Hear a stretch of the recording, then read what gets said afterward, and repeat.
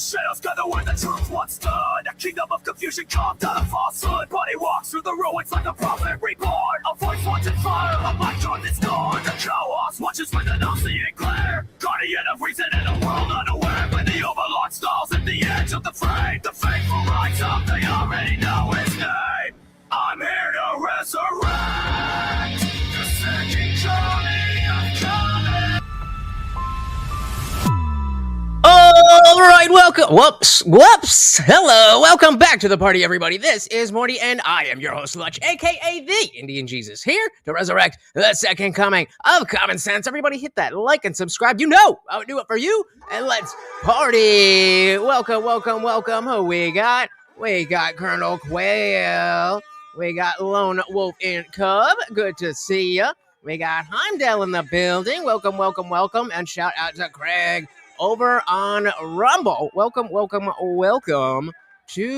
the party, guys. What time is it? All right, 7:45. So we have just enough time to go through my opening statement and make sure we're good. And then, what are you doing?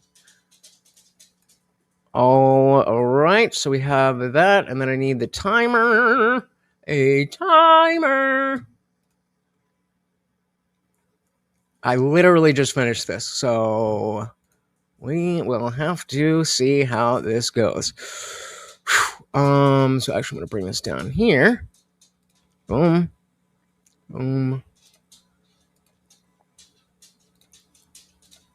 All right, here we go. Ready? What?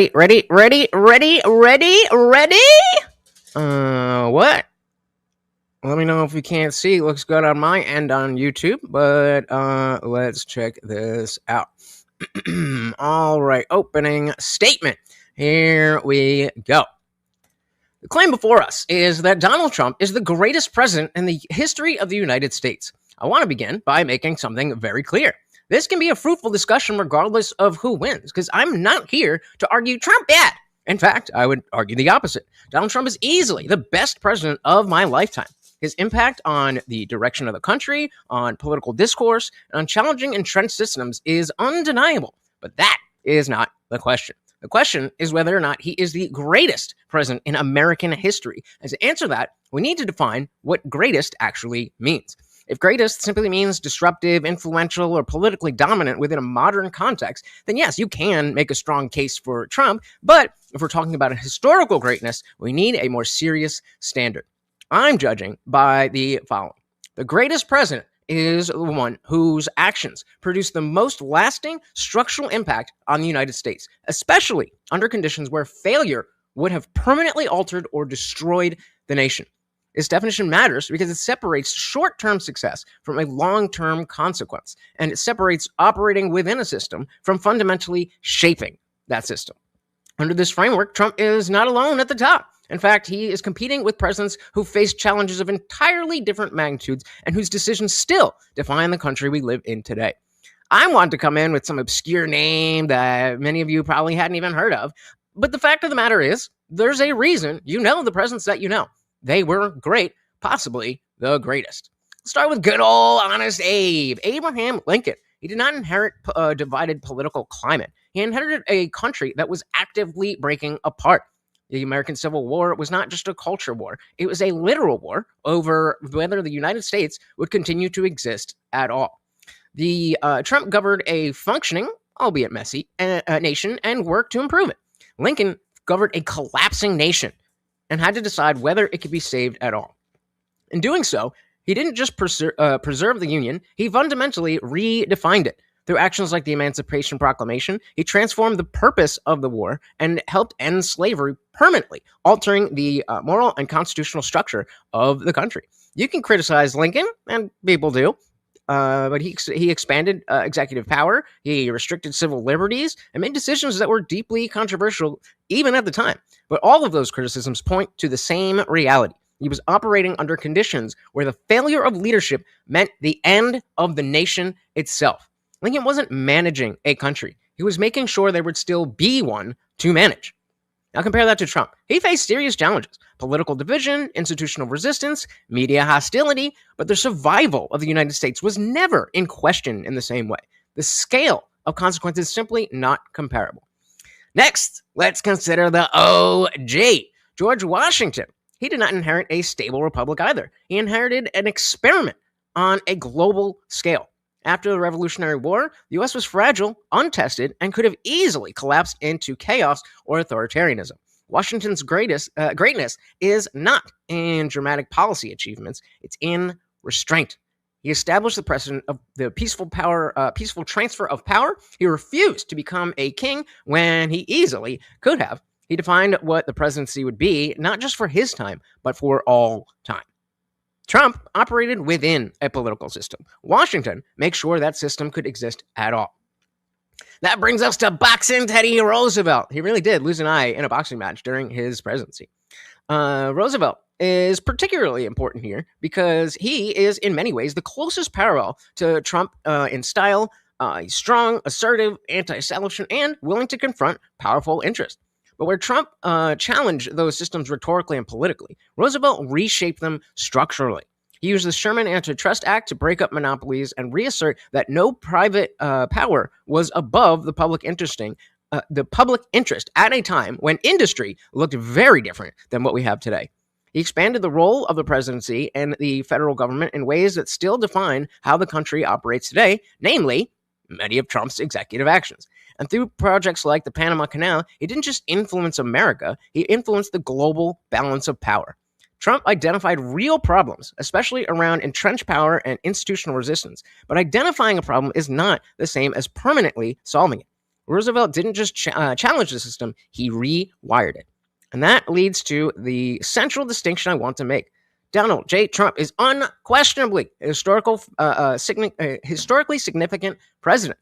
He reshaped political alignment, challenged institutions, and changed the direction of the country. But greatness, at the level we're discussing, is not about direction alone. It is about permanence. Lincoln preserved the nation. Washington created the system that allows it to function, and Roosevelt shaped the balance of power within. Trump, by comparison, redirected the trajectory of the country, but the long-term structural outcome of his presidency is still being written, and that matters. One of the requirements for being the greatest president is that your legacy is not just powerful, but complete, measurable, and enduring across time. So my position is not that Donald Trump does not belong in the conversation. It's that when we apply a serious historical standard, one based on structural impact, existential stakes, and lasting consequences, there are presidents whose achievements simply operate at a higher level.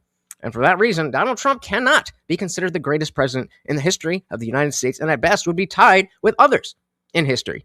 And there can only be one GOAT. There we go. There we go. There we go. What'd you guys think?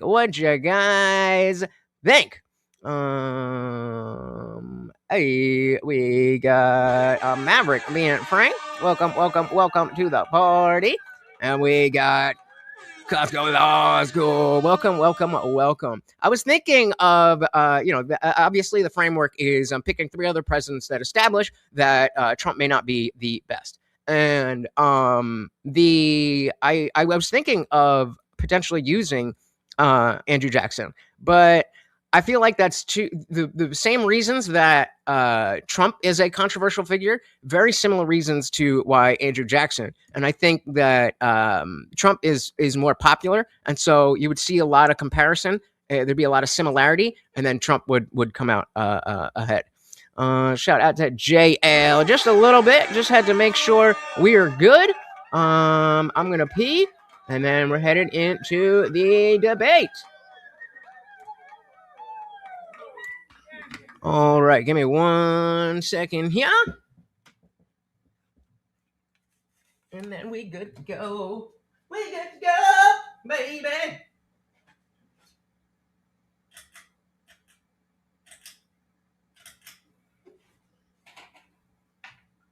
It's hot. Maybe I'm just nervous. I don't know.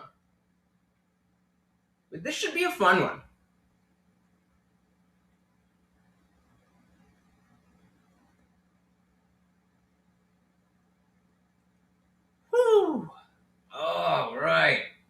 More, you got the show for me? You holding it down, Mort? Sounds like a plan. Look how cute he is. Look how cute he is. All right. Let's do this. Don't forget, guys, if you do enjoy when I do debates and judging and panels and stuff, make sure those donos come in. Otherwise, I gotta stop doing these things. Yeah, no. When I cover my, something on our own, then we usually do pretty good. But when I'm not as able to interact with the chat as much, you guys get a little bit cheap. So just letting you know. Get rid of those. We got that. All right, and we are headed into the Thunderdome.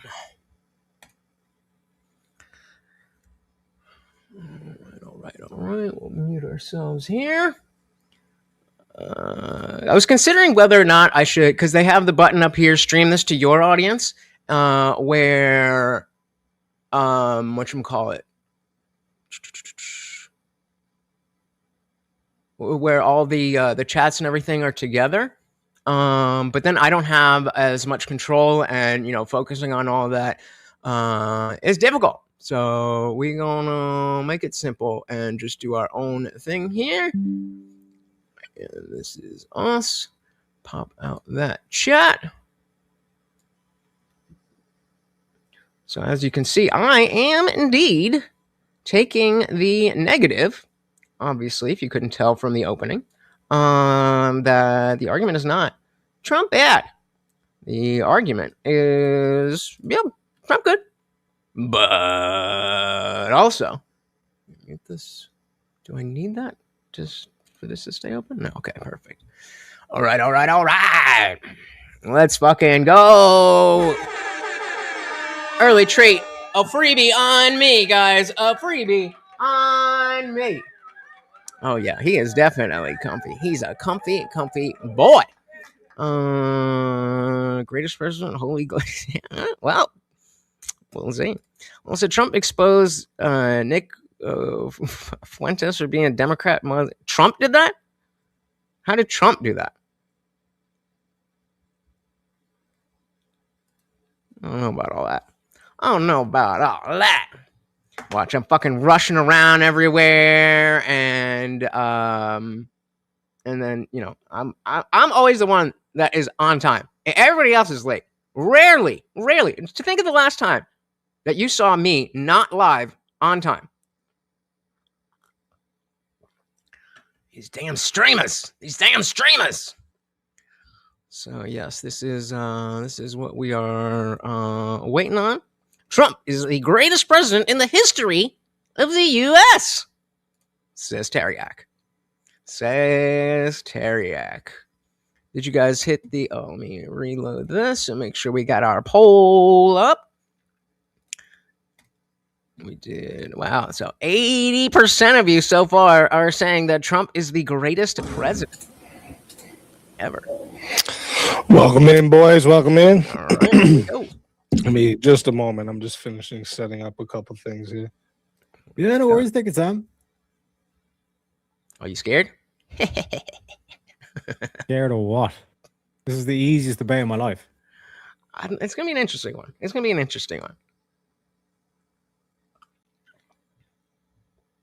This is a good one for like really, just like exploring what's good. Because you guys are live on my end, by the way. As opposed to having like some crazy Trump hater. Things can be fun. Right. Unless you planning on being shady and underhanded and shit. I got no tricks up the sleeves. This is all 100% verified, factual, and beautiful. Right. Fair enough. Get some of that kratom. I almost forgot this upstairs. That would have been bad. All right, give me one moment. I'll be right back. All right, chat. What you want to say to Taryak before we begin? So far, 80% of them are on your side. Hallelujah. Hallelujah, boys. Yep, we got Brandon's. Brandon saying no one can replace Trump. Welcome to the party. It's gonna be interesting. That's what she said. Well, I think it is. I think it's gonna be fun. Because like this isn't necessarily like the fact that we're both Trump supporters. It's not like just the right. Why did I just do that? Okay, that was weird. Anyway, it's not going to be about like, oh, Trump bad and he's racist and 34 felony counts. And so, like, I don't think it'll be a more like legitimate conversation. So we will see. Yeah, 100%. It's going to be a little bit historical, a little bit economical. You know what I mean? And mainly kind of like big picture, at least, I think. I like that. I'm definitely not like the dates and names guy. So I'm going down the right road.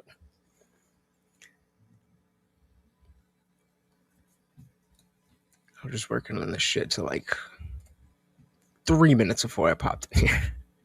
I was like, oh, this won't take long. Looking at it like, oh shit, this is taking long. Well, like I said, man, in terms of the back and forth, coming at it from the perspective of like there's a good way to try and attack it, and based on what you've said so far, like you haven't fallen into the trap of the, like you're saying, like Orange Man bad or anything like that. Not giving you anything else. You've already given me everything I need, baby. Friend said, including an autistic Trumper here. Funny how libs would disrespect someone with autism supporting Trump. If they think they're cool for calling us the R word, they should look in the mirror. Indeed. Yeah, exactly. Indeed. So people are calling Walsh racist for calling out Spirit Airlines? How does that work? You guys see there's some dude who's trying to buy it. He's trying to do like a community-owned Spirit Airlines. And I'm like, I'm all for it if you can make it happen, but good luck. Good luck. Like, that's the thing about, you know, the whole like communism versus capitalism thing is like communists can exist in a capitalist system. Like, if you want to go make your communes, I don't give two fucks. But capitalists can't exist in a communist system. You know what I mean? Indeed. Indeed.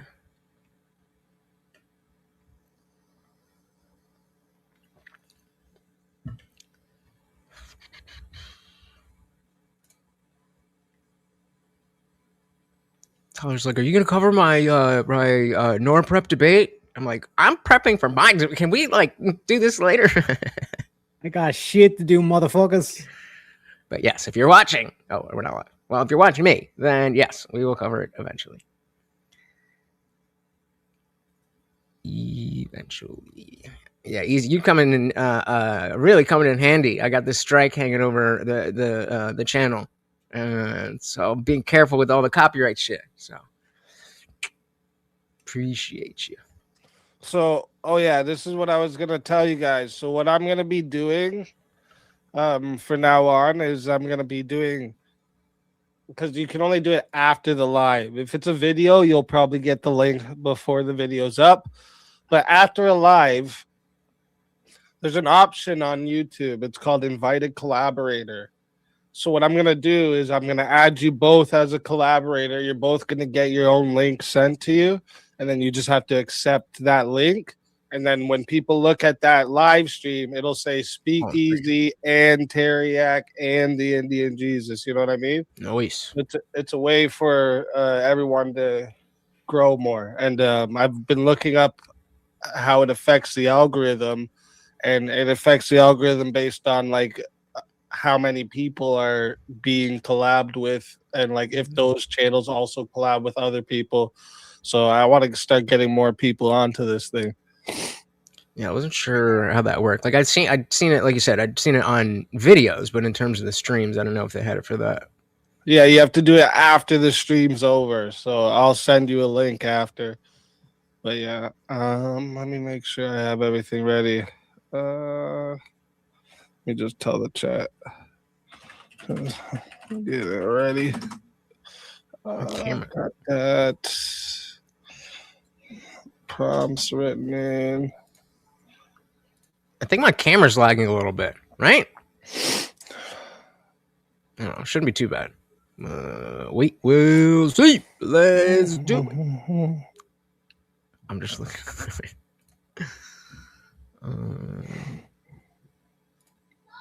Tell him what we do. What? What you say? Welcome to the party. Oh, please don't be on some bullshit. Please don't be on some bullshit.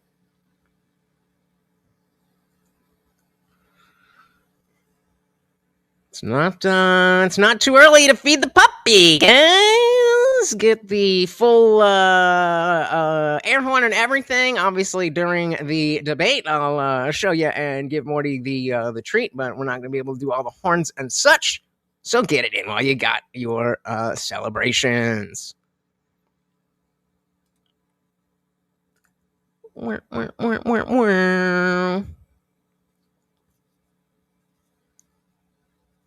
Oh, tell him we do what we want. I read that. I don't know why I read that differently.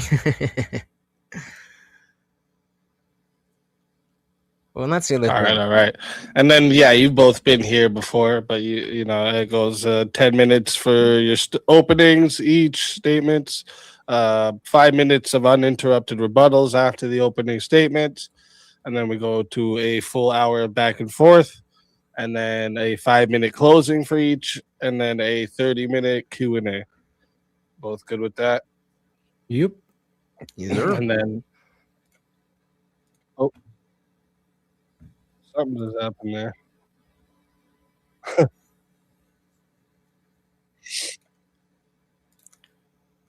Welcome. Yes. Can you hear me, Lutch? Yeah. Oh, okay. Yeah, your stuff was cutting out. The video was cutting in and out, so I didn't know if you were. All right. And what was it? And then obviously we have the open panel after. That's optional for you guys if you guys have time and energy for it. And let me think. What else was I going to add in?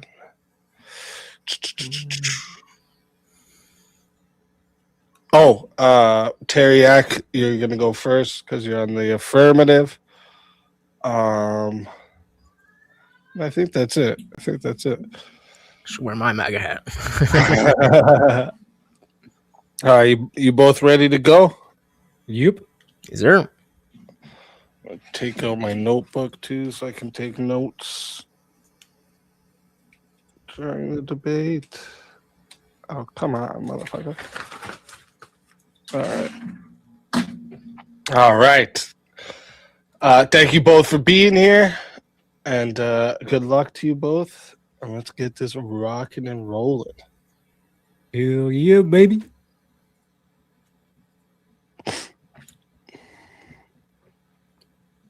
Warning. The information Here we go. are intended for general knowledge and entertainment purposes only.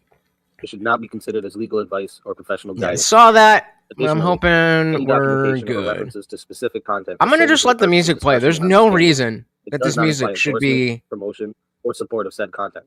The views expressed in these Actually, videos and he or stopped conversations Hillary are Clinton and those him of the from being individuals president. involved and do not represent any official stance or opinion. The content you are about to experience may contain strong language, including explicit words and phrases. This language is used for artistic expression and may be integral to the storyline or character development.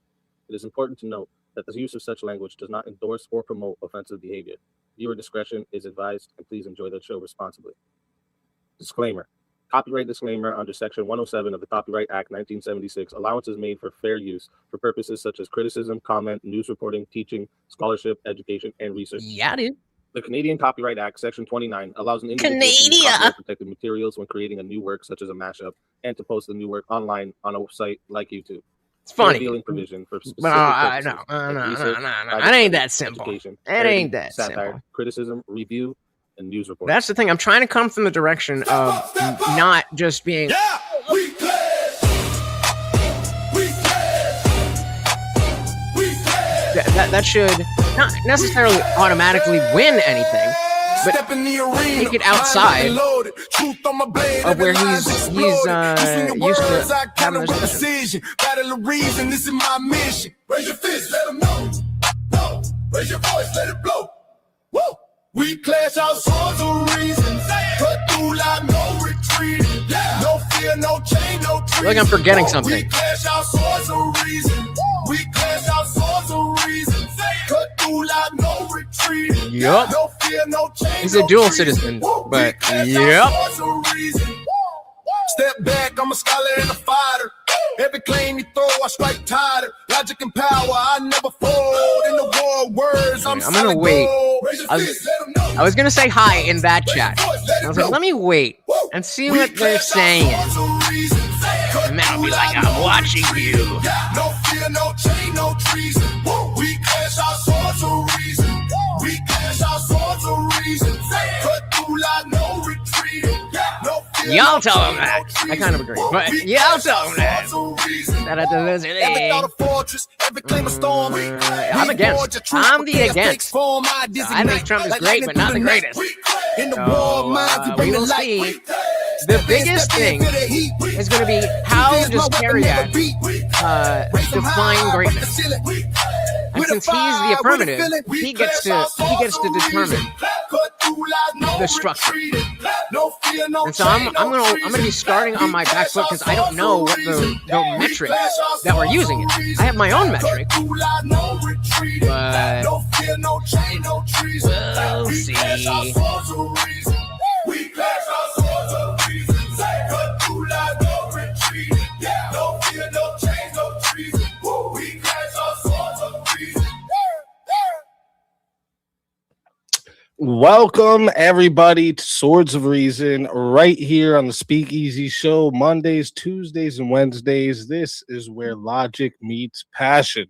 All right, if you're new here, the format is simple. Each debater gets 10 minutes for their opening statement, followed by 5 minutes of uninterrupted rebuttals.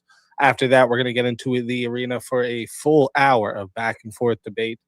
This is where the arguments clash and the iron can sharpen the iron. And finally, each side delivers a 5-minute closing statement to lock in their case.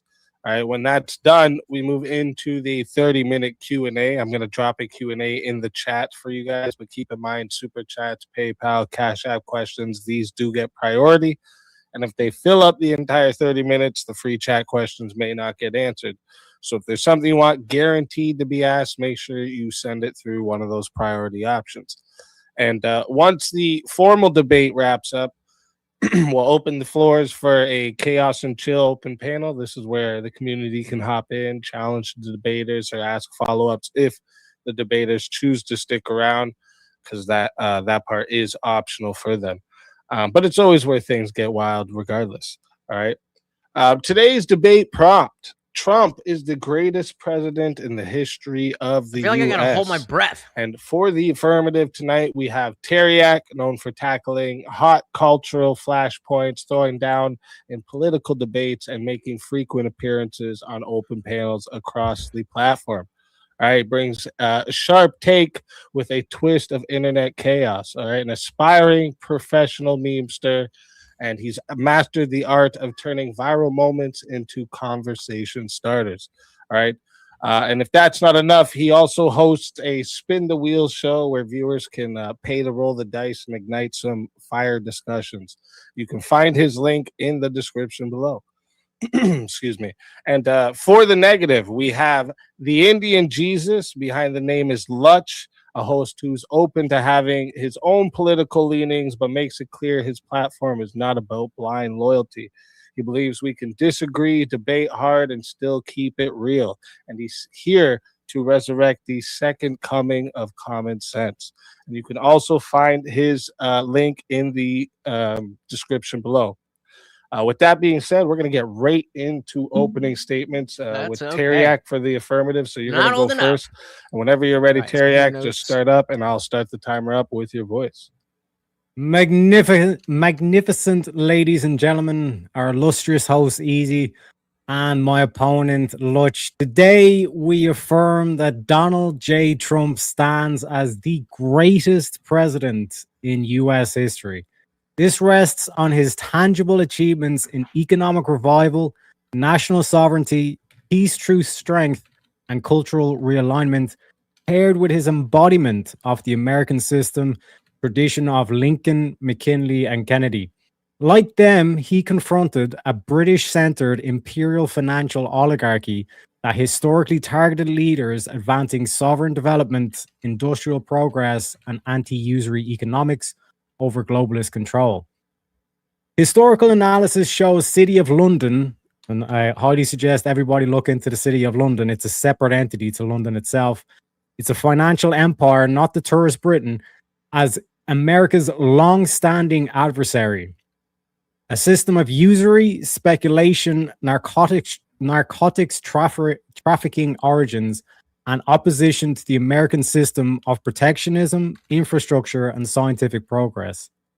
This empire has been linked to efforts against presidents who challenged its designs, including proxy support in the Civil War era against Lincoln, anarchist networks tied to British-aligned finances surrounding McKinley, and surveillance-linked operations around Kennedy. Trump has faced parallel pressures in intelligence operations involving British assets, such as the origins of Russiagate via GCHQ and figures like Christopher Steele, impeachments, lawfare, and assassination attempts, all while advancing policies that disrupt the rules-based international order, favoring London and Wall Street financial dominance.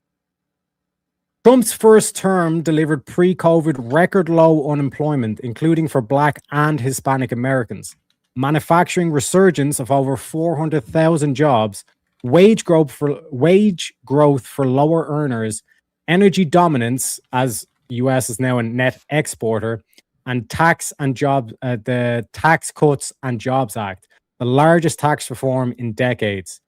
He imposed tariffs to protect domestic industry, renegotiated NAFTA into USMCA, and confronted China's trade abuses, echoing protectionist and nationalist economic traditions. In his second term, as early as 2026 data indicates, results accelerated. Historic border security with negative net migration for the first time in decades, record homicide drops, trillions in reshored investments, energy production booms, bureaucracy cuts, and policies like no tax on tips, overtime, and Social Security, permanent middle-class tax cuts, and major legislation consolidating tax relief. Deregulation, crypto regulatory frameworks, and infrastructure space pushes, including Artemis lunar efforts and nuclear initiatives, signal reindustrialization and technological leadership. Trump secured the border through wall expansion, enforcement measures achieving the lowest illegal crossing in decades, cartel designations, and prioritization of American citizens, reversing decades of policies favoring open borders.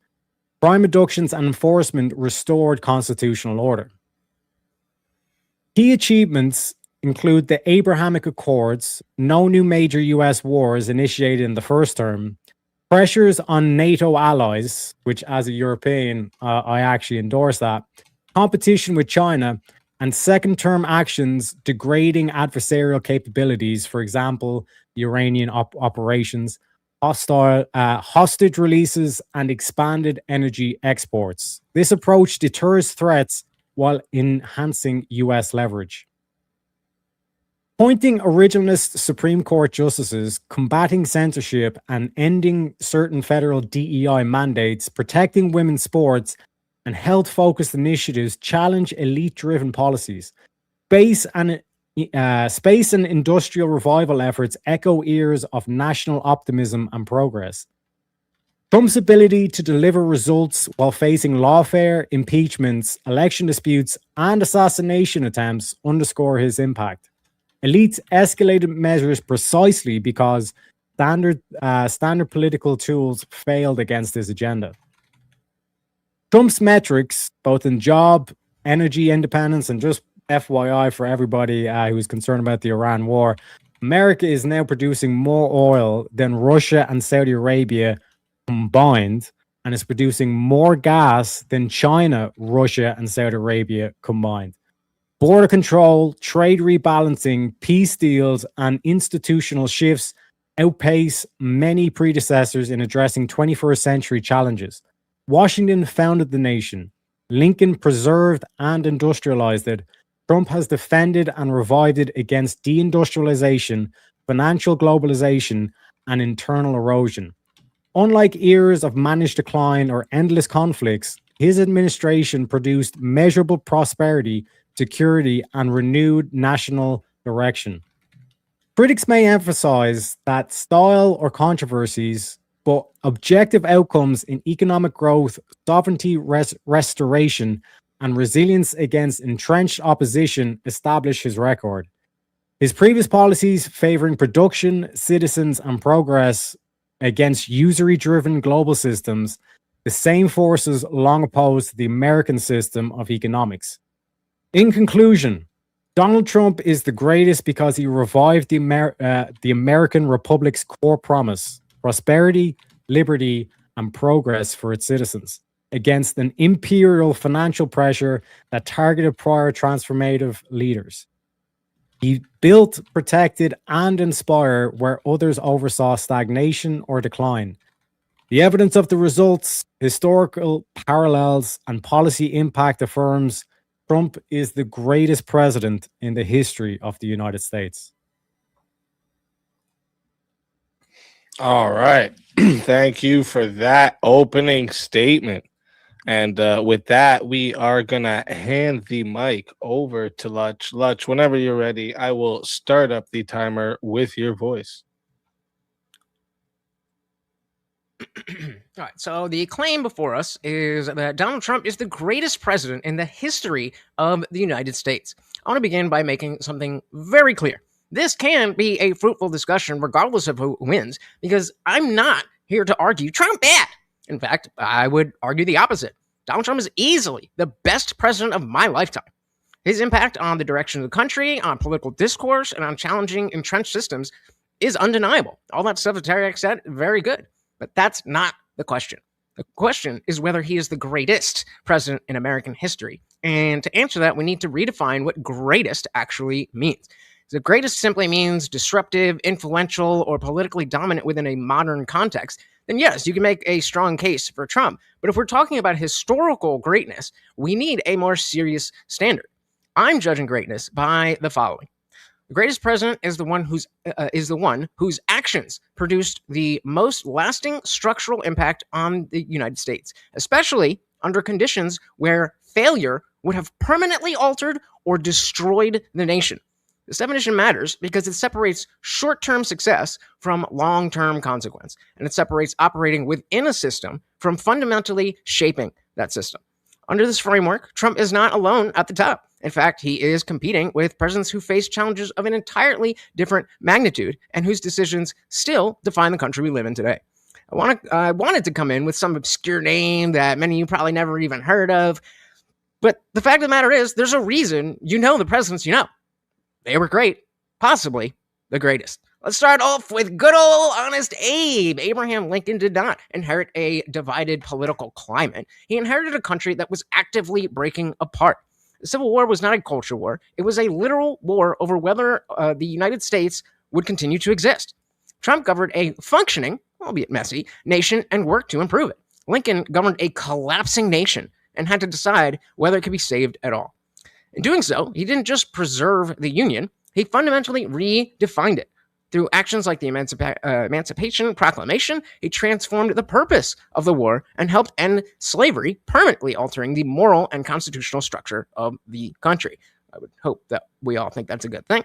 You can criticize Lincoln, and people do. He expanded executive power, restricted civil liberties, and made decisions that were deeply controversial even at the time. But all of those criticisms point to the same reality. He was operating under conditions where the failure of leadership meant the end of the nation itself. Lincoln wasn't managing a country. He was making sure there would still be one to manage. Now compare that to Trump. He's faced serious challenge, again, as Taryak outlined. Political division, institutional resistance, media hostility, but the survival of the United States was never in question in the same way. The scale of consequence is simply not comparable. Next, the OG, George Washington, also did not inherit a stable republic. He inherited an experiment on a global scale. After the Revolutionary War, the U.S. was fragile, untested, and could have easily collapsed into chaos or authoritarianism. Washington's greatness is not in dramatic policy achievements, it's in his restraint. He established the precedent of a peaceful transfer of power. He refused to become king when he easily could have. He defined what the presidency would be, not just for his time, but for all time. Trump operated within a political system. Washington made sure that system could exist at all.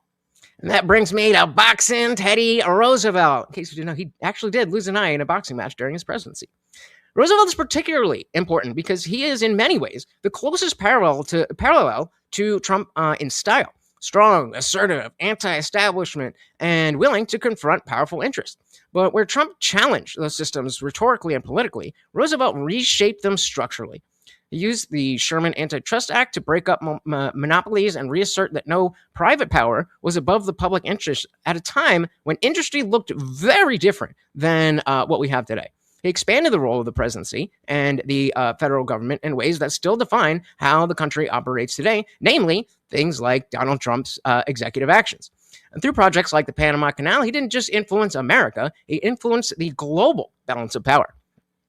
Trump identified real problems, especially around entrenched power and institutional resistance, but identifying a problem is not the same as permanently solving it.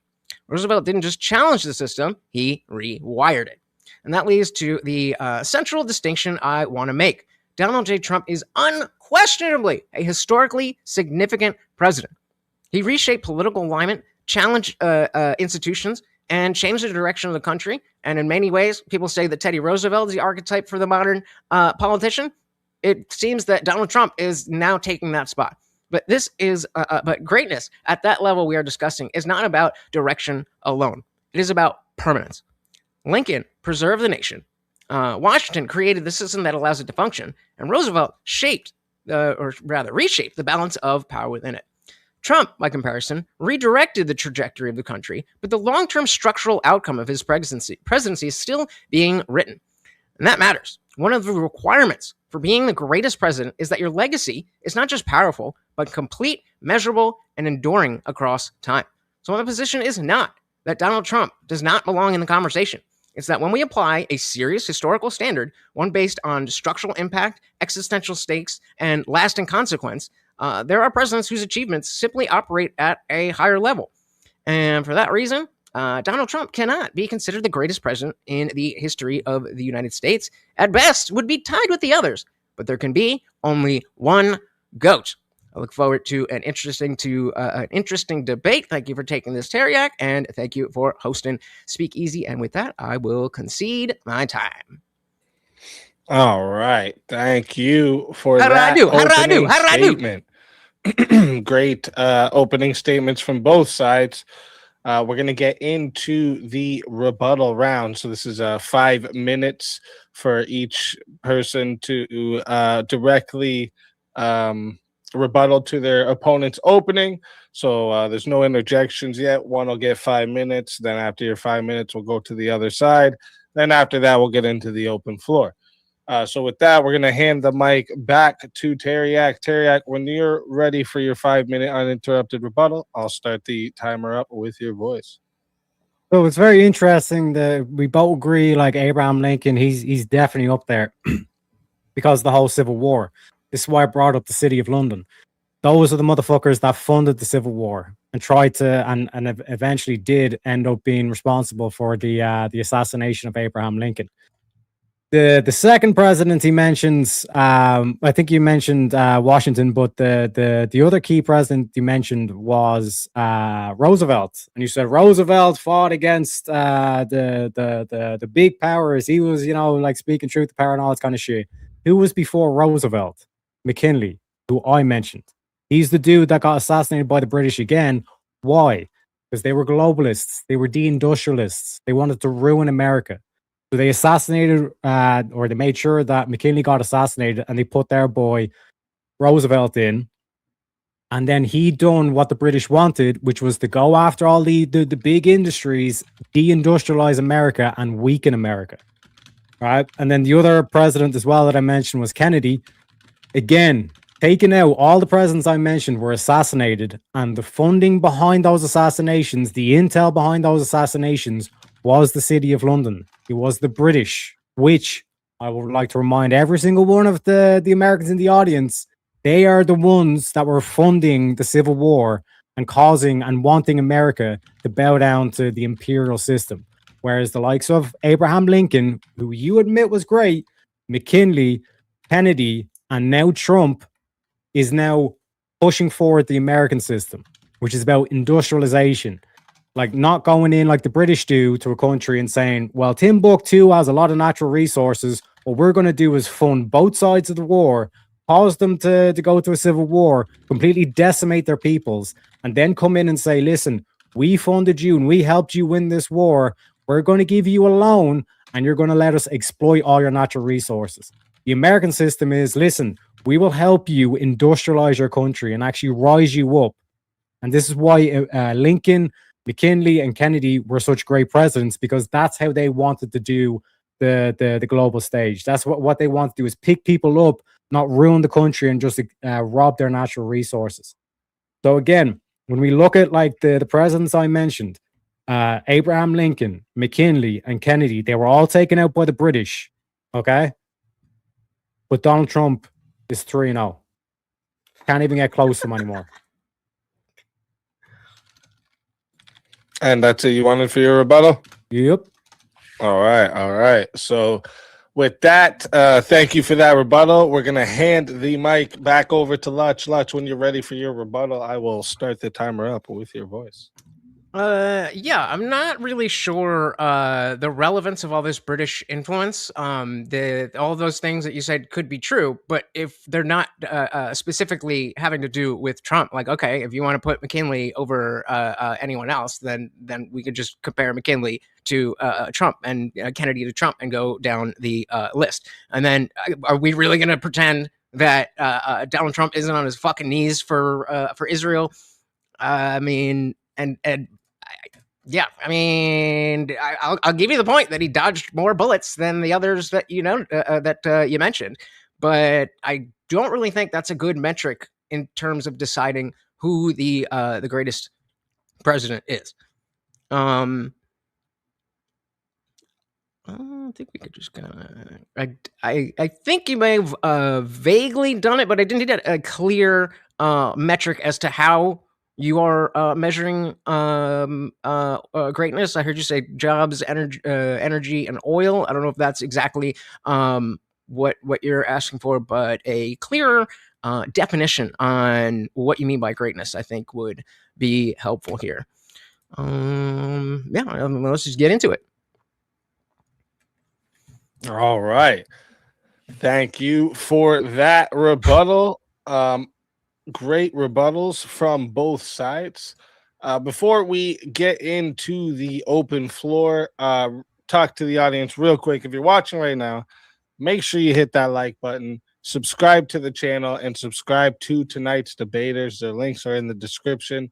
We host all kinds of debates here on Swords of Reasons, politics, culture, ethics, internet topics, religion, anything where reasoning and passion can collide. Okay, so if you enjoy this format, make sure you stay locked in because we have a lot more coming. And if you would like to get on to Swords of Reason and have a 1v1 with somebody on a specific topic, go ahead and join the Discord, discord.gg/bearcave, and send a message to either myself or Tiny Pink Nugget of Chaos. and we will get you set up. Okay. Also, reminder for the live chat, after closing statements, we're doing a 30-minute Q&A. I've already put the Q&A in the chat there for you. So, but remember, super chats, PayPals, and Cash Apps, these will get priority. And if they fill up the whole 30 minutes, I don't know why we I'm more may not nervous get now to the free than chat questions. So if there's when something I you really debated want Jimbo. answered, make sure you send it through one of those priority options. And finally, thank you to both our debaters for being here tonight and bringing your perspectives into the arena. Whenever one of you is ready to start the open floor, go ahead and just jump in, and I'll start the timer up with your voice. Yeah, so to answer your question there, Lutch, like I'm taking your definition of like actions produce lasting structural impact and long lasting, not just the short term. And what the reason why I mentioned those presidents is they were all pro industry. They built America up and they wanted more industry. But you mentioned Roosevelt and saying, oh, he spoke truth to power and he took on the big guys. He deindustrialized America. He was assassinated. The president before him was McKinley, and he was assassinated because he didn't want to play British imperial system. What Like does I that have said, to do we with can Trump's go- greatness? Like, Yeah. okay, then we can throw like the point here isn't for me That's to what say Trump's doing. that they are better. It's Yeah, on it's on he's you to continuing establish on- that he is. Yeah, So I'm just saying there's other presidents. Go ahead. Yeah, he's continuing on the vision of Abraham Lincoln, the American system versus the imperial system. You know what the imperial system is? Yeah. So Yeah. So presidents have been killed. Your previous presidents have been killed over the fact that they will not go along with the imperial system, and they choose the American system. okay, maybe this is going over my Yeah. head. What's the So Trump has rescued America from basically being the city of London's bitch and doing this whole like endless wars and all this kind of shit. Oh, so is Constantly that- using America as the bully or the the force doctrine essentially to get their shit done. Okay, so just to be clear, when you're saying, oh, the British this, the British that, the British that, you're saying that without Trump, the British would have taken over America again? They already had control. Like the reason why Bush was Question going again. into Iraq and all this kind of shit, because the British want to make sure that they have control over the Middle East. Their whole thing is they sit back, they fund both sides of a war, and whoever remains the victor, they come in and they say, listen, we'll give you all these loans, but you're going to have to give us access to these natural resource and all this kind of shit. And you're not going to be allowed to industrialize. You're not going to be allowed to invest in technology. So I don't, the reason I'm not connecting the dots is because like, I'm not saying that Trump is bad for those things.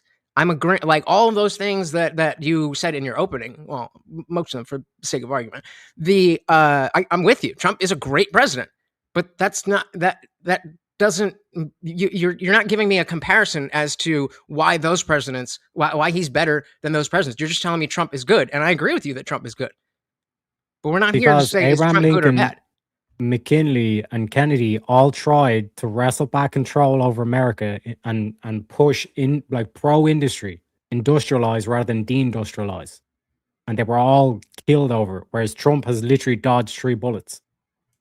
So again, we're going back to whether or not you can dodge a bullet is greatness. So if they had not And implement the American system. you see where I'm getting confused. By though, your with the- definition, the actions produce long-lasting structural impact. The structure, Uh-huh. the So what structure we're talking long-lasting about is the American system. How do you know that? We're not there yet. That was the part about my opening where, for all we know, he could fucking do some shit tomorrow. And this is why you have to be very careful with these motherfuckers. So you're giving a definition where we actually can't answer it. Yeah. Yeah, That's and you're your saying that's your problem, not evidence. Your evidence is saying I'm going to pose a question that you can't possibly answer because there's no evidence for it yet. I didn't pose the question. So- You posed the prompt. And Pose I'm the- simply pose the establishing definition. that you can't Yeah. know that he's the greatest in history before he's even done. Yeah, so your whole thing is a non-answer. You're saying you can't say that. Correct. That's what we're doing here, debating whether or not Trump is the greatest president of the history of the Oh, United this States. is such weak sauce, bro. This is like saying I want evidence, but the evidence I know you can't prove or whatever. You know what I mean? Oh, yeah. Yeah. So you're basically doing then an don't take a unfalsifiable prompt claim. that you don't like. Did you prompt Yeah, cut yourself? You're doing an unfalsifiable claim, and like I said, using your It's own not my claim, your though. own examples of presidents like Abraham Lincoln, the American system of industrializing, investing in scientific technology, going to the moon, We've gone back to the moon, baby. When was the last time you was around the moon? Well, depending on who you ask, maybe never. But Yeah, exactly. So in terms of like the greatness and all this kind of stuff, we can look at the current policies and we can see clearly that Trump is pro-industry. He's not a de-industrialist. And the mere fact that you mentioned Roosevelt, who literally only came into place because the British assassinated McKinley because McKinley wanted to push the American system, goes to show that you don't understand who your true enemy is. okay, so then make the argument as to why I'm wrong. That's you got to make an argument. You can't just say nuh-uh. Okay, so pre-COVID record low unemployment, especially for Black and Hispanic Americans. Manufacturing resurgence, again, industry, pro-industry, Okay, 400,000 so hold on. jobs. So Wage stop- growth for stop low there, stop earners. there. Energy dominance. U.S. being a net Again, you're export and making a producing different more argument. oil than Russia and That's Saudi not what we're Arabia debating, combined. Taryak. That's not what we're debating, Taryak. You're just telling me Trump good. I agree. Trump good. Debate. It's not Trump good. Debate These are is actual Trump is the results. goat. You have to These you are have tangible to establish results. that. Yeah, based on your own metric of Abraham Lincoln, Trump is actually implementing the American system, and the Okay. British cannot stop him. Okay, explain to me how that is relevant with the rest of the political climate. What does that question even mean? I'm saying that you're taking a single point and ignoring the context. So I'm asking you, as the affirmative, to make your case. What is the context? I mean, what was going on in the world? What What is was the going on in the political climate? what people were feeling? What was the social ideas of people? All that stuff is relevant. The social ideas of people. Like what does all this mean, Lutch? Social has to do with like society, meaning the people that you live with. No, like what way do you view it? Like, So I'll give you an example as to where that, I think it's relevant to that Trump is a very divisive figure. I think it's relevant that the types of resistance that we see to him, I think that, even if we disagree with that, greatness is a level that is not being achieved if people don't like it. Abraham Lincoln was a divisive figure because he wanted to free the slaves. So which And is by your own words, you said he's one of the greats. he is. But half the country So do we think went to so then- civil okay, war so now over we this now we shit. have a now we have a So your metric of divisive Look, figures now we have a comparison. doesn't to even make. make sense. Now we Lutch. have a comparison to make. So Abraham Lincoln wanted to do what he wanted to do, and Trump wanted to do what he wanted to do. the same thing. The American system. Okay, but I'm saying what is the context? If you're trying to do something and there's proxy wars and going on and stuff, but nothing in the homeland, versus you're in the middle of a fucking civil war, you don't think that has any relevance? You think if you just you're saying they did the same thing, so you think if we just swapped them and sent Donald Trump back in time, that it would be the same? Because of the moves that Trump is making, industry is actually booming in America, right? They're now a net exporter of energy, and because of the way he's handled the Iranian situation, which is next level. Now 20% of the energy reserves have to go through America. Weeks, They not have months, to buy right? from America. Weeks, not And months, America right? is now producing more oil than Saudi Arabia and Russia combined. Okay, More so what gas is the than comparative Russia, factor Saudi that you Arabia, are and using? China combined. Okay, I Like, agree. All of those how- things how are is good. this What is not the comparative greatness? metric that you are using? How can you say, okay, these are the comparative things that I'm using for Donald Trump, and then comparing that to the same of a different president, or rather all the other presidents, and him coming up on top? This is a comparative thing. Saying you are the greatest president means that of all the presidents, holistically looking at what their presidency was, that he is better than all of them. That is the argument that you Yes. have to make. It is not my responsibility to give you a president who I think is the greatest. You are on the affirmative saying Trump is the greatest, and you're not making that argument. Yeah. You're just making the argument that Trump is good, and I've already said that I agree. So you can keep throwing Yeah, things. you're making the argument Trump is great. Like, stop telling Trump me is that Trump great. is great. Like, what's Trump the is context? fucking Like, fantastic, greatest president of my lifetime. Mentioned, But I'm only we both 36 years mentioned old. previous presidents. That's why I mentioned the three previous presidents being Lincoln, McKinley, and JFK. Okay, well, Like then that's you the got, you got context. 44 And then you're left. saying you're Well, not giving 43. me any You got 40 context. you And it's got like 43 I'm left. giving you other presidents that were assassinated because of the American system they wanted to implement. And now Trump is actually implementing that system, and he's dodged 3 bullets. So I kind of thought you were being facetious, but like, let's say you're saying, for the sake of conversation, they're all trying to accomplish the same thing.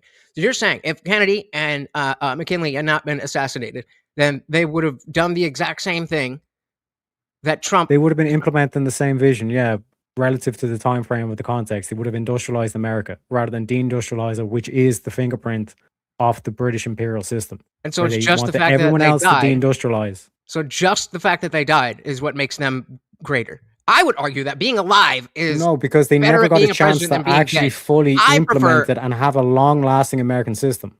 Yep. Yeah. So, but again, I mean, if we're going by greatest, then yeah, I think a president who is alive would be better than a president who isn't. If you want to dodge and bullet, yeah, cool, great. What? That's a non-point. Do you know what? Do you know what a straw man is? Yeah. Did you not just say that he dodged 3 bullets 3 different times? Don't straw man my How argument. did I straw man your argument? Yeah, and actually deal with the fact that I keep 3 talking times you about the established that he American dodged bullets system. 3 times, and you're talking about the fact that they were Yeah, assassinated. listen. What did I straw man? No, listen to what I'm saying. That the political philosophy that these presidents had was the American style system, not globalization and deindustrialization and all this kind of shit. The fact that he survived them and he's able to implement it, and he is currently implementing these systems that these previous presidents had, that's why he's the greatest. He's actually able to implement the American system. So deal with the argument of the American system versus the British imperial system. This is frustrating because you're narrowing down to this one factor and ignoring like everything else that's going on. Well, he did this one thing, and he didn't do that thing. Therefore, he's better. I don't know enough to knock down specifically what you're saying, but it just doesn't seem relevant to the totality of what a presidency is. Okay, do you know what the American system is? Explain to me. I understand Okay. imperialism, and The American system is a historical U.S. economic philosophy and policy framework that emphasizes national economic self-sufficiency, industrial development, and internal unity through active government support for key sectors of the economy. So 3 characteristics of this is protective tariffs, national bank and financial system, and internal improvements in terms of the infrastructure. Okay, so being closest to the American system makes you the greatest? Is that your argument? Actually implementing the American vision, yes. That's why he's the greatest. He's actually able to implement it. Lincoln tried, he got assassinated. McKinley tried, he got assassinated. Kennedy tried to just talk about the British imperial system and expose that shit, and we all seen what happened in Texas. I honestly don't know where to go with this. You're accusing me of going with unfalsifiable things, but then you're talking about, well, they didn't get this done, and they would have, but Trump got it done. What I'm saying is this is what the original vision of Abraham Lincoln was: the American system. Okay. Of industrialization, national sovereignty, and that means that Trump is the greatest because he's actually able to implement that vision. So again, none of these other presidents were actually able to do it. And so the fact that we were at war, the fact that we were doing that, none of that matters as to what they explicitly got done in this one. Wait, context. Are you? One sec, because this is curious. So I like actually asking American this question. Like, do you actually have a fear about the Iranian war? In what? What do you? Like, you're the one saying, "Oh, we're actually at war," and "Oh my God, panic, panic, panic." Like, you do realize that like 20% of the energy market has to go through America. They have to buy from America. Yeah, but I don't I'm not sure if you're asking, am I scared that Iranians are going to bomb me? Am I scared that we're going to send troops? What do you mean scared? Like, you're the one saying, "Oh, like we're in the middle of a war and all this kind of shit."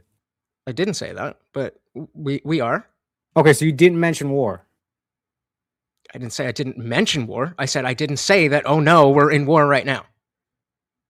That's why you had to ask me the question. If I'd said it, then you wouldn't have needed to ask me the question, would you? Okay, so go ahead with your critique. Like, what are these other like context-dependent things that we need to factor into greatness? What was the opinions of the people? What were the context of the markets? What was the economy Popularity? like? Yeah, you don't think popularity is relevant at all to the greatness of a Yeah, so president? based on your the own entire country definition can there, hate this Lutch. guy, Yeah, but because based on your Taryak own likes definition. it, greatest. What do you mean? Based on Of your own course, definition, Abraham Lincoln's one of the worst presidents because there was a civil I war didn't. under his Oh leadership. my God! Did I say that it was the only factor? That is my criticism for you. That you were taking individual factors and saying Trump Yeah, did better it in goes this both way, ways, therefore Lutch. he is the greatest. You are taking It goes individual both points ways. and saying, "Oh, he did this better, therefore he's the greatest overall." A standard goes both ways. Agreed. Can you, Yeah. Steelman, what the issue that I have with your argumentation? I genuinely cannot see your critique of it. You're trying to say is like these other these other things are context dependent, like his popularity levels. Which They are. again, What we do you can use mean? your own example. You're the one who mentioned Abraham Lincoln as well, and based on that example, you would say that Abraham Lincoln would be one of the worst because there was literally an because it would internal be conflict. only one factor. The fact that he kept the union together matters more than whether people liked him. Do you agree or disagree? Okay, so then Do you that agree or disagree? is the metric. Do you agree or That disagree? is the metric. Do you agree or disagree? I don't agree with popularity. Popularity is like this whole like democracy psyop that's in your head that you think all of a sudden Is popularity in the room with if us? everybody You are loves now the president, that strawmanning me means and he's the saying that greatest. because I say That popularity doesn't is that has relevant. no bearing on the actual achievements of the You're president. strawmanning me and saying that because I am counting popularity in the calculus that No, we'll go through your whole list, Lutch. Don't worry, we'll go through your whole list. But Okay, your very first point is complete bollocks. So Steelman, what I just said, because now this is the second time I'm trying to. You're trying to act as though popularity has some sort of bearing over greatness. And so you just completely denounce that. Yes, because Nikola Tesla fine. was not So a then popular scientist, but he was a great scientist. Sure, great. So let's go to other other things. I mean, you know, the Civil War is the easiest thing to go on. How can you say that aside from popularity? Yes, I think it would be, if we're talking about greatness, then if he did exactly the same thing and people liked him more, that he would be more great. But that doesn't mean that the popularity itself is the sole factor in greatness. That is what I'm trying to say. So, do you agree to or do you disagree? To steelman your position is to say, okay, because there was internal conflict and then he somehow managed to keep the country together, that makes him great. Is that your steelman position? I'm sorry, can you say that one more time? I apologize. You see what I'm saying? He's not even listening. This motherfucker's not even listening, chat. Can you believe this shit? Don't worry. You have a thick accent, brother. I'm trying. Take my hand and we'll walk down. We'll walk down the path together. Yeah, like I'm 5 years old. So you're saying because there was internal conflict in the country and Abraham Lincoln somehow managed to keep this together, that makes him great? No, that among other things. This is what I'm trying to explain to you. There's not one factor. Yeah, we're just dealing with your first Donald metric. Trump did not have a civil war to navigate with. I'm here with you, baby. I'm here with you. Just this point in terms of the popularity that now we've kind of goalpost shifted to like, well, he kept the country together, right? Are you saying that like that is actually like warranted of greatness? I'm saying that is an aspect, not the sole aspect. So in terms of that aspect, if Donald Trump was to, let's say, if there was a civil war that has to break out in America and Donald Trump just wiped out half the country and they declared victory and all that stuff, that would make him great? I mean, if you want to describe the Civil War like that and map it on 1-to-1, then yes. I don't accept that. I'm testing your metric. Okay, but I don't accept that that's an accurate representation of the Civil War. But to your point, yes, if there was that level of conflict and whatever needed to be done to keep the country together was done, that would make Donald Trump more great than he is. Yeah. Does that answer your question? But the critique to that is, well, Abraham Lincoln actually let it devolve into actual civil conflict, whereas Trump has he hasn't have to actually put the conflict in. And like I said, once you bring up the Civil War, I'm pointing to the City of London and the British imperial system, which you keep running away from. Those are the ones that caused and funded the Civil War. What, and so, okay, explain that to me. Maybe I'm not getting the connection there. Why the funding of the British is directly tied to the greatness of the president? Because it's the British imperial system. This is how they what would be the correct word? This is how they exert their like soft power over nations, where they basically fund certain candidates, fund certain people that will basically descend the country into civil war. And then once it's a civil war, the country gets extremely weakened, and then they come in and say, "We helped you, we supported you. Now we're going to give you a loan so you can rebuild a little bit, and you're going to give us all these natural resources." And that's how, like, anybody who, like, just ask anybody who has identified the British imperial system how evil, one could use the word evil, the system is. And again, Trump has wrestled control from that. So the powers that caused the civil war, Trump has literally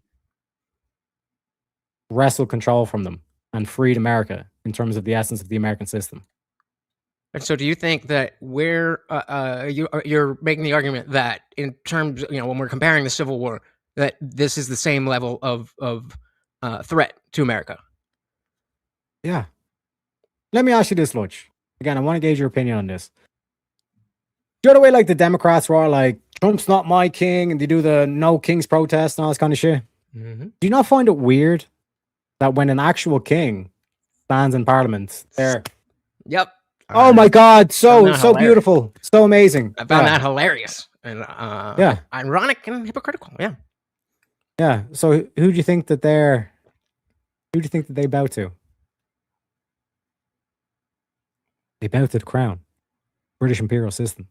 So all those Democrats, it has nothing to do with just they know who their true leader when is. A world leader comes and they are making a speech. No. This is why I keep bringing up the British imperial system. That's why the Democrats are there clapping and all this kind of shit. Because the word went out saying, you're going to give this motherfucker standing ovations. You're going to clap like a fucking seal. Because this is who our true master is. So if it was then, the leader of Germany, they wouldn't. The whole thing with like the beehives, to explain that, why that was such a big thing. There's a thing back in ancient Celtic and Anglo-Saxon tradition, right? Anytime in terms of royalty and all this stuff. And this actually happened when the Queen Elizabeth died. There was the whole thing of like telling the bees. So before Charles had his whole ceremony and all this kind of shit, basically the beekeeper of in terms of the what's it called, Buckingham Palace and all this kind of shit, the beekeeper there went around and told the bees so the hive won't leave the colony and all this kind of shit, right? And bear in mind, 3 assassination attempts, 3 knocks. That's the whole thing. Look it up. Telling the bees and informing of a new master. That's why Trump brought Charles down to the beehive and was basically telling him up front, I'm the new master. We're sick. We're done with this British imperial bullshit. You're not going to be manipulating America anymore. We're going to industrialize. We're going back to the moon. We're investing in technology. We're investing in nuclear. And we're not your fucking monster no more. We are our own masters. And so when he's the greatest president in the history of the United States. Again, I just don't buy that. You're taking one factor and you're saying like, okay, but as you've explained, it's wider than I initially thought. But the fact that you're saying that, if we didn't have this, then we'd have another revolutionary war. That what is that based on? No, if Kamala got in, America would have been completely deindustrialized. Okay, completely deindustrialized, and you would have been Britain's bitch for the next God knows how long. Okay, that would make her the worst president. Not, I don't understand how that. Yeah, that's what was on the table. Like this whole thing of like free trade. You might hear it was like, oh, free trade is our strength and all this kind of shit. If a country does not have tariffs, it can no longer protect its industries, which means it's prone to deindustrialization. This is how, like, Germany, especially with this whole like EU, whatever the fuck you want to call it. Okay, free trade has immensely damaged all European countries, and this is why Europe's about to go into a fucking massive recession. Yeah, and the currency is going to go to shit. So why don't we try to come from a different angle? Can you give me a clearer comparison as to we can go with the ones that you used, McKinley and Kennedy, Abraham Lincoln, Kennedy. They all had the same vision. Right. So the American system. I'm trying to get a comparative analysis here. You're giving, because you can't compare apples to oranges. So we have to find some way the consistent thread that allows us to make a comparison in the first place. Okay, right. Let me give you a simple example. Like, what's your philosophy? Like economic or political, any will do. I'm an absurdist. Okay, let's say you genuinely believe in absurdism and you think that absurdism should take over the world, right? That's the thing, right? You try to do that and you get assassinated.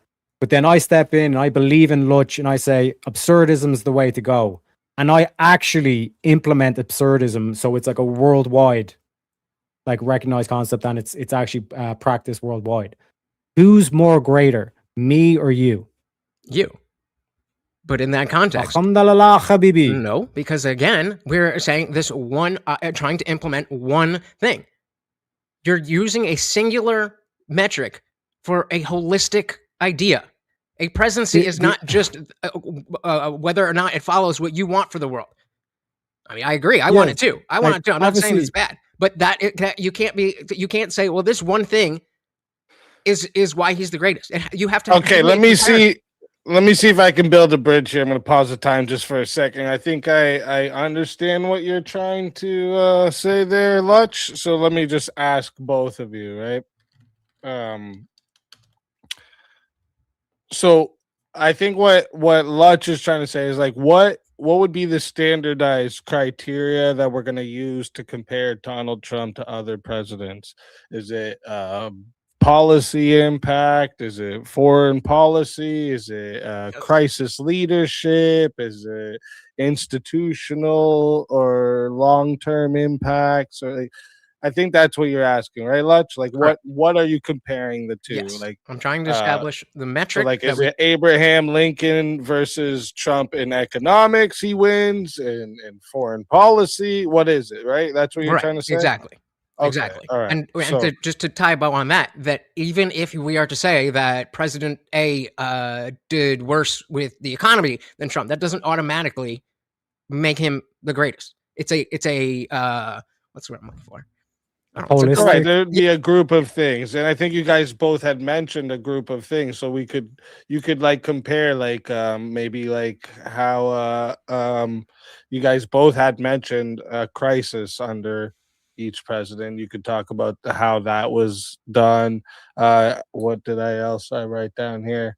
You guys have kind of talked about like policy impacts amongst the president. So like, what do you want to like have for a standardized criteria? For the affirmative, what you got? Whatever one. You're the critique here. Like I said, like if you want to go based give on me just purely what is it that I'm economic, critiquing? yeah. If you want to go purely based on economic, then clearly in terms of like getting rid of the free trade and do the tariffs so they can actually protect their own industry, reindustrialize, so bring back all the steel manufacturing, bring back like actual kind of like proper like jobs and working and all this kind of stuff. We can talk about the stock market and the GDP and all that stuff, new all-time highs and all this kind of shit. Yes. So can you please give me the comparative analysis? How are you're saying, okay, he did good, therefore he's the greatest. What I'm looking for is he did this, but Trump did that. And when we balance out all the numbers, then Trump comes out ahead. That's what I'm not hearing from you. I'm I'm willing to be like, damn, you got me. I'm willing to go there, but you need to give me the argument. So does America have better like a better economy, like in terms of like industrialization, protectionism, all this kind of stuff, now or back in when Abraham Lincoln was president? I mean, it depends. It depends on how you look at it. I mean, all of the what is it, like 80% of the money that exists was printed in the last 10 to you're asking for context. Yes. So the context is Abraham Lincoln. How dare I want to judge something with no context? Yeah. So I'm giving you the context of Abraham Lincoln. And the vision that Abraham Lincoln wanted to implement, America, thanks to Donald Trump, is in a way better system, correct? Sure. Okay, so that's the economy. That's one aspect. Yes. Okay, fine. So you want to take the so what's your next? So well, hold on. Before we go there, there's definitely the argument as to the morality. Then, if we had slavery during Lincoln's time, then flipping that is going to affect the economy in many different ways. This is what I mean, that you can't just take one aspect and say, "Oh, economy better." So fine, but I'll give you that. I'll say that that I don't really know enough about Lincoln's economic policy. So fine, I'll give that to you and say that in the economics category, Trump is the greatest. Okay, and then we can look at the social impact based on the protecting women's sports. Like we had in the Olympics, a dude winning gold medal for literally beating the shit out of a woman. So protecting women. So in terms of the social aspect, he's a better president, correct? Nope. I think so women's rights aren't being protected more now than they are. That's not what I said. No, that's not what I said. Is women's rights the only aspect of society? Okay, what other categories do you want, Lutch? I mean, approval ratings definitely matter. I don't.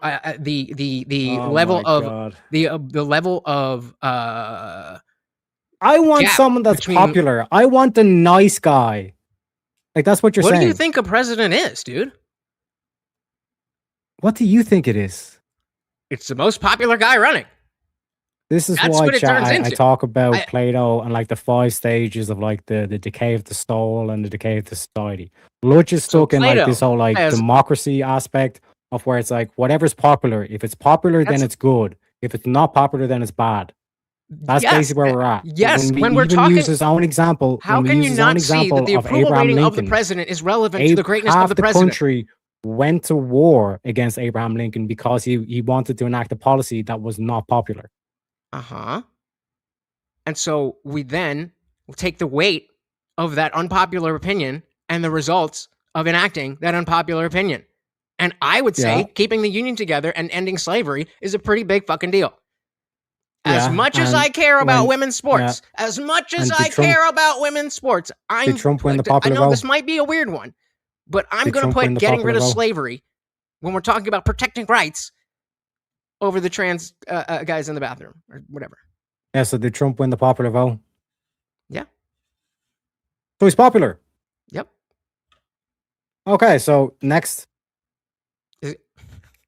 So he's more popular than any president ever. Because that's in history, That's most votes, the comparison. Most votes in the popular vote in history. Most popular president. So next.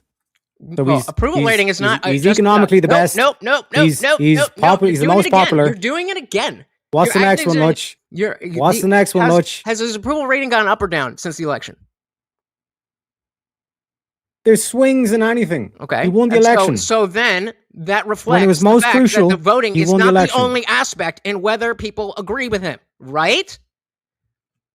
It could be that someone cast a vote for Donald Trump and now is very angry at what Donald Trump is doing. Is that a possibility? Is that a possibility? Why is he not getting impeached? Why is he not getting impeached if he's not popular? Is that a possibility, Taryak? That what is popularity? Somebody voted for Trump ways and up now and down? doesn't like Trump.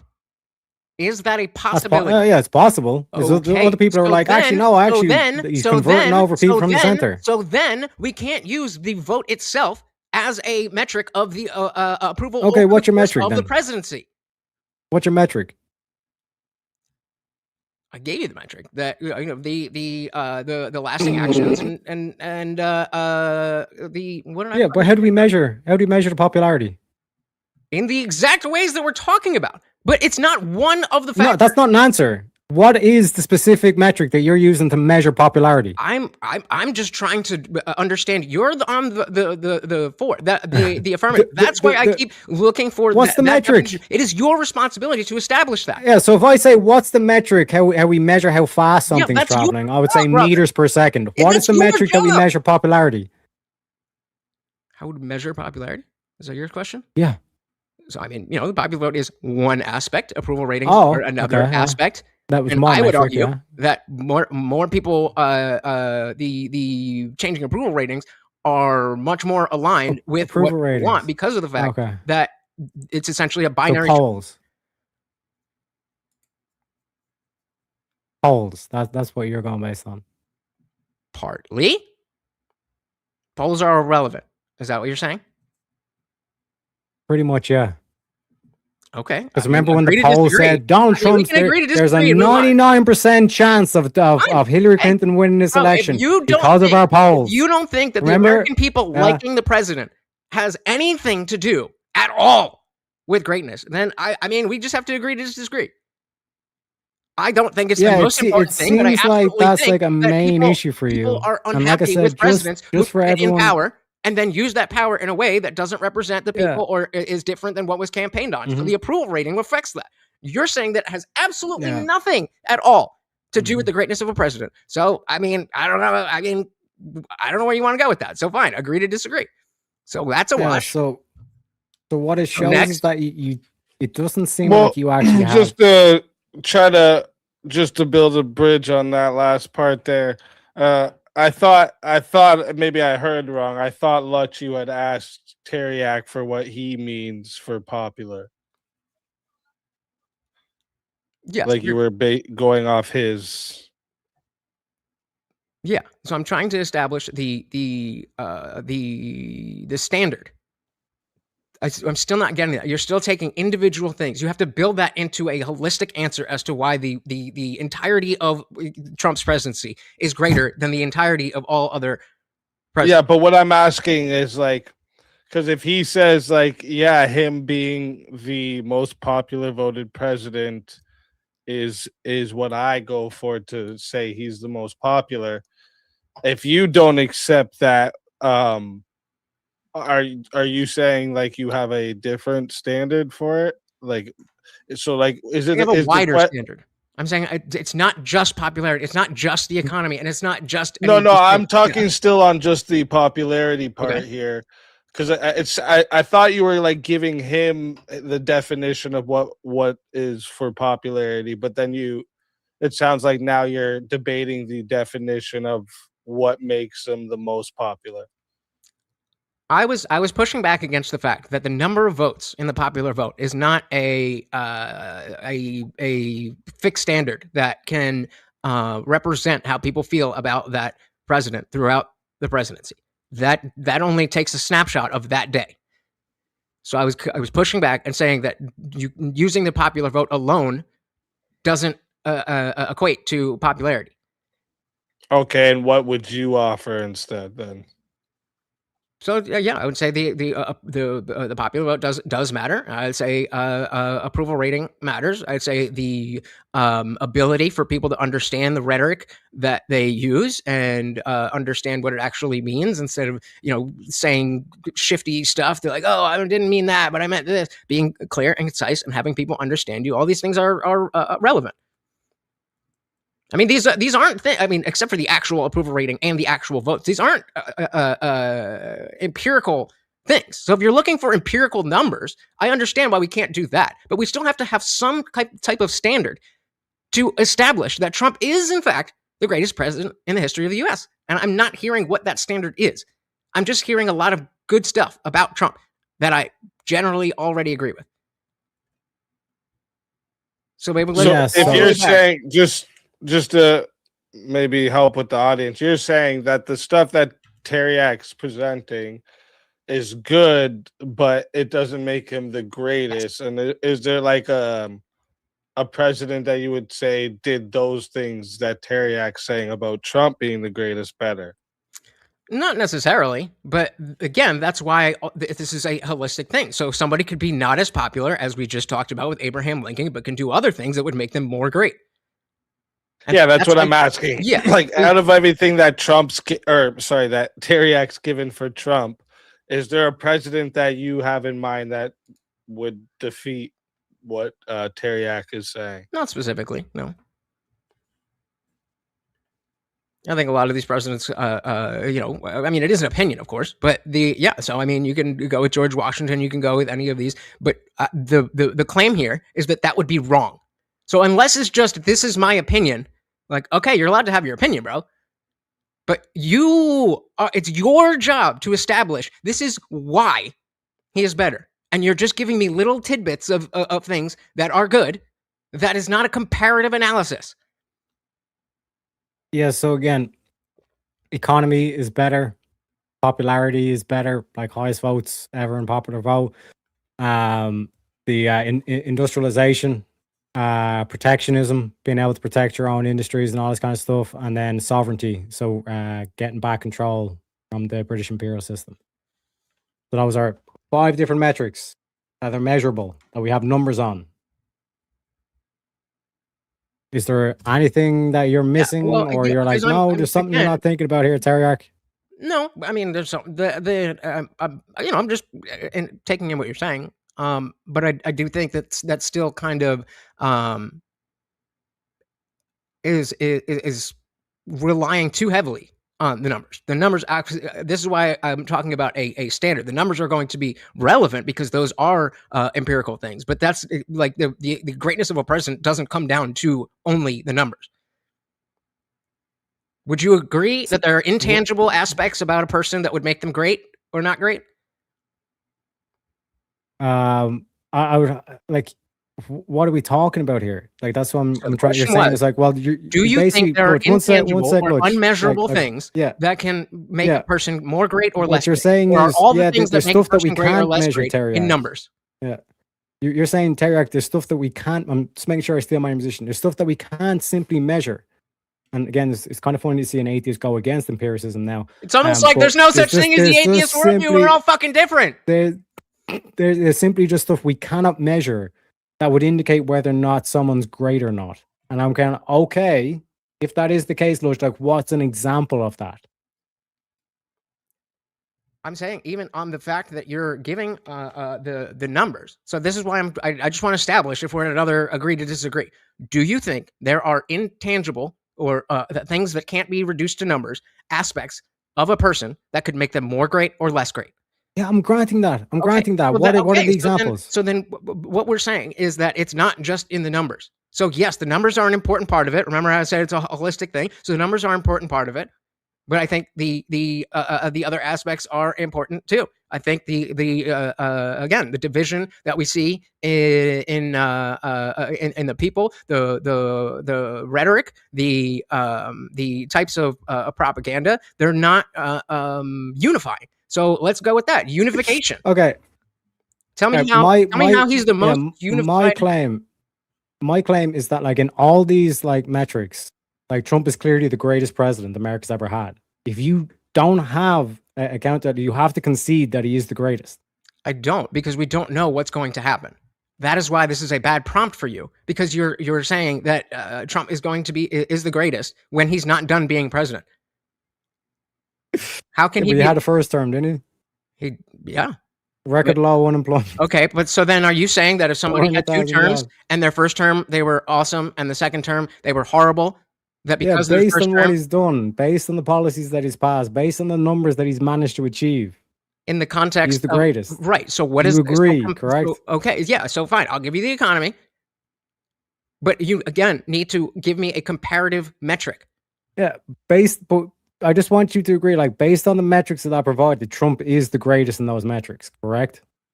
In certain metrics, yes. So economy, popularity, all this kind of stuff, yeah? Yes, but I'm saying there are other intangible things that are based on opinion. I admit that, but they absolutely are relevant. Beautiful. So just based on opinion, all this kind of stuff. So you agree that in terms of, like, the empirical and all this kind of stuff, Trump is the greatest president, but now you're saying in terms of the propaganda, in terms of the approval ratings, I guess, or his rhetoric and approval ratings. Yeah. Which are all subjective. Sure. Yeah. So again, Trump, great, not necessarily the greatest. It's not on me to give you another president that is greater. Yeah. It is on you to establish that Trump is greater than all the other presidents.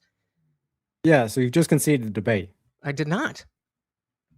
Yes, you did. Well, just maybe I can help out here. If Taryak's claim is that Trump is better in all these metrics than any president, then if you don't have a president that's better, wouldn't you be agreeing with Taryak? No, I mean, there's, I mean, I don't have enough, like I said, I'm not a names and dates guy. I think if we look at the totality of the presidency, again, we can go back to George Washington. The impact of that is not something that can be measured in numbers, but does need to be factored in. No? Yeah, no, sovereignty, like in terms of like the intangibility of like sovereignty, like how would you actually like give a number to what percentage are you sovereign and all this kind of stuff. Okay. And so yeah, George Washington fought against the British, and Abraham Lincoln had to fight a civil war against the British, but Donald Trump got back America's sovereignty without even having to go to a war. So even in the metric of sovereignty, he is the greatest president in US history. So even in that metric, or that like classification or that section, he's the greatest president in US history. do you think that if he was, unfortunately, of course, assassinated, that there would be a more positive response than the other three presidents that you talked about? No, if Trump was assassinated, it would literally descend into civil war. At the very least, you'd see people start to, like, the whole country would just start dividing up, Okay, which is and what the British would want. And so, why is that? Why? Why if is it the Trump case gets that if somebody assassinated? took Trump Because out, then there's it gets to a stage where it's like there's no more communication with these people, because these people will literally just assassinate whoever we put forward. and There's so no bridging the gap or and so trying did that happen? to Did we have close the civil divide. war? Did we have a civil war under the other presidents that were assassinated? Yes. We had a civil war. Abraham Lincoln. The other presidents, Yeah. the ones that you mentioned, not Lincoln. I'm talking McKinley, Kennedy, and who was the other one you mentioned? Abraham Lincoln. Okay, maybe we so apologies. So if we're talking about McKinley and Kennedy, there was a civil Yes. war after because of the fact that they got assassinated. No, in terms of current climate. In terms of, sorry, what? In terms of the current climate, if Trump was to have been assassinated, if any one of those three attempts, and again, 3 assassination attempts, and the dude's like Neo from the Matrix, dodging bullets. Yeah, based. Boris the Bullet Dodger, I'm calling him. Like there would be no other, like there's no kind of resolving and trying to sit down and try to negotiate with people who are cheering on. Like, look at what happened to Charlie Kirk. There was thousands of views, thousands of shares, thousands of likes of like people like dancing Yes. over Charlie Kirk's grave, and he was a moderate. He was a moderate Christian. Exactly. And so the point that I'm trying to nail down is that level of division has to be factored in. And so we don't have specific numbers. Yes, we have but the when we popular go vote, back- we have the approval rating, but the fact that these things are happening cannot be irrelevant. The fact that people are because if we go to the approval rating of Abraham Lincoln, half the country literally took up arms because of that decision. Okay, so was that the same context, or did I establish? Because the only thing that you've been saying is like, but my Right, approval it ratings, measures bro, up. the approval ratings are down. Oh my god. Who gives a fuck about the approval ratings? Okay, let's try an analogy. So Are you sorry, Lutch, are you trying to say that the division that was caused by Trump X's him out of being the greatest? Is that? No, I think that is a relevant factor, and that had it not been for that, potentially we could say he is the greatest. But that is a huge black eye on his presidency, that people hate him so much. Yes, and half the Okay, country and just to be clear, are you? But he kept is the your union position- together. It's Is you, you have to balance all the different factors. That's my point entirely. That you're picking individual so is your things. position that like you just don't, like, you don't have a greatest president, and you're trying to be like take a neutral stance here, or are you saying that Trump isn't the greatest? No, I think the former is fair. I'm not pushing forward the argument that this president was better than Trump and that president was better than Trump. I'm establishing that I don't buy the prompt. The prompt has to be established. And so far, we got to the numbered aspects, and now we're getting to the intangible aspects. And I'm just hearing, oh. So, like, how? That What are the is that what you think intangible? my argument is? What are the intangible factors that you would include in the greatness of a president? Sovereignty. Okay, and how are you comparing that? You were about to say, how are you measuring sovereignty, weren't you? No, I'm again comparative So, analysis. Trying to say, like I okay, keep pointing out, when you go back through the history of the American presidents, Abraham Lincoln, McKinley, John F. Kennedy, they've all tried to wrestle control back from this British imperial system. well, if we're And going Trump by was able that, to then do it George despite Washington 3 wins. assassination attempts. If we're going by that, then And we George know that Washington these, wins. no, because it led to a civil war later on. What? When you look at the British, he was they've president wanted in what? What year is it? they've wanted control. You asked the question what? 1791? So when you look at So because he was when you president look in 1978, and then yeah, a civil war happened okay. way later. So there's no question. Okay. Just wait, It's his fault. because I think I think we're kind of. So what just happened here? What I'm seeing is that. So it seems like you agree with the metrics that Taryak has given, that Trump has been the greatest in those metrics. And then just now, when he brought up another thing, that because you asked for something else, even more on top of that, he brought up sovereignty. Then you said, well, if that's it, then we have to go with George Washington. So now aren't you just Xing out your own standard that you gave earlier, that it has to be more than one? Yes, that's precisely what I'm trying to demonstrate. Right. So wait though. But Taryak's taken the affirmative here on Trump being better in all of these metrics to every president before him. So if you're not presenting like any like comparative, now you're doing the thing that you asked of him, or you said he wasn't doing earlier. You're not giving a comparative standard. But that's not my responsibility. Well, if you're saying no, that he's not the greatest, yeah. Like if you're saying there's somebody else that did it better than him, then you would have to say who did it better. Okay, then right. Fine. If we're going on to sovereignty, we go with George Washington. If we go with the economy, Reagan will give you a good run for your money. No pun intended. What were the other metrics that you said? The popularity. Clinton. People loved Clinton. People loved Obama.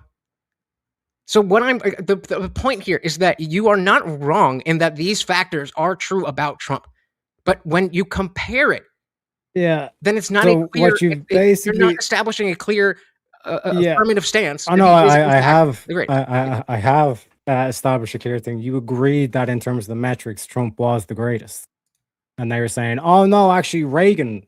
No, I'm saying for some reason he was actually greater in the economy. And Washington was actually greater in the sovereignty. And like I keep pointing out throughout history, when you look at the sovereignty, America went back under the British imperial system. Like this is the whole thing, like from Clinton to Bush to Obama, like all the shit, all the bombing that you went done in the Middle East, and that's the whole thing that people are saying, oh, we don't want these forever wars and all this kind of shit. Trump is ending that forever war. Like I keep pointing out in terms of the British imperial system. Disagree. We'll see. And now, like I said, you're just trying to pull names out of a hat now, saying, actually, no, I don't agree that he's the best in the economy, or I don't agree he's the best or the most popular president in terms of that. So it seems like you're basically just trying to win the argument rather than actually pursuing truth.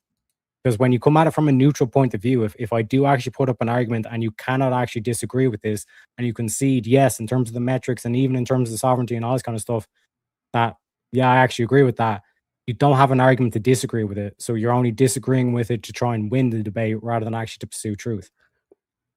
Okay, I can see how that I mean, fair take. This is more so just that I don't have enough information on every president to be able to make those comparisons. And so that wasn't my goal here. But then, fuck, what was I going to say?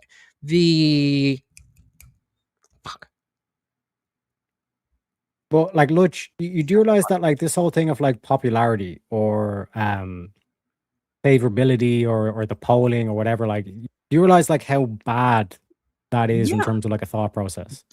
Yes, if we're using it as the only factor. No, but like that being like anywhere near mentioned, like that's basically like you're one step away from tyranny. How so? Because to go back to the ancient Greeks, I love talking about Plato. Plato outlined in the Republic 5 stages of the degradation of the soul and the degradation of society. At the very top, you have aristocracy, right? Which is basically sound reasoning, when it's reason above all. Logic and empirical evidence, I don't give a fuck about your opinion, right? Then you have democracy, where it's honor above reason. If it's more honorable and it's more prestigious to do a certain thing, you will do that thing rather than the actual reasonable outcome. Then you have oligarchy, where it's like, make that bag, baby. Like that's the typical argument. It's like, well, this is more financially better off and all this kind of stuff. We're going to go with this. That's money above reason. Then you have democracy, where it's like, whatever's popular, what do the polls tell us to do? We'll follow the polls. And then you have the final stage, which is tyranny, because I said so. It's just power above reason. Is that what I'm proposing? That we only go based You're on popularity? You're one step away from tyranny. You're at democracy. That's where your soul is. Okay. I don't really know how to take that. So sure. I'm still It's not a reasonable argument. That's what I'm trying to point out. I don't see how you're establishing that. You're just saying Like, what you're saying is like the ad populum fallacy. That's basically like your reasoning here. It's fallacious. You're trying to say is like, well, if the group if the majority says that he's great, then he's great. It's an ad populum fallacy. You're just saying like the majority can be wrong. But I also said that was only one aspect. So again, with your claim that Trump is the greatest, you agreed with me that not all of the metrics can be measured by numbers. And so when I asked you for the intangibles, you brought up sovereignty. Okay, great. So what else? That's just one example of the intangibles. I know. Like, is there any other criteria that you'd be looking for in terms I'm of asking for intangibles? another intangible that you are using to make your claim so that I can understand what the claim is. You're the one that, again, as an empiricist, you're now saying, give me the intangibles. And I gave you an example of the intangibles. No, you gave me one example of one category. Intangibles, the S means there's many. And so you said sovereignty. Okay, what's another example? So just to highlight for the audience, like basically this is when you know your opponent has no ammunition left. You're now asking me to make your argument for you. How is that? What do you mean? It is your standard. It is your critique. Yeah, no, you're the critique though. Right. So you have to show that you have some sort of standard, which you're not showing. You're not demonstrating. But I can't make a standard off of your claim if I don't know what your claim is. So that's where we've been. My claim is Trump is the greatest president. So if okay, and that's if you're saying no, Taryak, no, one sec. You're saying, yeah, the tangible is important, but there's also this like intangibles, the stuff that we can't measure. And I'm like, okay. Then you asked me for an example, and I even trying to be as good faith as possible to you, Lodge. I said, well, sovereignty is an intangible thing. And you were like, yeah. We went down that line, and it's like, turns out, yeah, the British imperial system, all that kind of shit. And then you're saying, now give me another intangible system. Like you're not actually critiquing. But I'm conceding that. Feed you. I'm conceding that point. So fine, I'm not going to argue with you on sovereignty. Which means that both in the tangible and the intangible example that I gave, you have no disagreements. Which means at this point you're out of ammunition. You have no more critiques for my argument. Which means you should concede. I don't. That the reason that I'm asking you for the other metrics is when I propose the idea that it's not intangible, I'm just demonstrating that you have other thresholds to meet, which are lasting impact. That was the only one I left for my opening, right? Lasting impact. So what's the lasting impact of Donald Trump that establishes that his presidency is the greatest? Oh yeah, so in terms of like the president can only maximally serve 8 years. So if you're saying, well, in terms of how long he serves, and then we go into, well, if he runs again in 2028, you know what I mean? But in terms of like the lasting impact, he's continuing on the vision that goes all the way back to Abraham Lincoln, the American system. which is Right. against the And- British colonial imperial system. Okay, right, but that brings me back to the fact that Abraham Lincoln had a bigger, more direct and long-lasting impact. Sorry? Abraham Lincoln had a more direct and long-lasting impact on the country. You are making the Why? claim that the British are going to come in and take us over if Trump doesn't beat Trump. That's not how soft power works. But like you're saying, like, even if I like were to say like Abraham Lincoln in terms of like, oh, freeing the slaves and stuff, like you still had like Jim Crow that happened afterwards. So in terms of like what you're trying to point towards here in terms of the intangibles or like long lasting, like what do you mean by long lasting? Like I could point to like stuff that all the policies that Trump passed survived the Biden. Right, You know what I mean? but we're So, talking like- about things like that are lasting in a historical context, not just the next 10 years. So the Emancipation Proclamation is a lasting effect. We no longer have illegal slavery, well, except for jail, you know what I mean? But we no longer have that kind of slavery. Do you agree that that is a very important factor No. in his greatness? So it's just no big deal that he got rid of the slavery. But I mean, when Trump keeps the transes out of the bathroom, I mean, wow. But keeping the country together, making sure that people aren't slaves, no big deal. So to use your own critique against you, it's like in terms of the context of what? Was that a question? like you're saying Emancipation Declaration, like I could then point, well, George Washington Declaration of Independence, all the boys that got together and all this kind of shit. Uh-huh. Like that's long lasting. Correct. Like so in what terms is of like Trump long doing? lasting. So okay, now we have a comparative analysis. What is it that Trump has done that is lasting in the same way that George Washington established? George Washington established how the presidency was going to work, that there wasn't going to be a monarch. The fact that we aren't going to be a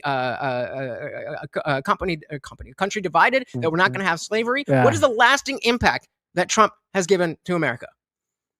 Yeah, to reinstate protectionism, the tariffs. So it's not the case that he can change his mind and tomorrow. Then you say, well, B, you can't another prove president can come that's going to last and more undo those. than 250 C, that years they don't actually work out the way that we Taryak. thought. D, it's something You're that flailing, it's bro. only going to take weeks, not months, and then it becomes months, not years. Yeah, so in terms of like long lasting, like this whole like protectionism kind of like worldview and all this kind of shit, this goes back hundreds of years. The fact that he's reintroduced that and continued that on, like I'm asking you, like in terms of like long lasting, because I can't make predictions based on the future, because you'll just say, correct. Well, that's a prediction. That's a very relevant factor, because the future is relevant in the totality of the greatness or not greatness of Donald Trump's presidency. You can't just say a quarter of his fucking presidency. It just doesn't matter. Yeah. A quarter of his presidency just doesn't matter. What I'm trying to point out, that's a ridiculous thing to say. Is your critique is an impossible standard. How so? It's unfalsifiable.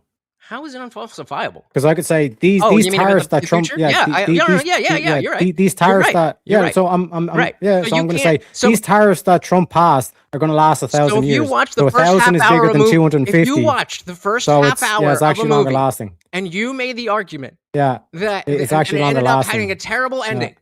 You watch the first 30 minutes, and you are going to say this is the greatest movie ever, and someone else is like, "What? That sucks." I'm pointing back to history.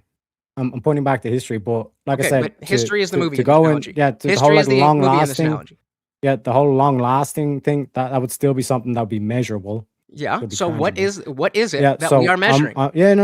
So these tariffs that Trump's passed are going to last 1,000 years, and 1,000 is bigger than 250. You can't know that. You cannot know that. I hope exactly, you're right, it's brother. an impossible standard. You're right. Yes, it's an impossible standard that you're trying to bring up now. Don't make a what I'm pointing out is that a false standard. I don't think it is a false standard. You presented long lasting. Yeah, it's a false standard. Why is it a false standard?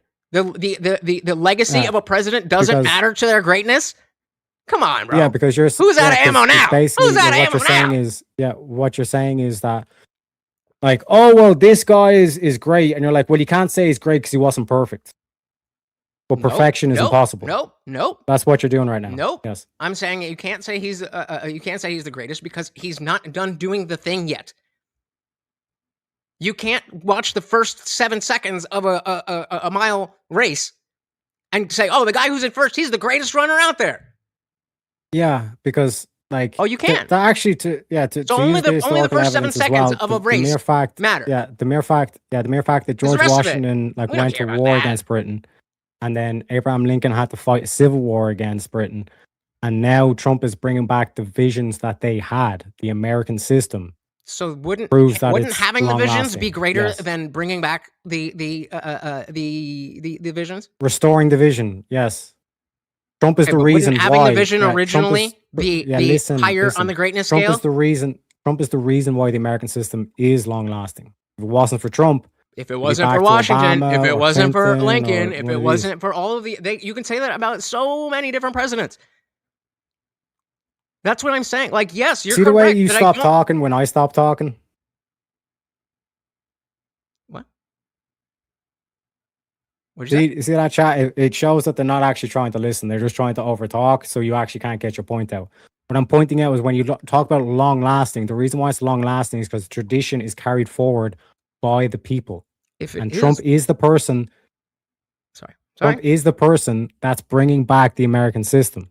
Okay. He's the reason why Lincoln, the vision that Lincoln had of protectionism, of industrialism, that's why it's long lasting. That he's the one that's bringing that forward. Because without him, we've seen what happened to the other dudes. We've seen what happened to McKinley. We've seen what happened to JFK. And we've seen where Trump was 0.635 centimeters away from the exact same situation as JFK and McKinley. That's not greatness, bro. I don't know what the fuck your standard of greatness is. It is greatness, but it's just not the greatest. There's a difference between being great and being the greatest. So what would be greater? Not going into these wars. Like that was my favorite thing about Trump 1.0. And we're having this argument based on 1.0. It might be a little easier to concede. But he's changed so much about what he is doing, what the connection between what he's telling the people and what he's actually doing.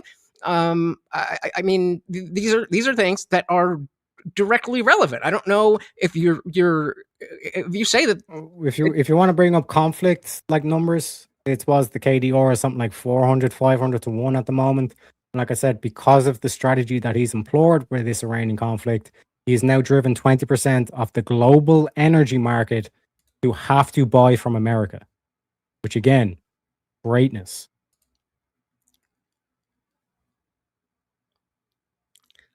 Greatness is not the same thing as greatest. You are making a different argument. An argument, frankly, that I agree with. As I said, who's interrupting now? See chat. When he does this, it means he doesn't have anything. He's interrupting me because he's doing the voice. He's doing the voice. Shows that he's cracked. So you're saying greatness is not greatest, and I'm like, yes, but to your point that you kept moaning about the whole debate was like, well, it's multifaceted, there's multiple different avenues and all this kind of shit. And I'm showing you that in all these factors, like he's displayed nothing but greatness. So like in terms of like jack of all trades, he's the greatest across all these categories that you've not even been able to name one president that would even compete. I named 3, and I think they do compete. But the frustration that I'm having is that you're taking again these individual things, and even when we broaden it out to the category, you're taking one action as an entire category. That this bill did well, the economy went up for 6 months, so therefore he wins the economy category. It's like the frustration on my side why I'm not able to give you a critique is that you're not giving me anything to critique.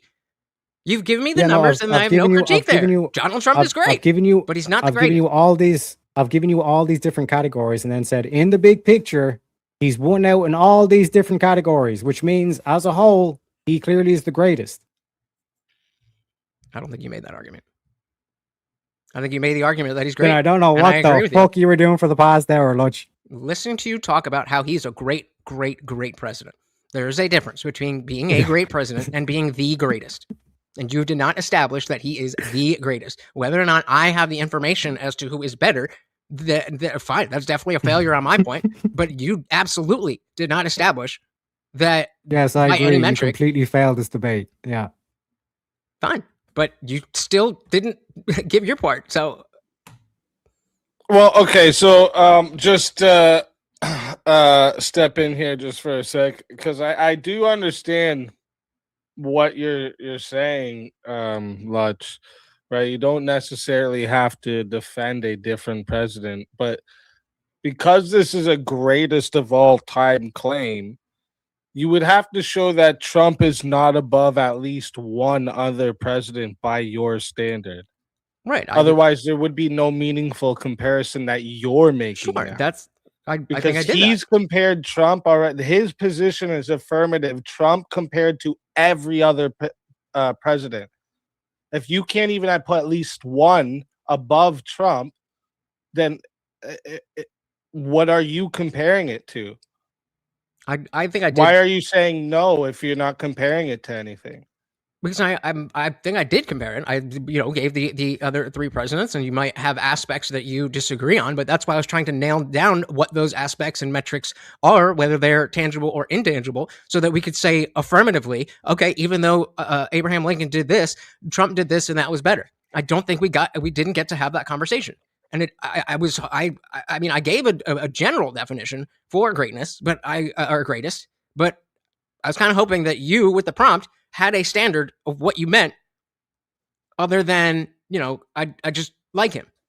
And so when we got into it, yeah, there are numbers that clearly show that he is better than other presidents in certain areas. But because of the fact that your argument, your steel man of my argument is I just like Trump. No, I'm not saying that you're saying that. I'm just saying that is that is not enough for what we're talking about. So you gave a lot more than that, but I don't make the accept claim that it's not enough. You have to provide, here's the full standard, Taryak, which you've not done the whole debate. So just to run through this quickly, Taryak, you went through a couple things here: economy, sovereignty. My writing's rough. What were these other ones? Popularity. Oh yeah, popularity. That was right. We went through social policies as well. And then connection social to the policy. rhetoric, understanding of the people, division. Social policies. I'm just rewriting it because I wrote it fast and it was horrible.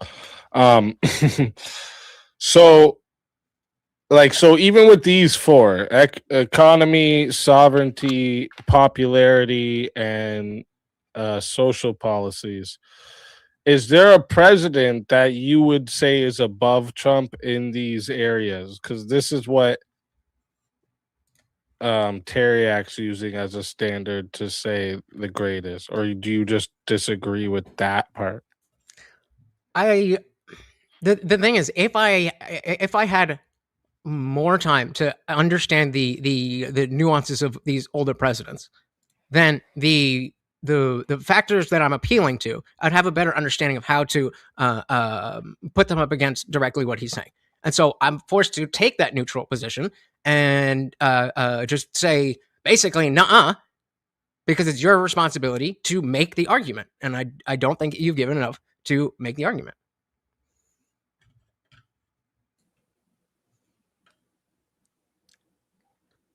And when you say you don't think he's given it enough, what are you comparing that to? I'm comparing that to if we had some type of a standard where we had, okay, you get, just pulling out our ass. Okay, so you get 10 points for the economy, you get 5 points for this, whatever. And so we can measure that in every area, these are the areas that matter, and Trump is the greatest in all of those areas. Okay, and I think that is what Taryak has done. I'm kind of confused of what more you needed from Taryak.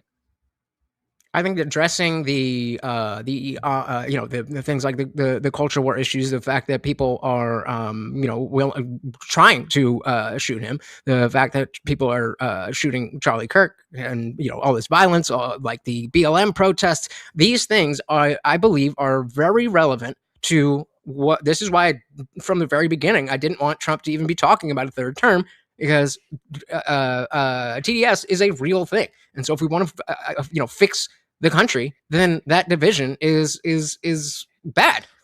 Right, and this is why I had asked you. I asked you earlier. I said, do you think that division is enough to take him out of the greatest spot?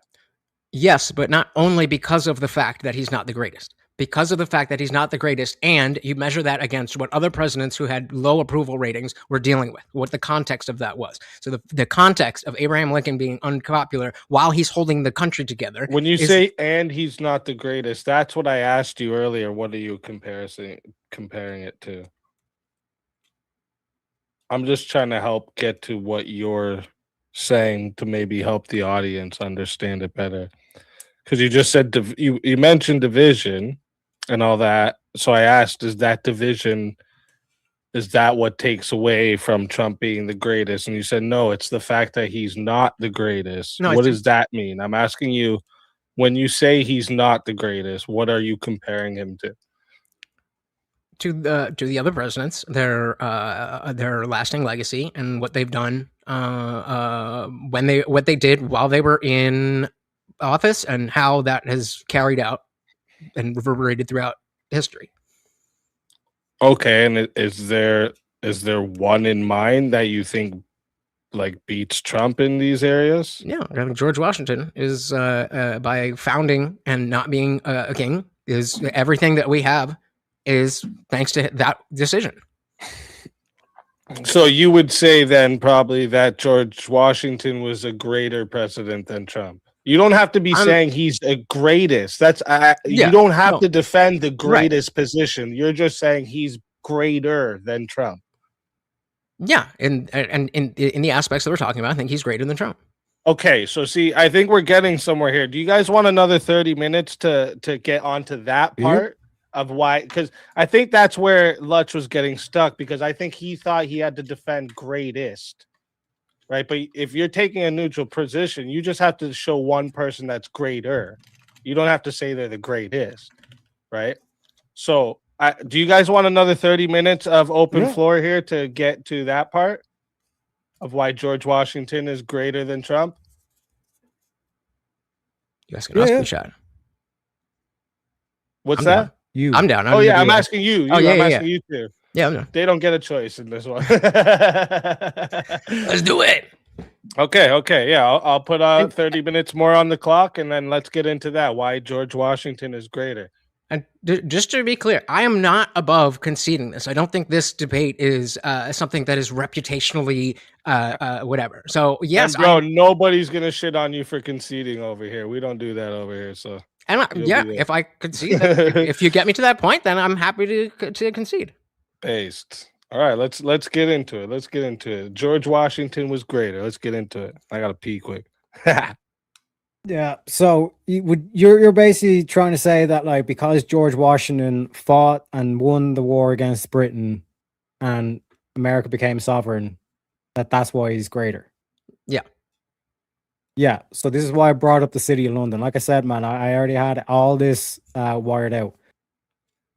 In terms of sovereignty, if it could, like, the whole like Israel argument, where it's like, technically America is its own country and it has its own name and all this kind of shit, but everyone says, well, no, we actually don't have our sovereignty because Israel pushed us into another war, meaning America actually isn't sovereign, like that whole aspect.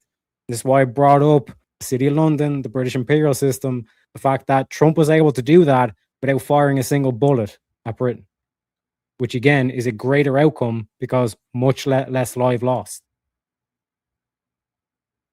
Okay, but the confusion I'm having is you're talking about you're harking back to other presidents and saying that he's restoring their ideals. I don't how is that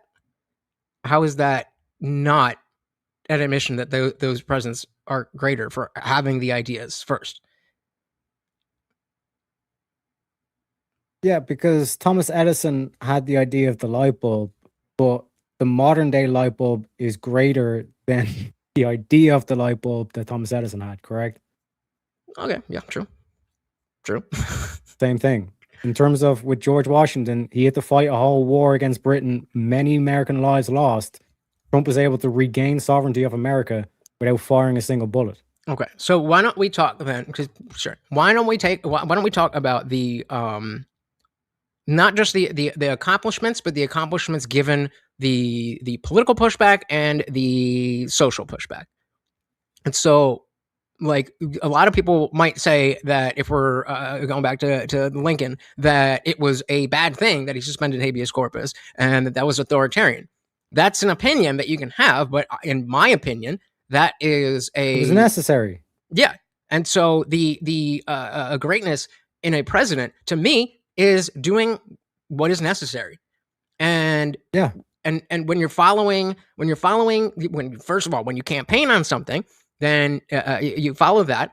You are transparent about how it's going, and when issues come up, because issues are going to come up, then I'm not saying fucking give all the military plans and everything, but an understanding to the people so that we can comfortably say, okay, yes, let's go to Iran, or no, I don't want to do that. I think when you say, we're going to release the Epstein files and this, that, and you're like, oh, that's a big hoax. I don't know. Who was it? MTG was just talking about how behind the scenes, Trump was like, hey, my friends are going to get in trouble for this. Do you think that hiding a secret PDF cabal is great? No, but there's no evidence that he is. I think there absolutely is evidence when people are asking Pam Bondi about a question and he's like, wait, no. And then he's saying, I don't want this to come out, saying, we're going to get that out, hiring Kash Patel, hiring Dan Bongino. I'm like, I saw it. Don't you think if there was video that you would see it? That is the lack of transparency. Yeah, so an uncomfortable truth that people have to deal with is that if you want to win wars, you have to have Secret Service. You have to have military intel and all this kind of shit, the whole spy thing, like the James Bond, all this kind of shit, right? That's an uncomfortable truth because by necessity, again, talking about what's necessary, it means that your government is going to have to lie to the people. And when you talk about like this whole aspect of like the soft power that the British imperial system has over America, which is the reason why you're actually getting dragged into the wars and then the Jews get blamed for it, is because of this aspect. You're dealing with moles in the system. So in terms of like actually having to deal with the moles in terms of the system, you don't want to be announced same way you don't want to be announcing, yeah, by the way, guys, we're going to strike Iran on May 10th. And we're gonna blow up these guys at this specific date and all this kind of stuff. Right. So don't announce it. Just do it. We didn't need the binders and everything. Just let me finish. I'll let you finish. This whole aspect of like, but he's not being as transparent with the people and all this kind of shit. That itself, like I said, the uncomfortable truth is your government is going to lie to you, but you have to get over that fact and like have trust in the American system and all this kind of shit. Furthermore, to this point of like, he's not appeasing the people. If Henry Ford was to just appease the masses, what we would have ended up with was just faster horses, and we would have never got cars, like an actual kind of like industrial level. Okay, but the goals in cars and all this kind of shit. The goals in private industry are different than government. I'm addressing like both the critiques. Like you were basically saying, like in terms of the civil unrest and then the transparency. Those were the two main things that you highlight there. And like I said, I just addressed both of them.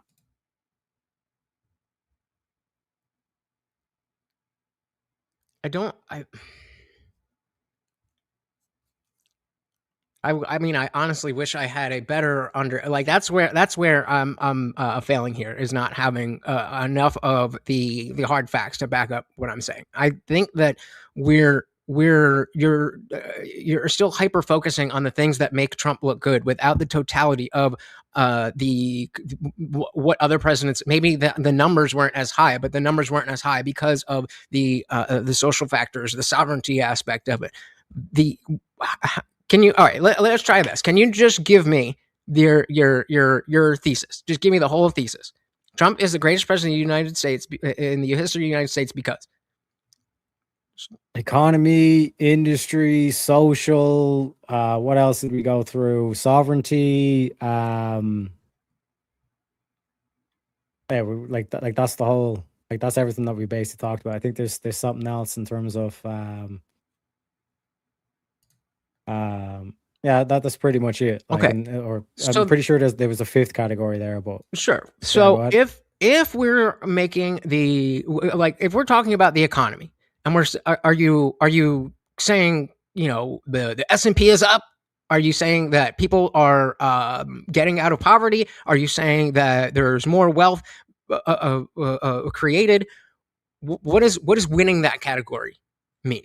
Yeah, so this is all in my opening statement. So, record low unemployment, especially for Black and Hispanic Americans, manufacturing resurgence, so over 400,000 jobs back into manufacturing specifically in terms of industry and all this stuff, wage growth for low earners, energy dominance, tax cuts and Jobs Act, renegotiating NAFTA, and like again, protecting, like putting in the tariffs to actually protect your own industries. Okay, so let's just take the even though generally trying to understand. So we'll go back to Roosevelt because you were saying, oh, McKinley would have. So specifically with Roosevelt and like the fact that there was so much what do they call it?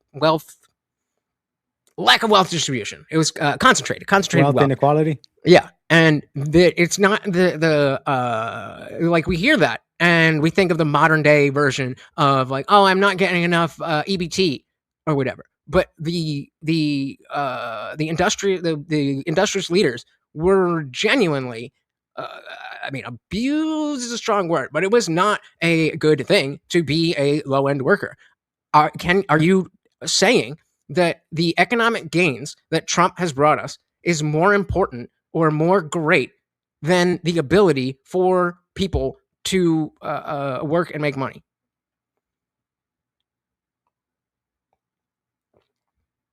I guess I don't understand the critique. And what I mean by that is like you're saying that, oh, there was these industrialists that set up all these industries. And you're saying, well, they didn't give the I don't know, like dental and all these like extra benefits that we have in modern day as part of like their packaging, all this kind of stuff. No, But that's the modern day without thing the, that I was talking about. I'm talking w- about like w- legitimately yeah, dangerous conditions, factories, miners, all that, all yeah, that all stuff. the health and safety regulations, Yeah, that's all modern day. Like, and it's an unfair comparison because without that person actually setting up that industry, you wouldn't have even had the jobs to begin with. but Trump didn't set up the industry, and neither did the president. So how is that relevant? No, what I'm talking about is Roosevelt when he was like, I'm going to go after all these industries because they like these people aren't paying the work and all this kind of shit. This is just like the kleptocrat, or I don't know if you know what kleptocrat means. Let me know if you don't, I can explain it. You know what a Or like klepto is? the Stealing. industrialists. Yeah, I don't know. Yeah, what a kleptocrat does is like you ever watch Always Sunny in Philadelphia? Yeah.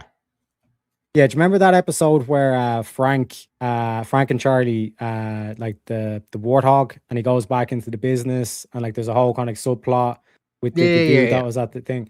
Yeah, that's basically what a kleptocrat does. Like they'll take over and they'll promise like, yeah, we're going to restore the business to greatness and stuff, but secretly what they have, they're just going to sell out the business to China. That's what a kleptocrat does. You get the maximum amount of bang for the buck.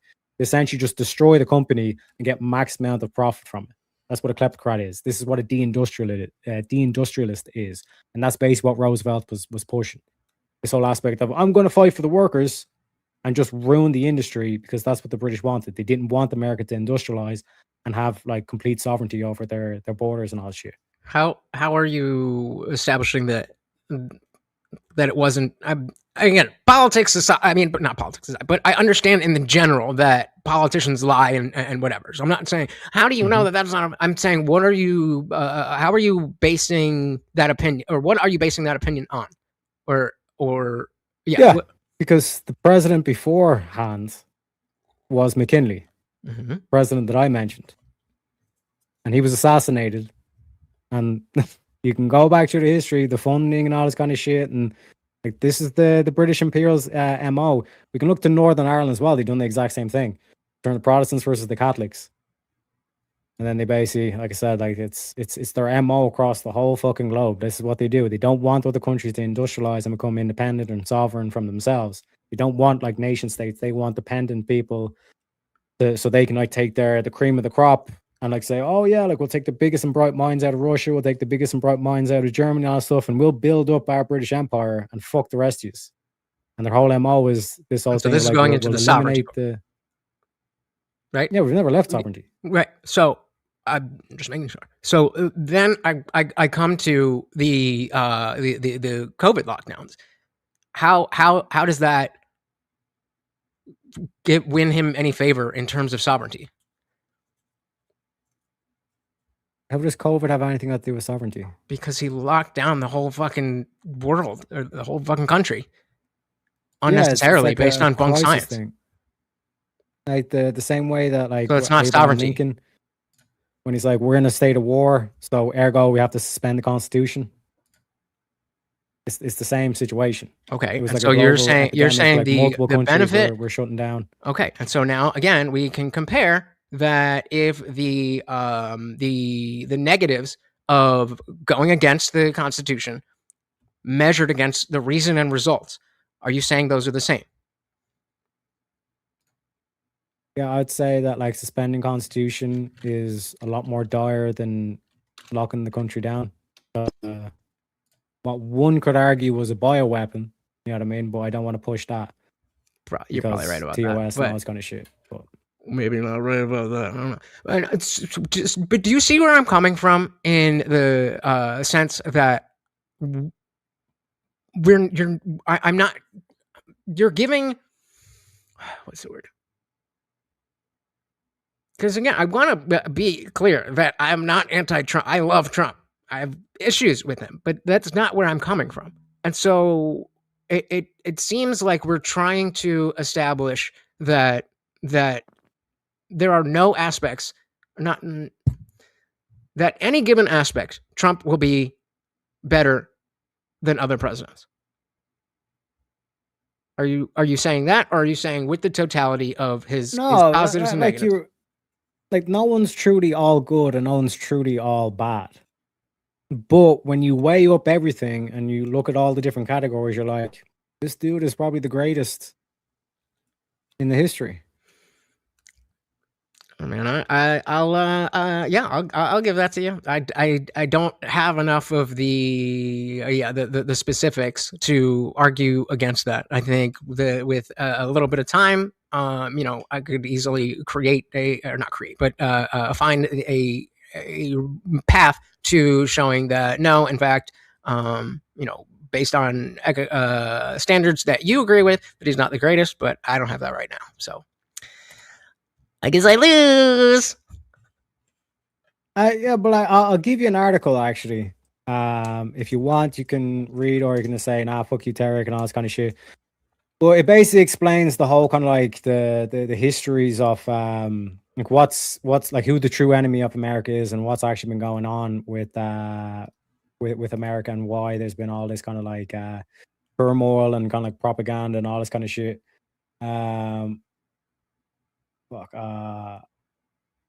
It's like I'll dig out the article there, but again, I just want to give you props, like in terms of, because it does take like a lot of strength to actually kind of say, you know what, like I concede and all this kind of stuff. I've done it before. I got done against Jim Bob. I got my ass absolutely handed to me against Jim Bob, and trust me, it was the best decision I ever made. You know, agreed. He's a beast. He's a beast.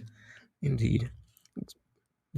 So I mean, we got some time left. I think if y'all are down, I think out of debate mode, can you? I'm just trying to have a better understanding of.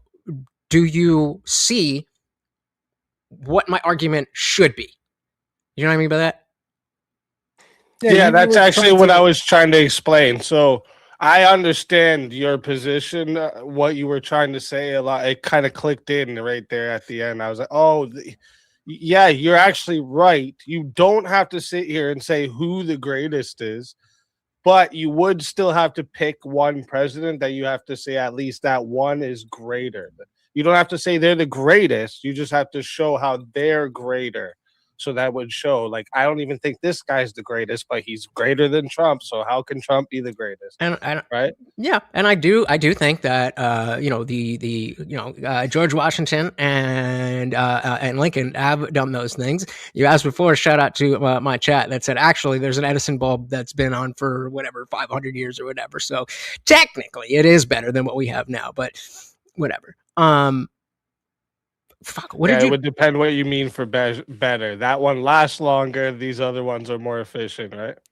Yeah, they have bright illumination, brighter, or But they're yeah, all this kind of that's thing. actually true. There is one that's been burning for mad time. 100 years, yeah. Yeah, that is. So why? So then, yeah, good. Would I be correct in saying like your whole kind of like plan or strategy was like, I'm just going to sit back, internally critique, and like this clown's not going to be able to actually defend his position? That I wouldn't put it that way, but no, I thought that bringing up these, because like I said, when I started doing this, I'm like, oh, I'm just gonna pull up some president that y'all ain't ever heard of and be like, oh, he did this, and you're gonna be like, oh fuck, I don't even know. That was my intention.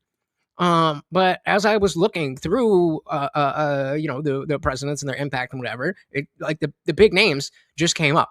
And so I think I do still right now, even though I'll concede the debate, I do still think that the making the country the way it is by not being a king is makes you a stronger person than in the position than Trump. I think being able to keep the country together with that much tumult that Lincoln did, I think that would be better in the sense that it's more impactful on the future of the country. And it may be the case that over the next 2 years, Donald Trump does in fact cement that he will surpass that. But I still don't. I still don't think that you can say something that is not done is the greatest that ever happened. Pick any other I get that concept. Yeah. I get that. But yeah, like I linked you an article there in the back from PrometheanPack.com, and it goes into, like I said, like I think there's like 5 parts to the article. It's a bit of a long read. If you don't want to read it and just want to listen to it, I actually read it on my one of my last streams. I think it was the Chat and Chill one. But like that goes into like the reason why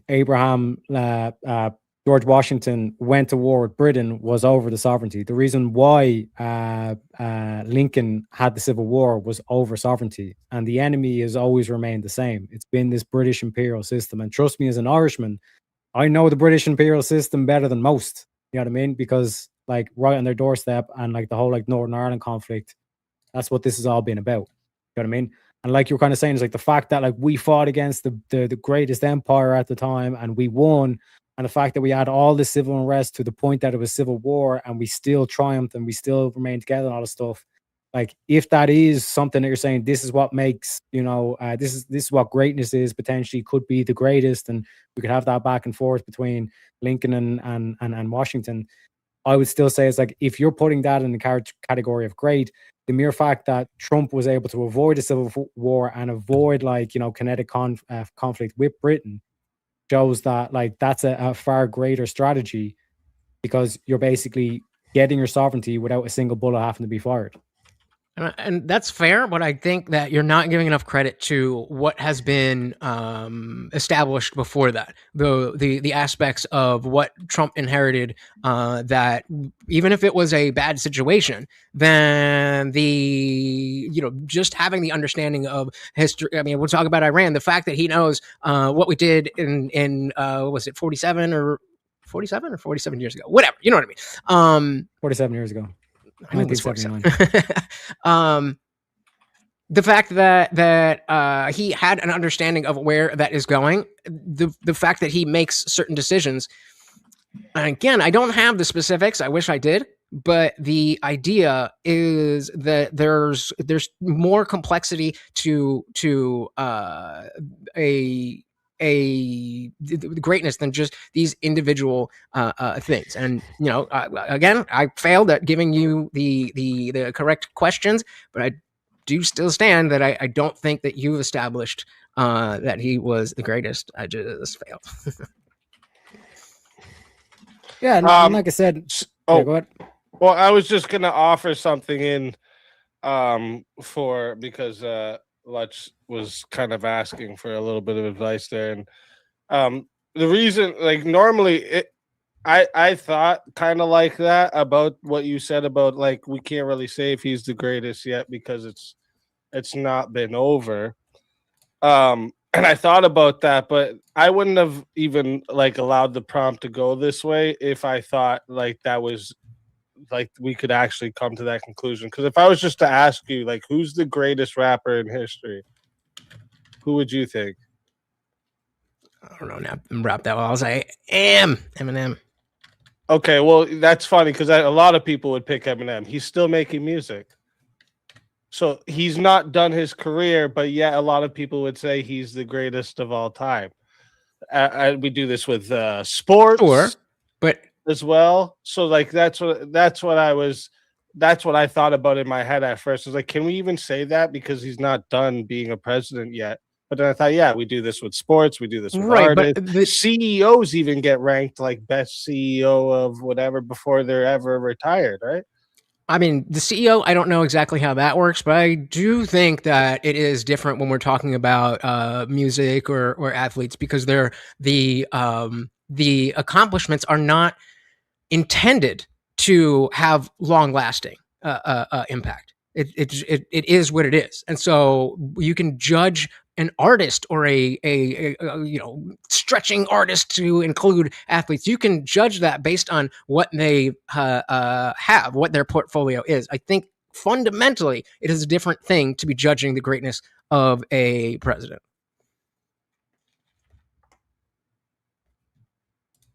Well, it's kind of like the same thing in terms of like the categories. It's like, well, we can do in music, we can do in sports. Why can't we just do in politics? Because they're different.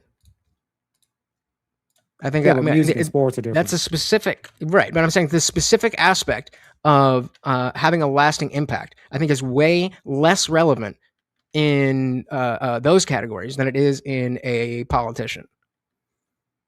Yeah, no, like obviously there's going to be more of like categories to go through, and like I said, in terms of the broad spectrum that we kind of covered, like economy, industry, social, sovereignty. You know what I mean? Like I'm sure that there's more kind of categories that we could drill down on and list off and all this kind of thing. And like you're kind of like saying, it's like there's some things that like are tangibly measurable, like down to like the decimal point, and there's other things where it's like I'm not really sure. And like sovereignty would be an example of that, where America is technically its own sovereign nation, but people would try to make the argument, well, the fact that Israel, dragged us into this war, apparently, like that would say is like, well, we're not actually sovereign, and then there'd be the doubt and all this kind of stuff as well. But I think like fundamentally in terms of like to try and kind of like be as fair as I can, like when you're going with the aspect of like greatest, it's kind of like a subjective term. It's like same thing if we're to do the greatest rapper, like Easy was saying, like the greatest rapper, there's going to be some sort of like subjectivity to it, especially when you come down to music, because like what are you going to do? Like measure like the decibel levels or the wave patterns made by the music and all this kind of stuff. But like that's the whole kind of aspect to the debate itself. Like there are kind of like tangible things that you can point to in terms of, let's say, economy, or like you were mentioning, like in terms of like popularity and all this kind of stuff. Like that's going to produce a number.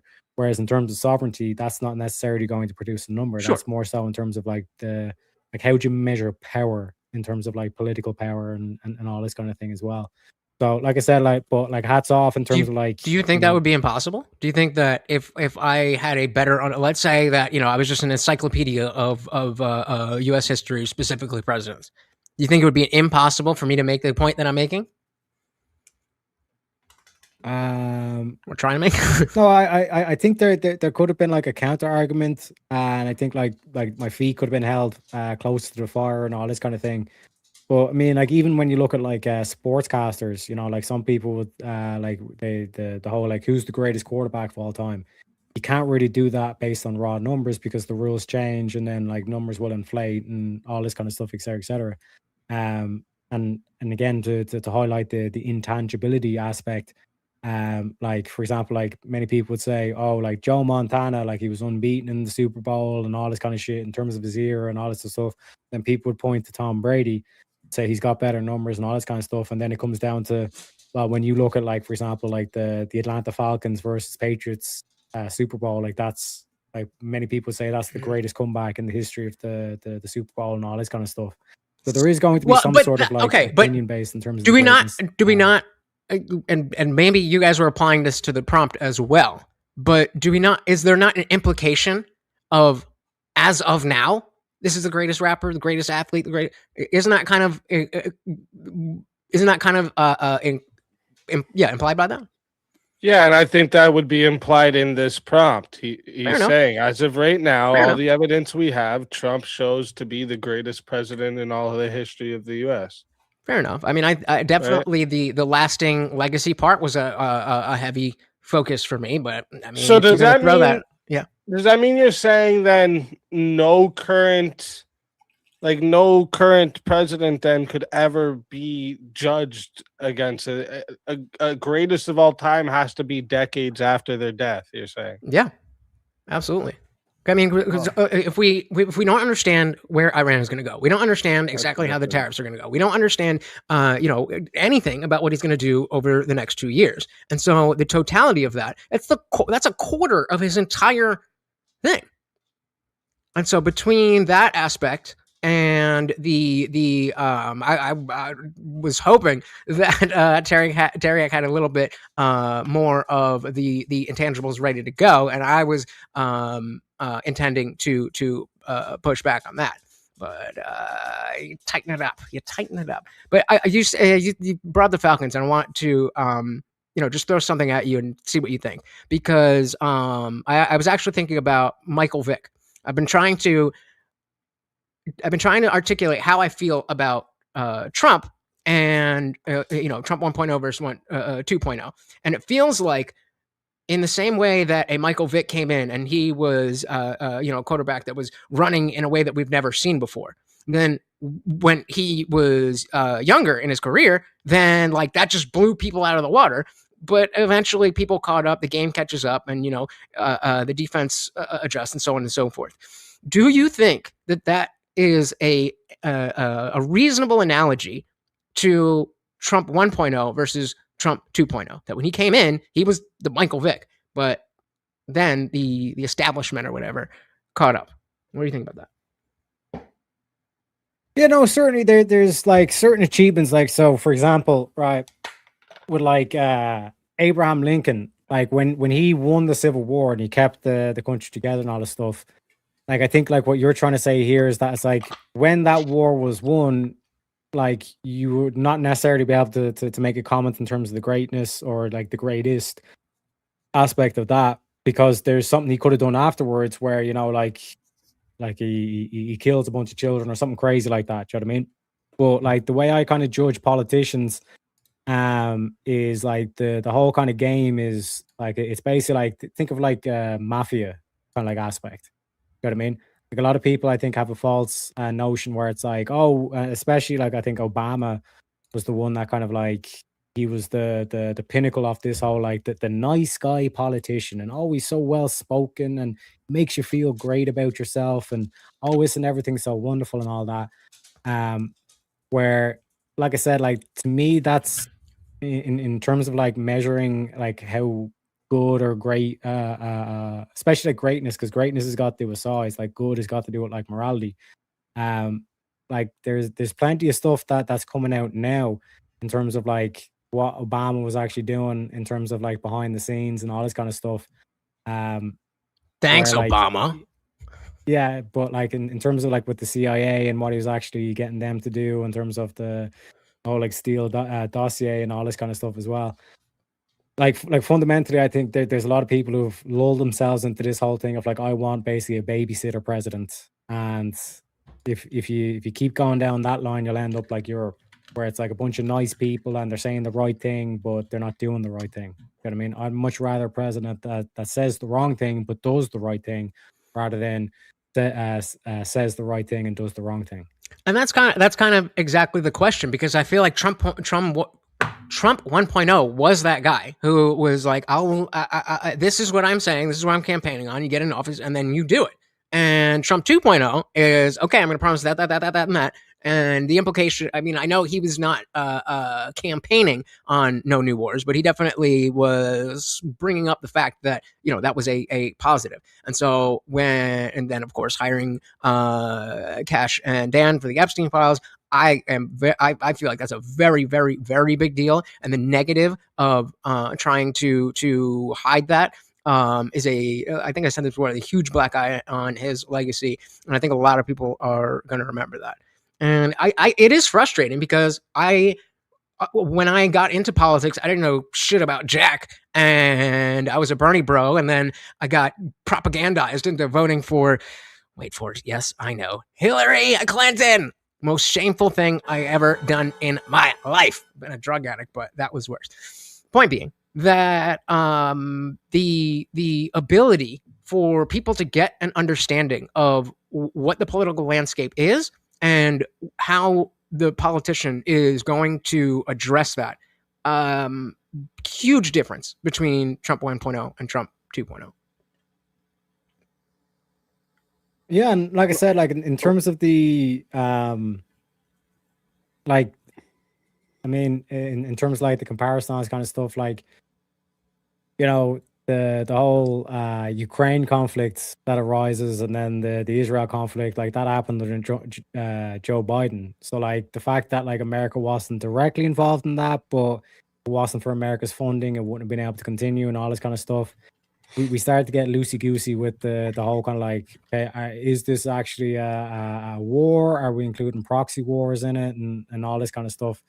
Like I said, it points towards more so, like I said, if there's anything that you get from this debate, Lutch, that link that I showed you, like that's basically going to be the best kind of like way of like describing like actually like who's the actual enemy to America here. Because like I said, as soon as they got sleepy Joe Biden in, you know, sharp as attack Biden, all of a sudden the imperial empire is there starting shit with Russia and then starting shit with Israel. You know what I mean? Yeah, and that definitely that lines up with, I remember with October 7th. I was like, I don't know anything about that. Let me just, if you know, come up and talk to me about what's good. And the UK was brought up a lot. So like, yeah, that does make sense to me. I think it's just a matter of if I could get more information, it would probably, I think I could probably end up on your side, but I think it's also very reasonable that, I knew that fucking shit, this, that, and that. So, I don't know. Not All enough right. prep, but.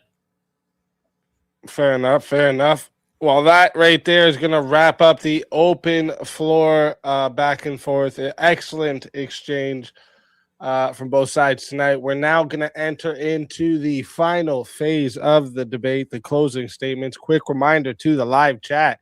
The Q&A is already up there for you. So if you got a question for either debater, make sure you drop them in now. And remember, Super Chats, PayPals, Cash Apps, these questions will take priority. So if they fill up the full 30 minutes, not all of the free chat questions will make it through. So if there's something you really want guaranteed to be asked, go ahead and send it through one of those priority options.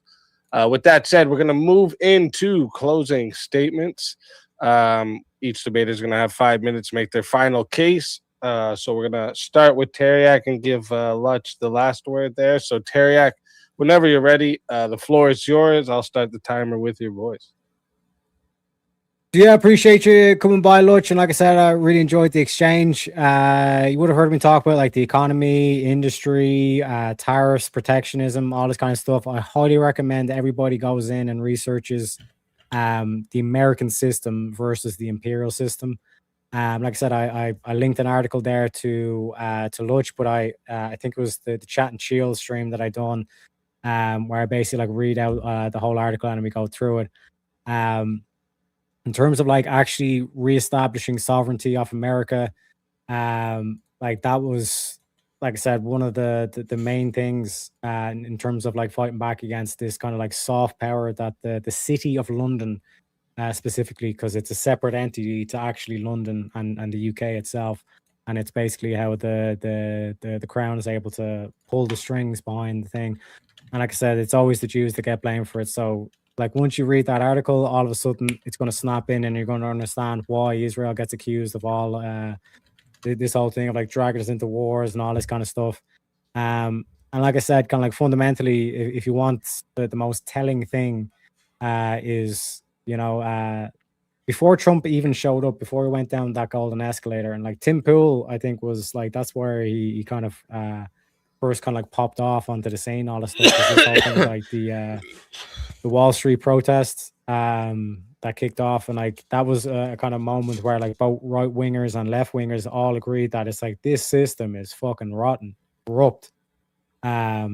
And then all of a sudden, when Trump gets in, it's not the system, it's not the Democrats, it's not the rhinos, it's this one dude that wasn't anywhere near politics until he went down that golden escalator.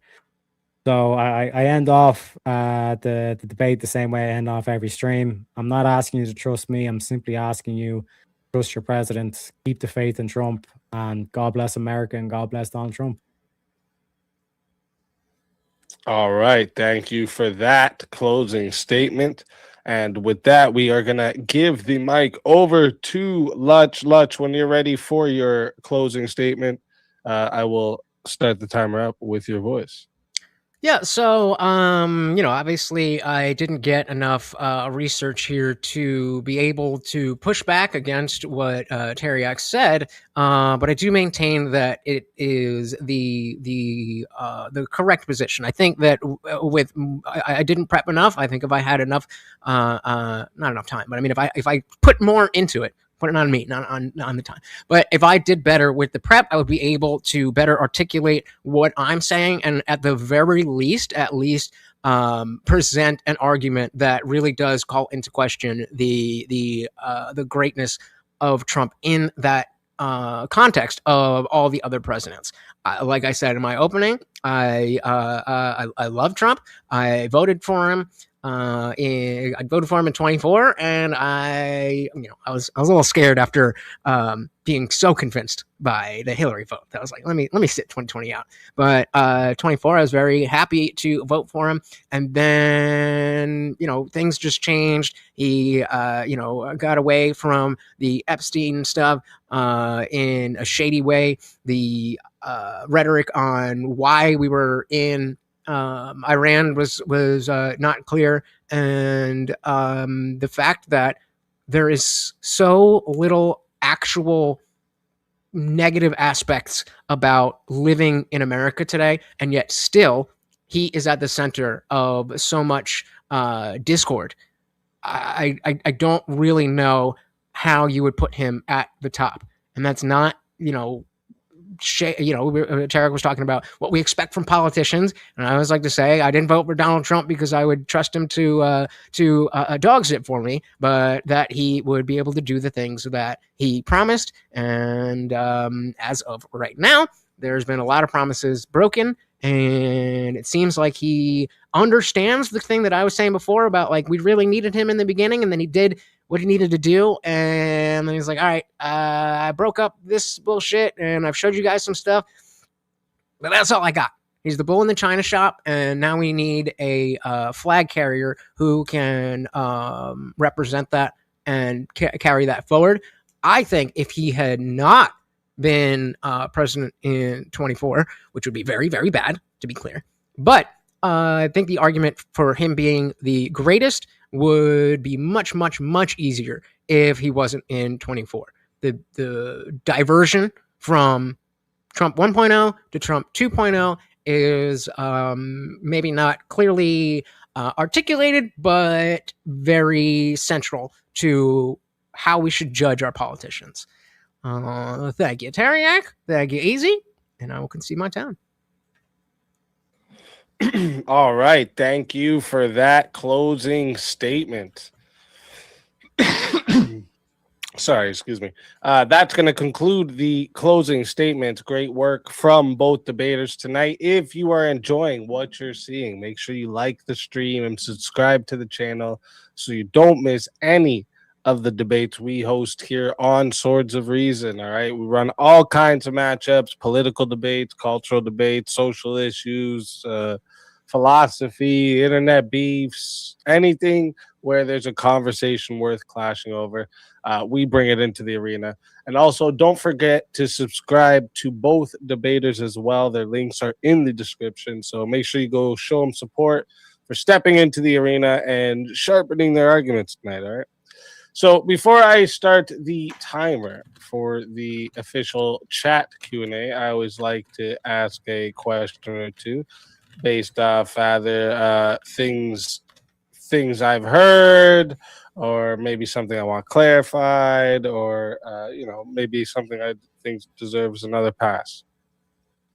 I don't know if Taryak stepped away for a second. Okay, maybe he Alright. did. Yeah, maybe he stepped away. So we'll start with you.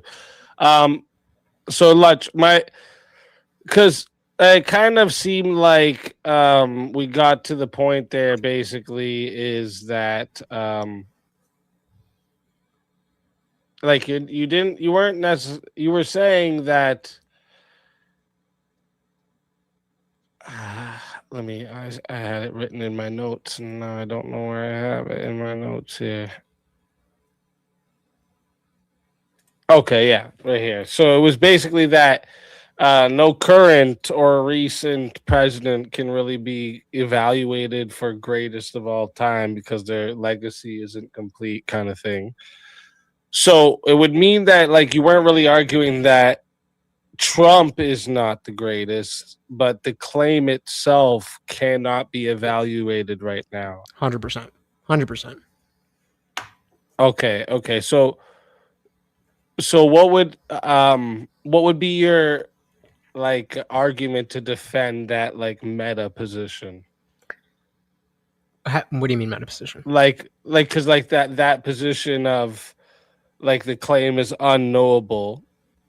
What would be your like defense towards that position that we can't know someone is the greatest without there being a significant or whatever your amount of time is? I'm not sure. I agree with what you're saying. So what is what's the question? Like, so when you say Sorry. no, that's fine. When you say like you can't, there's zero basis to claim someone is the greatest of all time until their legacy has been completed.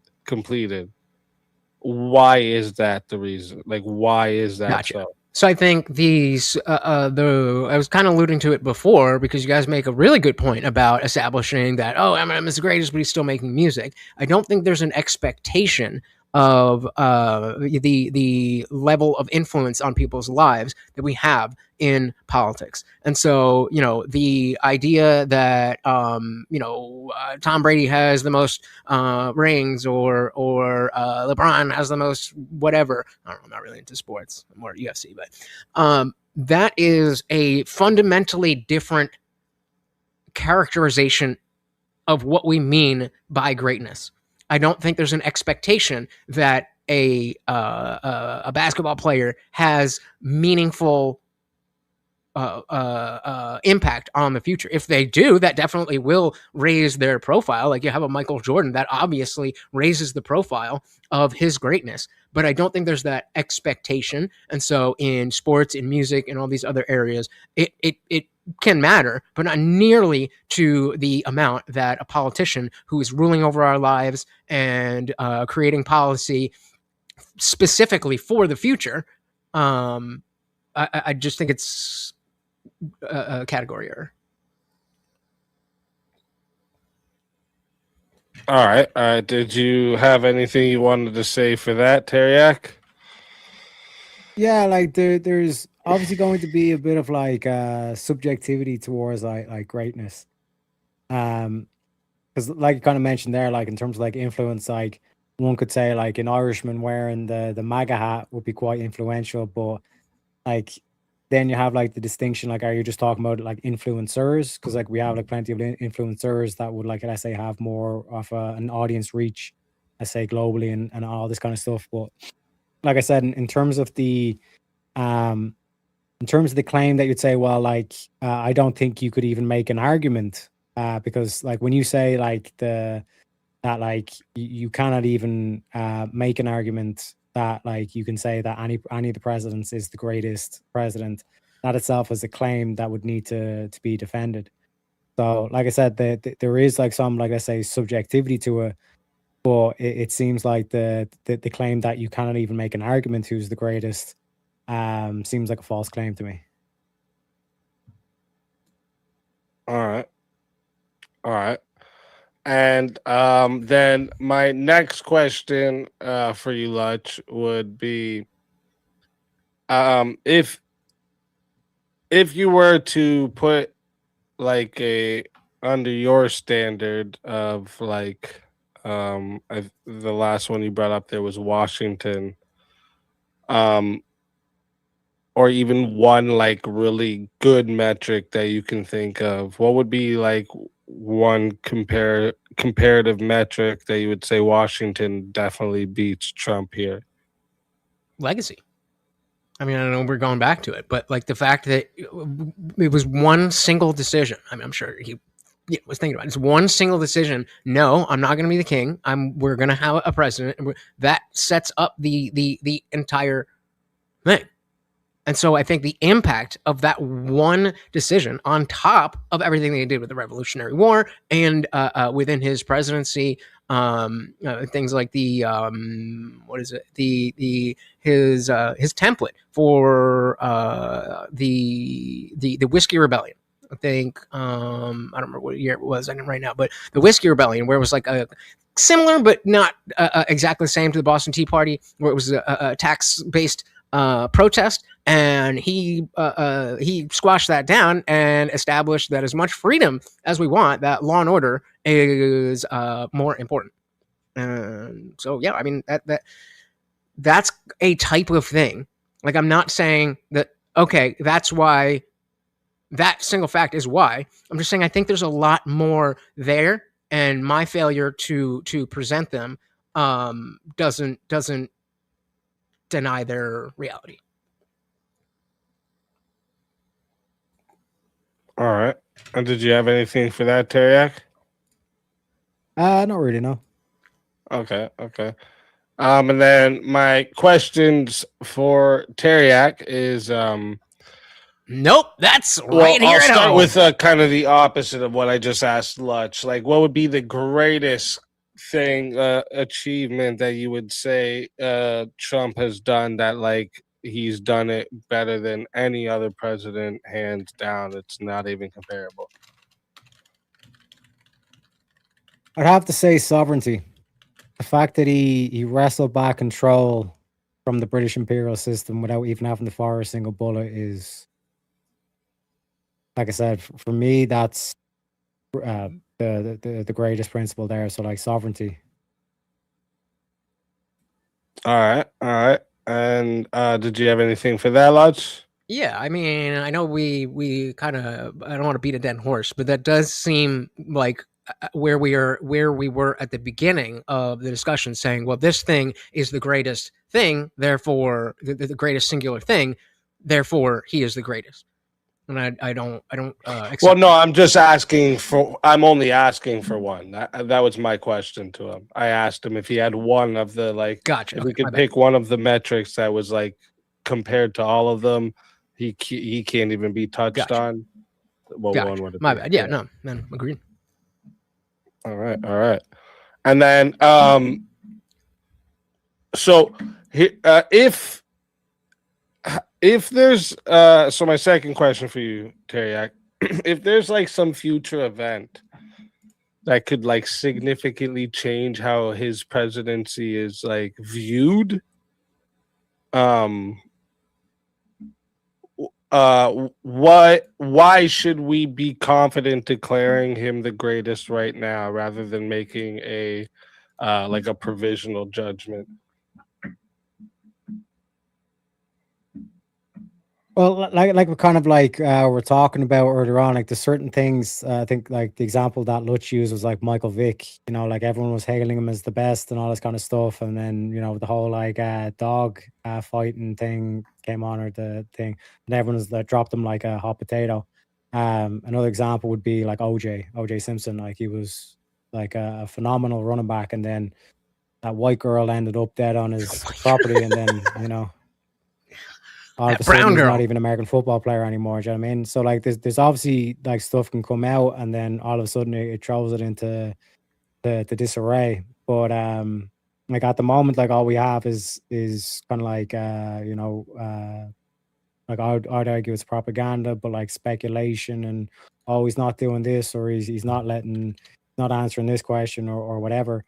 But in terms of like why you'd still kind of like argue why why it'd still be the greatest, it still comes back to sovereignty for me.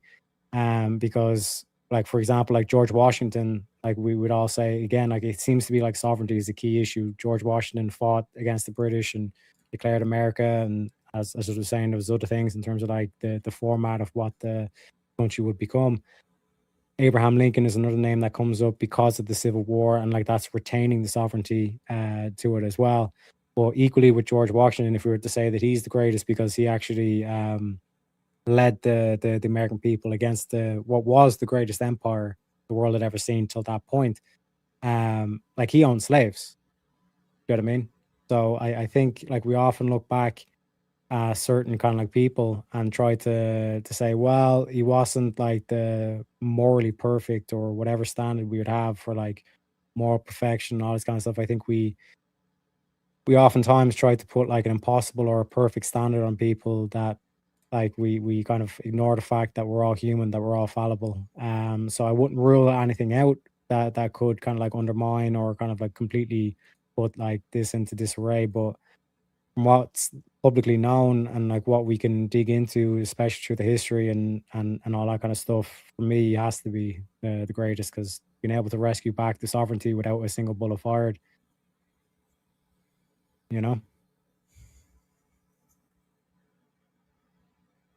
Fair enough. All right. So that's going to be it for my questions. We're going to get into the official Q&A. Remember, chat, super chats, PayPals, Cash Apps, they will get priority. And if we have time, we'll get to the free chat questions there.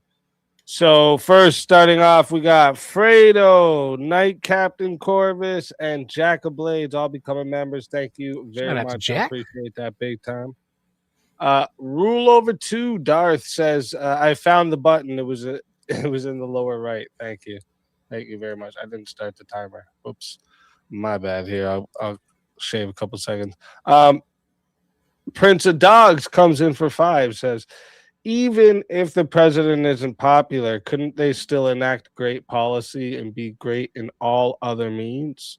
Salute, easy. God bless. God bless to you as well, Dogs. So what do you guys say to that? I'll say Yeah, yes. 100%. I think, yeah, I think that was the frustration. I wish I was able to better bring up those categories where he is, Trump is lesser than compared to other presidents, but it's definitely a holistic thing. As I was saying, it has to do with the numbers, has to do with popularity, has to do with the legacy. All of these things need to be taken into account. All right. Next one coming in is I scrolled down too far. Hank Panther for $2 says, beep, why good president? Boop, boop, beep. Must be one of the super chat bots, you know what I'm saying? Oh, real quick before you move on, I had a question about opening statements. Do you have a problem with me using my soundboard in opening statements? No, you can use your own All right, soundboard. word up. Yeah. Let's go.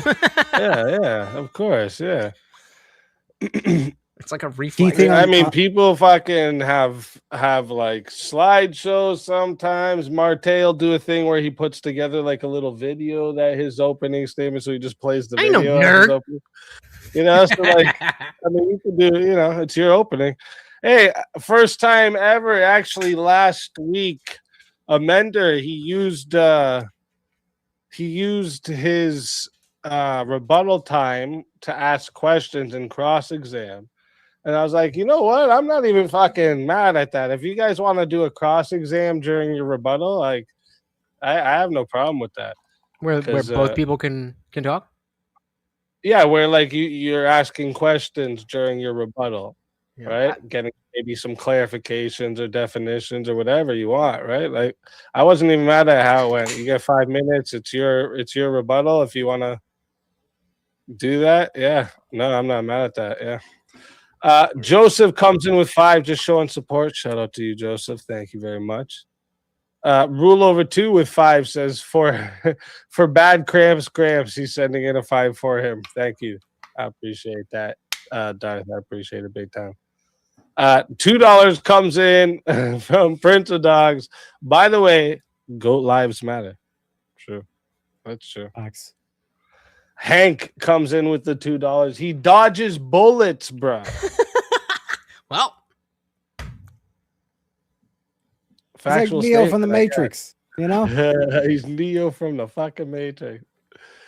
Oh shit. that's what we look for in a president. I mean, he's probably had more attempts than anyone, right? If you were to count attempts, not only when he's been shot at, but when people have just tried to get near him with guns, we're at like 8, I think, in total.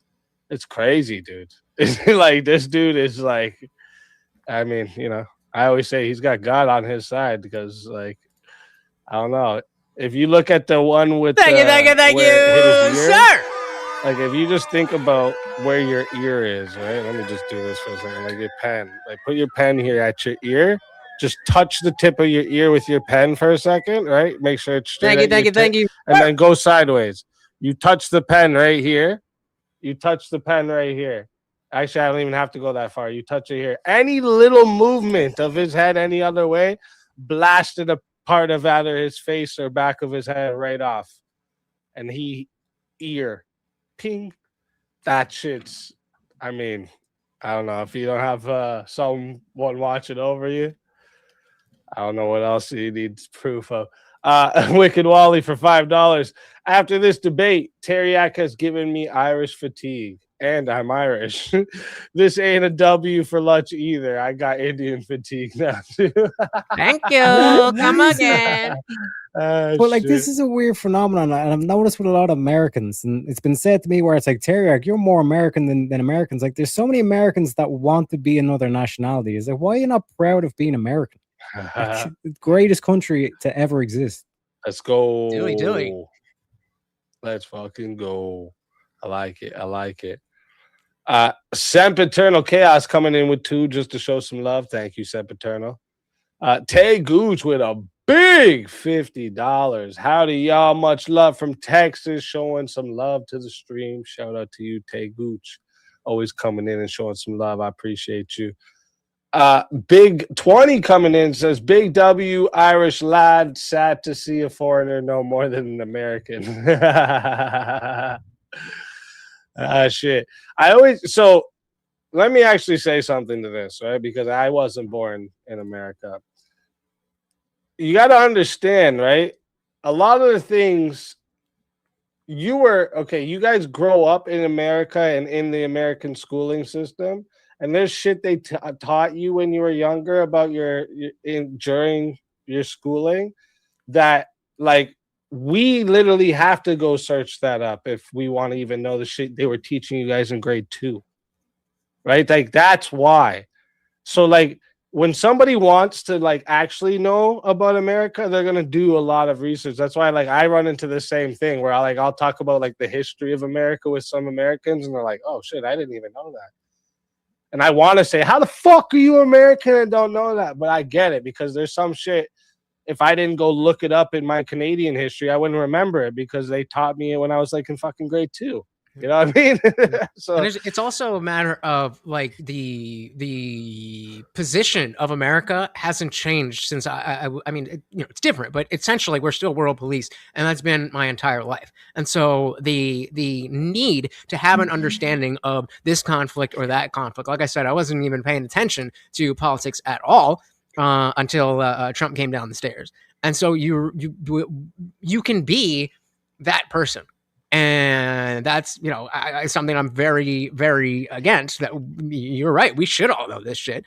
I should know this shit. When I was in America last year, and one of my youngest daughters comes to me and starts telling me about Abraham Lincoln and what he did for America and the greatest president to him. I'm like, yo, this is sick. Like, they're teaching you this through your school. That's awesome.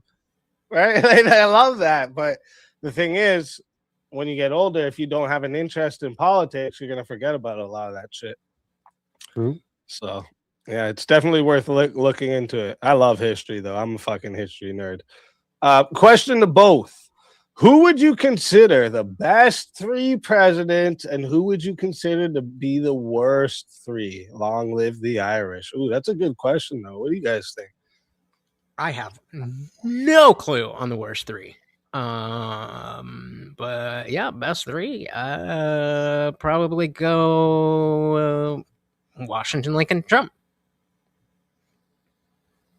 But again, I've demonstrated that I don't have a great knowledge of this.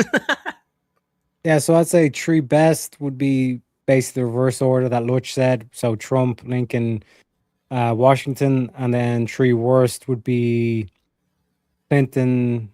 No, I'll probably put Obama, Clinton, then Bush Jr.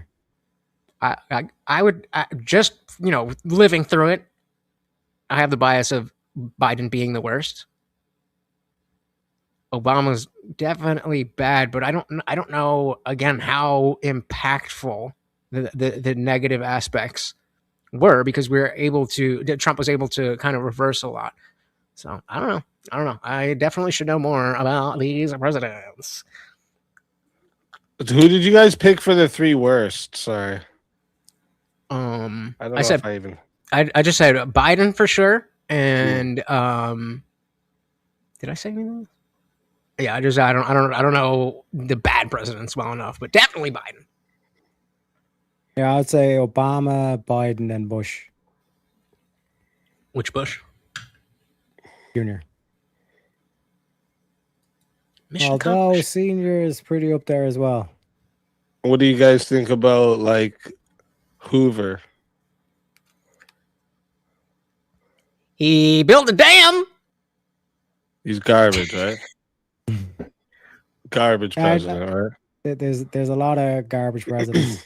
Not gonna lie, especially in like recent memories. What about Andrew Johnson?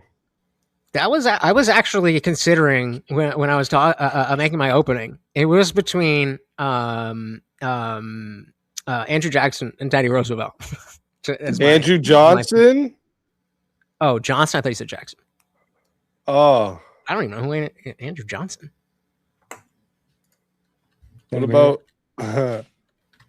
about James Buchanan? Yeah, Johnson's a horrible president, by the way. Horrible. He was garbage. He was the one that was the one that fucked up all the Reconstruction after the Civil War. What about Taft? And Taft or FDR? A lot of people are split on FDR for sure. Now, here's one I don't hear too many people talk about. What do you guys think about Calvin Coolidge? Not too familiar. I'll have to go back to my 2nd grade U.S. history book for that one. Was that a soundboard just now? That should be up. Yeah, sorry. I'm trying so hard because it's like a reflex when. Yeah. No, that's funny. It's funny. It's a little kid's laugh. That's funny. I'm right here. I can hear you guys. Oh shit! Wrong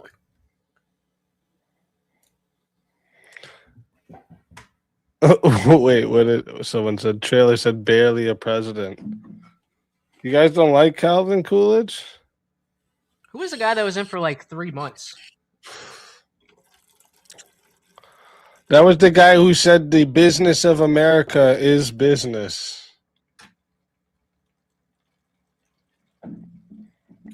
I mean, he was.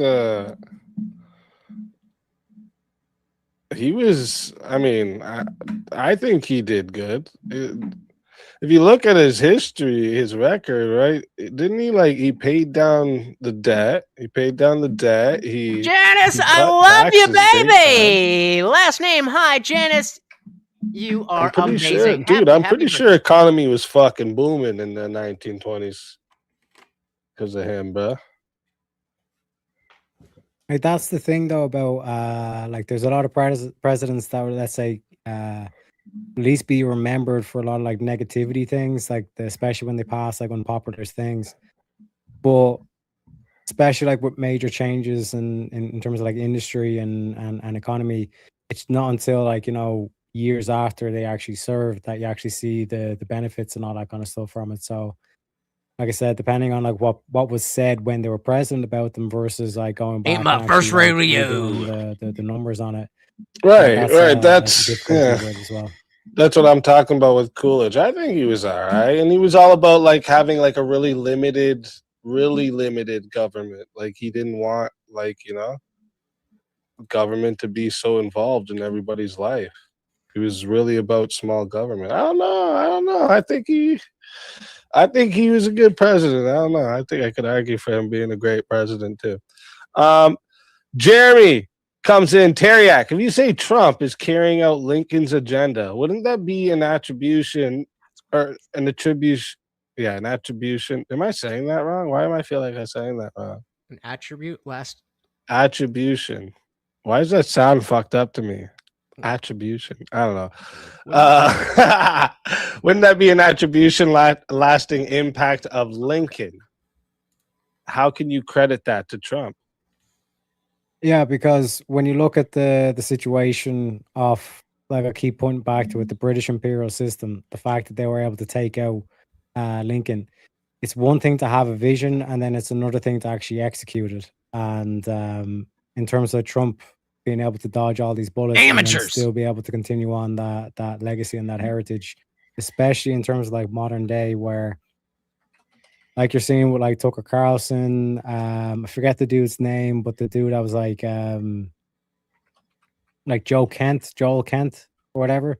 There's a lot of like moles in the ship, and like when you're in that kind of like situation, it's like one could argue it's a lot more difficult to actually wrestle back to sovereignty when you have so many, rats and snakes like that have already kind of infiltrated the system. All right. I think All right. I think that I think that's a fair answer, but I think that it's subjective. But putting weight on establishing the possibilities and then is a different thing from taking those potentialities and turning them into real things. So like if you're saying that Trump is carrying out Lincoln's agenda, I think the question is, are we weighing Lincoln's agenda versus Trump being able to actually do it? Like this is where we get to like, okay, who actually came up with the idea? Like typically when we see, especially like this is kind of a major thing in writing, or like TV shows and all this kind of stuff. When you have like a team of like 10, 20 individuals and they're all kind of brainstorming together in the room, obviously there's the dude that actually kind of pulls it all together, and like he typically gets all the credit and all the stuff. But in terms of like the iteration of the idea and the improvement over time and all this kind of stuff, that kind of gets factored into. And we kind of touched on that in terms of like Thomas Edison like had the light bulb idea. Other people would say Tesla and all this kind of stuff. But in terms of like the technology of like lighting that we have in modern day, that's where you get the kind of like subjectivity of the greatness kind of aspect. Do you know what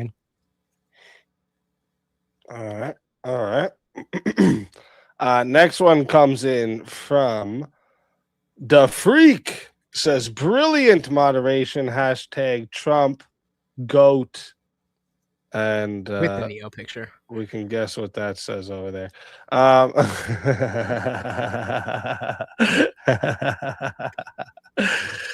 Shit. Thank you, The Freak. Appreciate that. Box coming in with $5 says, what even is sovereignty? That is a bullshit answer. We in America are all sovereign and not in a soft-sit kind of way. Is he cosplaying an American? Yeah, so sovereignty is like control over your destiny, essentially. And in terms of like when we say, like God would be an example of the sovereign, meaning like that's the ultimate power. So when you're talking about, especially like this stuff that goes, that gets thrown at Israel's way, where it's like Israel actually controls America. We're not a sovereign nation. That's basically what it means. We actually don't control, or we don't have the power over America. Power is with someone else. So in terms of like sovereignty, that's a key thing for a country to have. Because if you're not a sovereign country, like for example, like I would argue that Ireland's not a sovereign country. The EU mandates what we do, and we basically sit there and we have to take it. I was like, wait, what country is Ireland? Ireland. The Got it. accent.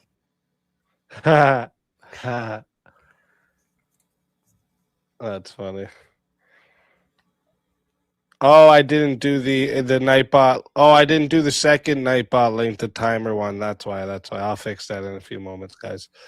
Next one is from Box as well. Says, we the people did these things, not our leaders. Ireland boy got it backwards. I am glad we left there. I will give him time to come around. Not the box. It's a typical kind of like aspect of, you know, this whole thing of like, oh, like we don't even need leadership. We're all equal. Basic egalitarianism propaganda. Like we need leaders. We need people to look up to. Like I said, it's a sad sight to see when, you know, people like don't respect leadership because it descends into chaos. Like that's where the whole like democracy aspect. Oh, we don't need leaders. We can all come together and vote our way through this. But if there's no actual like structure to it, Yeah, we love things Box. fall Box is apart. my resident lefty. Good dude. Good dude. But Nice. we got some stuff. We got to get him on the right path. But Nice. solid dude. We got Pseudo Master Chef coming in for 10. Says he's got the best and only official dance of any U.S. president ever. Rated. Hell That's yeah, wild. brother. That's wild. Oh shit! Hey, thank you, Rob, for the raid. I appreciate you big time. Welcome in, Neurons. Welcome in. We're in the Q&A section. We're about to open up the panel shortly. Welcome everybody. Thank you for coming in, and again, thank you, Rob. I appreciate that big time. Fuck it button says for 10. Get your shit together. Wilson made sure the Federal Reserve flew under the radar to pass. FDR made private gold ownership and minting illegal, giving the Fed its current might. Obama gave us Biden 2 times. Let's go. Test it. Can you guys hear me? Yeah, now we can. Yep. Okay, yeah, I just froze up for a second. Oh, and we Yeah, got a try to- JS raid. Welcome in, JS. And Damn. now JS's people. Welcome. Damn, everyone raiding now. Let's go. That's the thing. You always up so late. I can't ever get these raids because I go to sleep before these people are done. Yeah, I did. I started this time from way back when I started streaming. Not only it worked because I was like, I would leave stream and go to my actual job. Well, this is an actual job, but you know what I mean. I would go to my 9-to-5 job. And also, if you look at the times, right? If you look at like in Eastern time, if you go like from like 8 p.m. Eastern time to like 8 a.m. Eastern time, if you look at that across all the world's time zones, everybody has a moment of being either settling down at the end of the day or waking up and getting started for their day. These are prime moments for people to catch you on YouTube because that's what people do when they get up. Yup. This is people what do when they relax and sit down. This, right? So I thought about that too with my scheduling, and then it just stayed this way. Yeah, more power to you, brother. Which is the least controversial president of the last 80 years? The least controversial. Who was in 80 years ago? Least controversial.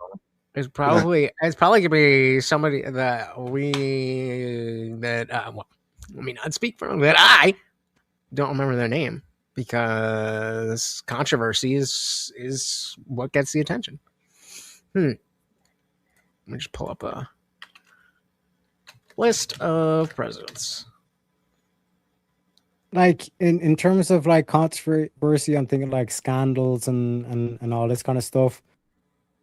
Really depends in terms of like how you're defining the controversy. I mean, like Reagan had the whole aspect of, you know, like speaking well and like doing that kind of like the proper thing. I mean, like you could argue like the most forgotten president would be the least controversial. Yeah, that's what I'm thinking. Um, But what do you think about Nixon minus the Watergate? Well, I think that was Like, had he not like got that caught? that was an operation in terms of my opinion. Other than that, like I probably would agree that like Nixon, you know, for as much as people didn't like him and all that kind of stuff, pretty solid. 76. So yeah, and that was that wasn't so that was when Ford was in. So we got Ford, Carter, Reagan, HW, Clinton, W. Bush, Obama, Biden, and Trump. So I guess Gerald Ford.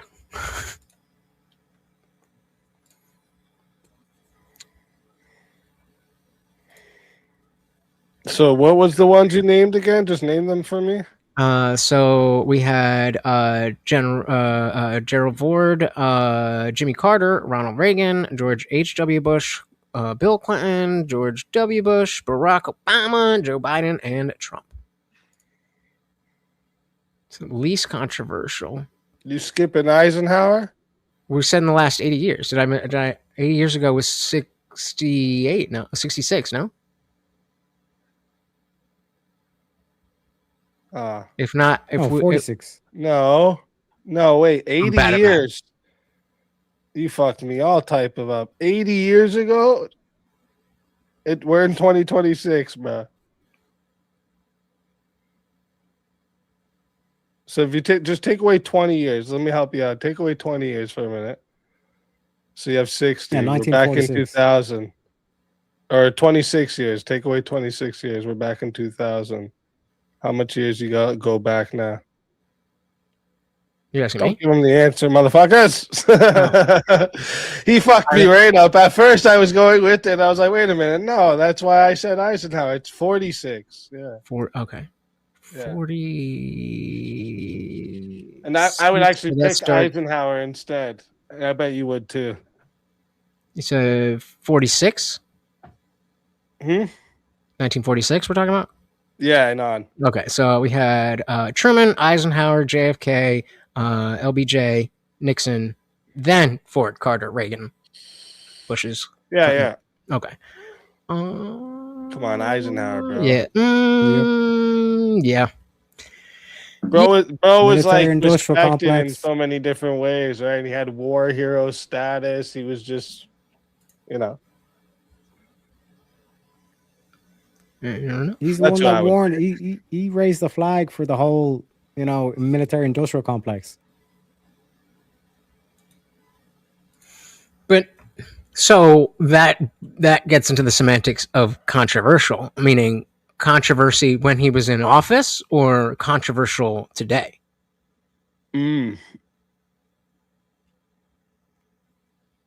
Well, even if you look at controversial today, is there any side that actually hates Eisenhower? Who hates Eisenhower? The British.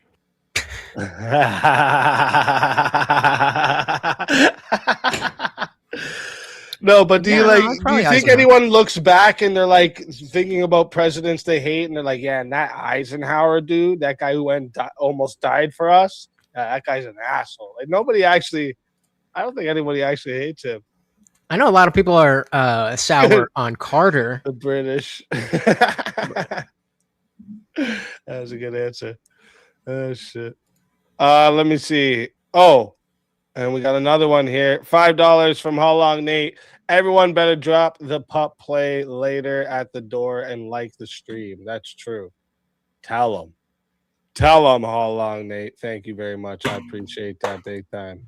All right, let me see. We got a little bit of time here. Let's see if we got any questions over here. From SD Guy 64, it says, Lutch, do you believe the current division in the country is because of Trump or because of the radicalized left extremists? I think that's a false dichotomy. I think it's a combination of both. Very clearly, the leftists are insane, but part of why we loved, especially Trump 1.0, is because he was taking that on and kind of speaking to the base, which then is going to alienate people who don't agree.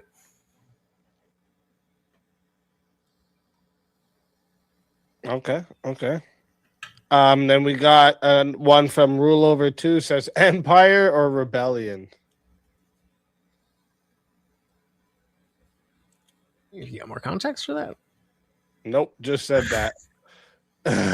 It's Empire, baby. I know it's kind of a hard pick because I don't even know what it's supposed to be referring to. How about this one is from Tim, the Real Enchanter, says, Lutch, in the prompt, the keyword is referencing the present. How can any of Trump's future actions or inactions factor into it? Taryak is arguing he currently is the greatest.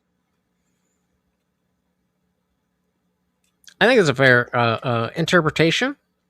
I think that the aspect of the history of the U.S. undercuts that, but yeah, fair enough. Okay. Oh, yes, Star Wars. May the 4th be with you. I get it. Ha ha ha. Ha ha ha. Nerd alert. No, I'm just... We should have had a Star Wars music. Real quick though, I've never seen any Star Wars movies, and I was gonna do it today, but I forgot about this. But we are gonna do a Star Wars watch through on Rumble, so come on through. Okay. Not tonight, but I mean tomorrow. You don't you're not missing anything, just telling you. But anyways, it's just too big in culture for me not to understand. And there's a lot where it's like my parents came here in the early 80s, so like a lot of stuff from the 70s, 80s, and early 90s before I was checking out my own thing, it didn't get passed down. Fair enough. I didn't watch until Star Wars 3, and they didn't come out like 1, 2, 3. It came out like some like fucking 6, 4, 5, 2, 5, 4. Like it was weird how they came out. But when they came out with 3, it's like more modernized and stuff. And that's when I went to the theaters to watch it. And I was like, well, now I gotta watch all of them because this was actually pretty cool. But then I watched the other ones, and I was like, yeah, these aren't that great. The storyline is good though. If you can get over the cheesiness of the space nerdy shit, the storyline's really fucking great. So that's what I hear. I'm not into like the intergalactic space monsters and shit. Like I'm just not into it, bro. I'm just, there's something about it that gets a little like cheesy to me, right? I see Jabba the Hutt and he's in there, and I'm like, cool, dude. I'm losing it here, bro. Well, that's why I've never really been like, all right, yo, let me throw this on. The thing is, like, let me get some people who know like the lore and then this and that, and we'll watch and be like, oh, that happened here, and that. Give me some more than just watching. So I just watch it by myself. But if you pay attention to the storyline, it is really good, actually, really good. And I think you'll be convinced that the dark side is actually the good people. Just saying. We'll see. Pay attention close enough and you'll understand what I mean. I'm taking a note of that. Yeah, take a note of that. But all right, guys, that wraps up the Q&A for tonight. Big, huge thank you to everyone in the live chat for all the questions, the engagement, the support. This is what allows me to keep bringing you these debates and the entire Sorts of Reason experience week after week. I appreciate every single one of you. And of course, a huge thank you to our debaters for stepping into the arena tonight, sharpening their ideas in front of all of us. Before we move on, let me check real quick. Are either of you planning to hang out for the open panel? Yes, sir. Yeah, I am, but I'm just going to run down real quick. Be about 20, 30 minutes just to get something to eat. Okay, yeah. Only once a day. So I'll be Eating's for pussies. Eating's for pussies. All right. So what we're going to do next here is we're going to roll the outro. It's a debate outro song and video. It's going to run for about 4 minutes. Perfect time. Everyone hit the washroom, grab a drink, do whatever you need to do. You got the replay. Check that shit out. Welcome to the party. That's why I took a note. Shut out, Nate. That's why I took a note. Hey, I watched them, and I do like the story. I just don't like space shit that much. All right, Twilight Zone was cool. Anyone is welcome to come hop in, continue the conversation on tonight's topic. Remember, just come ready to think, question, debate, obviously. If you're trying to come up to troll, spurg over everyone, bring personal dramas, you're just going to get muted and then most likely booted real quick. So while you're ahead with that idea, just quit. And before we run the outro, one last reminder, make sure you subscribe to both debaters, okay? The links are in the description. If you're joining these debates, hit the subscribe on the SpeakeaZy channel as well so you don't miss any upcoming Swords of Reasons, Mondays, Tuesdays, Wednesdays, and sometimes extra days, all right? This is where logic meets passion, all right? Let's roll the outro. And I'll see you all in a few minutes for the chaos and chill. All right, I'm gonna grab.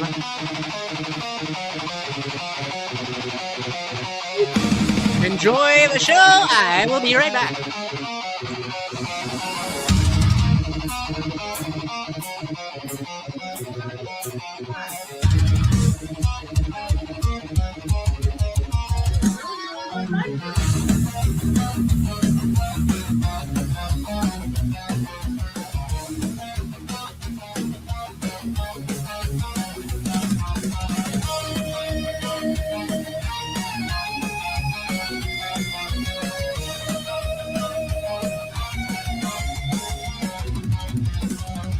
Step into the circle where the echoes collide. Truth through the static, no place to hide. Iron tongue, sharpen fire in our breath. We dance with conviction on the edge of death. Your words are bullets, mine are storms. Ideas forged where lightning forms. No I retreat, guess no we're not center. doing any push-ups tonight, hey! We clash our swords of reason. Cut through life with steel precision. No faith, no fear, just rock. We'll POV that right here. So we can hear. We'll come here. Costco said, I read a lot of sci-fi, but the movies mostly suck no matter which series. You can describe very little in visual form. Well, I am someone who thinks generally that TV, movies, visual media is something that is legit. So I'm gonna be here. And I always say, guys, like the live part is what's good. So, like, tell Blueberry, just stay live and then watch the replay later.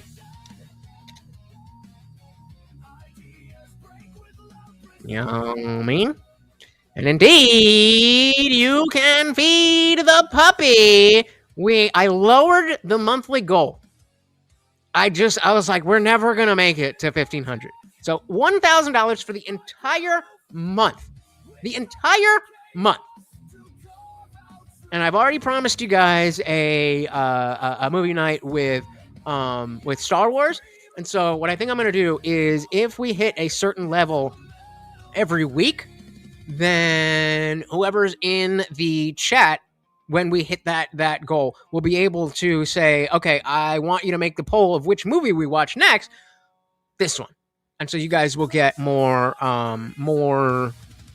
say, just by being here. Yeah, man. I mean, I hate that it works this way. I hate that it works this way. But like, if what do we get? $9? We got $14. I mean, it's not horrible, but like, if I have to choose between doing this, where there's a lot of prep, there's a lot of backup, I can lose, I can look bad, all these things, and then I can't really talk to you guys, so you just don't know. We're not going to be able to do it anymore. Like, if there's someone, like, because I took this one, it's fun, it's Taryak, I'm not like, it's whatever. Like it's not the same thing as like when I debated Jim Bob and Andrew Wilson and stuff like that. It's more just like a inter-community type deal. But I don't know. Don't make me choose. Don't make me choose. I thought there was a reset.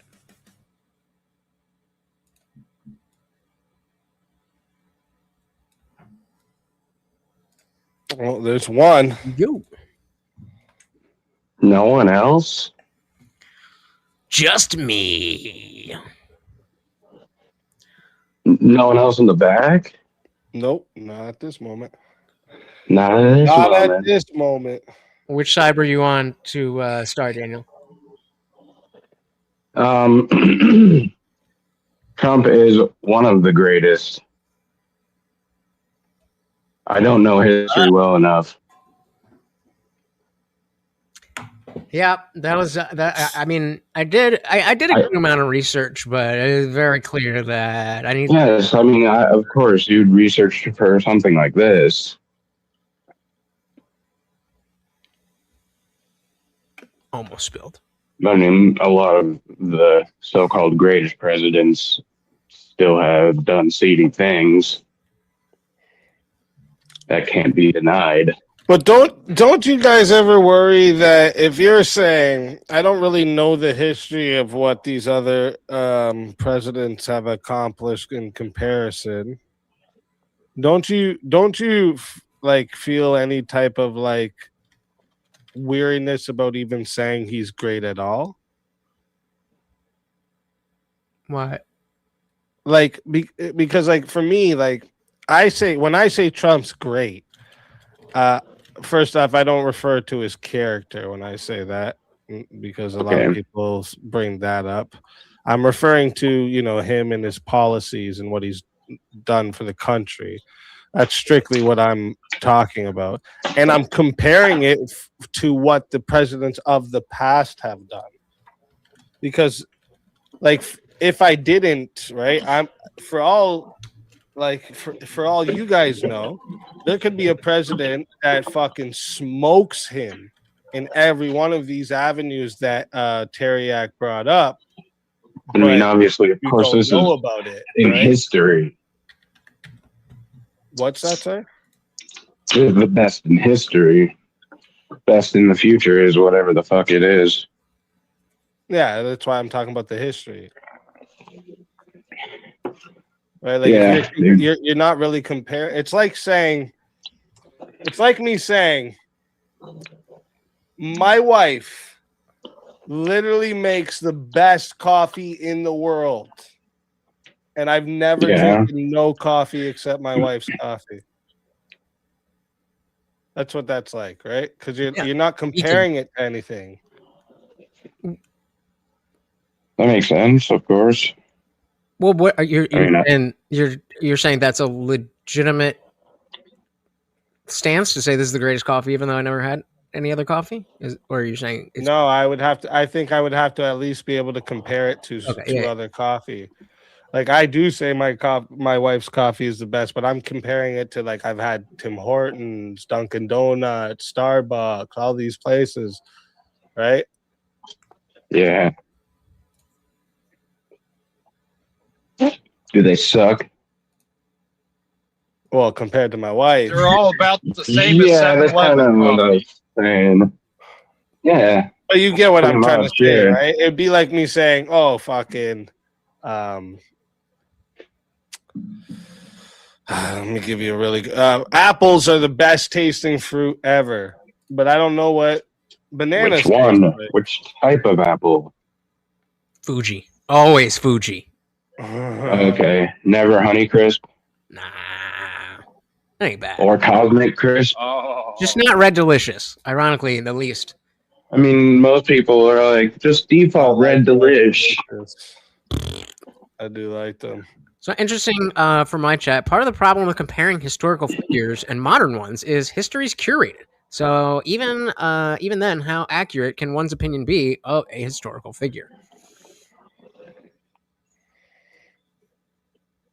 Sure, you'd have to be putting some trust into the historical records, of course. Yeah, I think if we establish, okay, we're going based on the information that we have, and if they lied, then like, okay, they lied, but we're just going right. We can't do anything about that, right? It's like saying, you know what? All this time, that color you're wearing, Speakeasy, is actually called orange. Ha ha ha! Not red. You've called it red this whole time, you stupid fuck. Be like, well, I didn't know. Y'all were lying to me, motherfucker. In the chat, we were lying. But yeah, that's the way. That's actually why I like history so much, because I'm comparing what's going on now all the time to what has happened before. And you know, the old saying, history repeats itself. It comes from not knowing the history and people being able to do the same shit. History is something cool. I see someone back there. Well, Pseudo Master Chef, you're good. But Right of Righteous, I can't remember if you've been on or not. I can't remember. Could you just throw your cam on, give me a peace sign, and then you can turn it back off to come up? Lovely. Okay, word. Yeah, you can. All right. Bring them up. Welcome. I'm expecting the onslaught. Where's it at? I thought there'd be like maybe Apparently, 6 it's been more. quiet late everywhere coming today, in. though. Isn't saying like Yeah, I was late coming in. I was in some really bad signal areas and not able to get the whole thing. But the one thing that people need to remember is a lot of folks your age, and you know, the group Different, just younger than but me. same. And I'll call that from 30 to mid 20s. That's active right now. They really only know politics for the last 20 years. Mm-hmm. If they've been paying attention at all. The younger ones, 20-year-olds, they really only know politics for the last 10 years.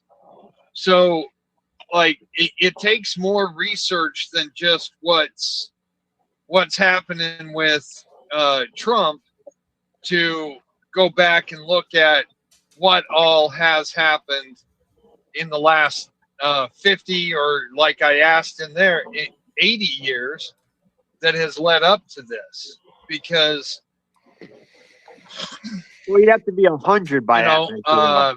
And Taryak took on like the bigger burden there. That's why you kind of like, you did have an easier burden on you, for sure, Lutch. Like, again, he was making a affirmative statement of him being better than all the presidents. You didn't even have to, you know, do that. And like, you can just take that note for next time. Like, you don't have to say someone's the greatest to say someone else isn't. You just have to show one person that's greater than that person they're saying is the greatest. You don't have to There's always going to be a greater. Your greater person is also the greatest. You understand what I'm saying? Yeah, definitely. Yeah, well, you have to be like 100 to say for sure. Like one bit of history that. Sorry, guys. That's why it would have been harder for Taryak. Because if you would have found like some president that like you could have compared those things Taryak was using, and beat out Taryak by his own standards, you wouldn't have even had to say he's the greatest. You just say, yeah, see, there's a greater president that's not the greatest.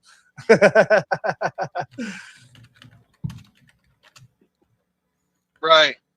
Well, like one thing, the largest thing that smeared Reagan was actually the Iran-Contra affair, where he actually helped supply in the short little war that there was in the 80s when they took back, when the mullahs took back Iran. He was supplying the pre-existing regime with RPGs and guns and stuff like that to help repel the Islamists. That was looked at as really outside of the scope of what the U.S. should do. And then it turns out, oh no, CIA's been doing all that stuff forever ago. But even from 84 to today, so for the last 42 years, there's already been a history of the U.S. involvement in trying to contain the Islamists from Iran. So it's not just a Trump thing. It has been going on for a while. What about Reagan as far as immigration? He's really the first one to cause us to I get. wanted to mention bring him that too. back I up wanted to real mention quick. him too. Yeah, this one from Isaac here says, if Trump stops the Muslim invasion, you bet. You bet. Yeah. What if communism Right. almost starts Well, and then he stops so it? Reagan with this. Sorry, go ahead. Well, back to Chad a second ago, though. I mean, if it were the case that were going on right now, I mean, we can pretend it's not, or we can just kind of look at reality. Wouldn't it be better if this kind of put a halt on it, or would you guys say this is going to maybe accelerate that? I mean, isn't it the case when we kind of start getting into the Middle East, they start coming Accelerate here? The immigration to America and also other Western nations such as the UK, for example, which is going on already. Yeah, Or right now. I mean, where do they go after we, I don't know, disrupt their nation? Where do they go? Do they stay there usually and actually do a revolution, or do they kind of just run away and try to make their roots somewhere else?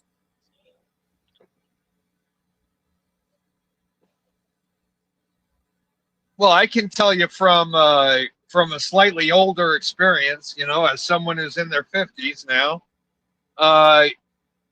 there are not, unlike Latin American countries, there are not neighboring nations that people can go into safely because they all basically hate each other, right?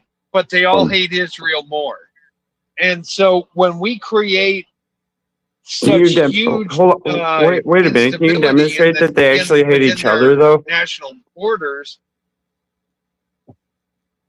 Hold on. I mean, also. Oh yes, the Middle East has been at war since the Bible's been recording it. Well, sure. I mean, there's certain parts. I wouldn't say the entire thing. I would say it's divided. There's some sort of a divider there. Yeah, obviously through history, but I wouldn't say the entire Middle East is divided. Or I mean, I would say it's divided, but it's not all at war with each other. Is where I was kind of going with that. There's a lot of violence. No, you've got three major sects of Islam that are spread around and in little pockets. So can these Houthis actually get safely across the Sunni territory into a neighboring Houthi? I'm sorry, I was kind of distracted by the Was that echo. my feedback? That was that was Dog here. But Nate, okay, yeah, good to see you, by the way. But Nate, just before you keep going, because I think Right of Righteous needs you to repeat. Hey, yourself. great to see you.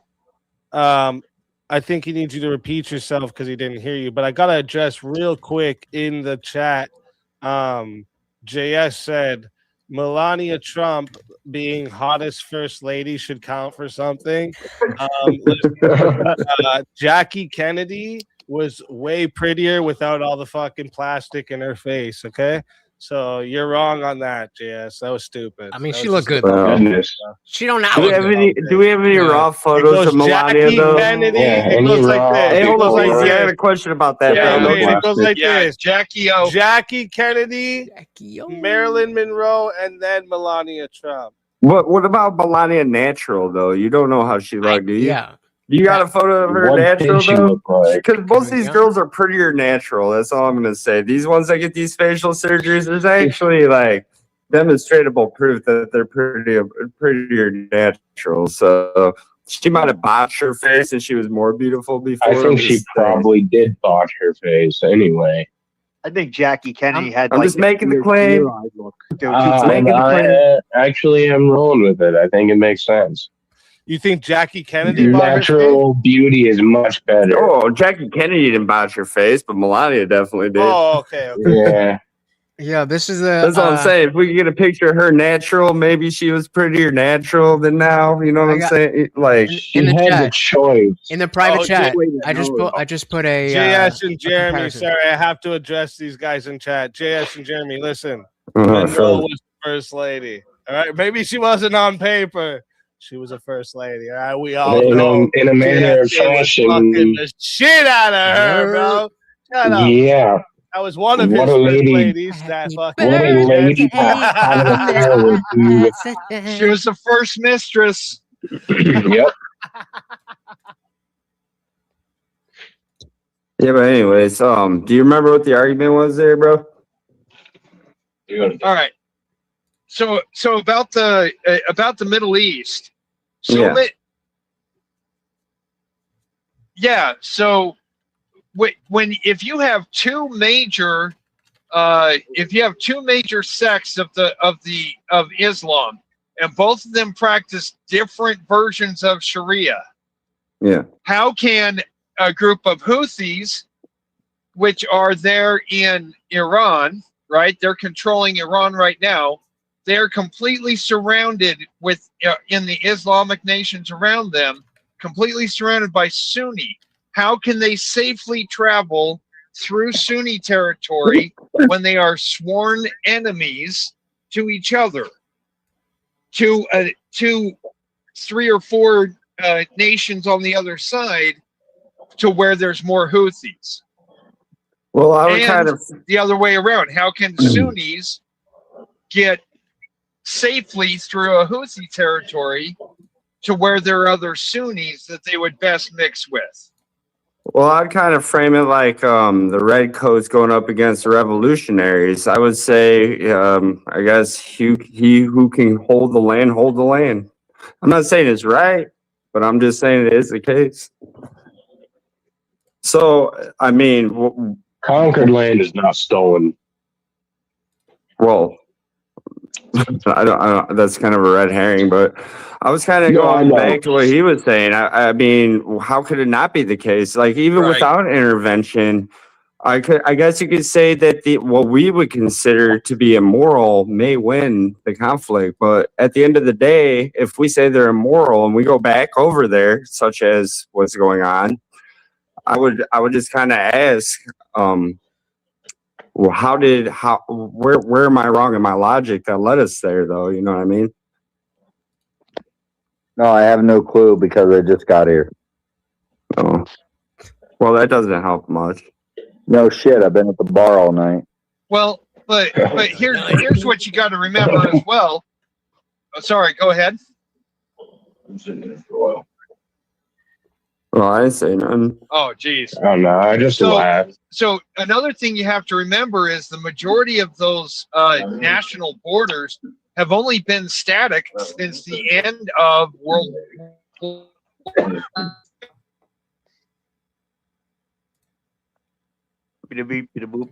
Boys, am I lagging out here? Like, I just lagged out a second ago for like a whole minute. So, The droids have found us. oh shit.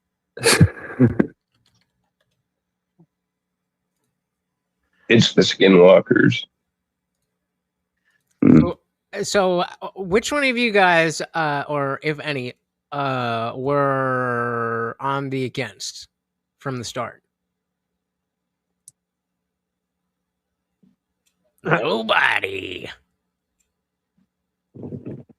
Nobody? It's kind of hard. I mean, I'm just gonna be like, I'm biased. I'm say, yeah, I think Trump's the greatest president, but like, really, I don't know everything about every other U.S. president in history.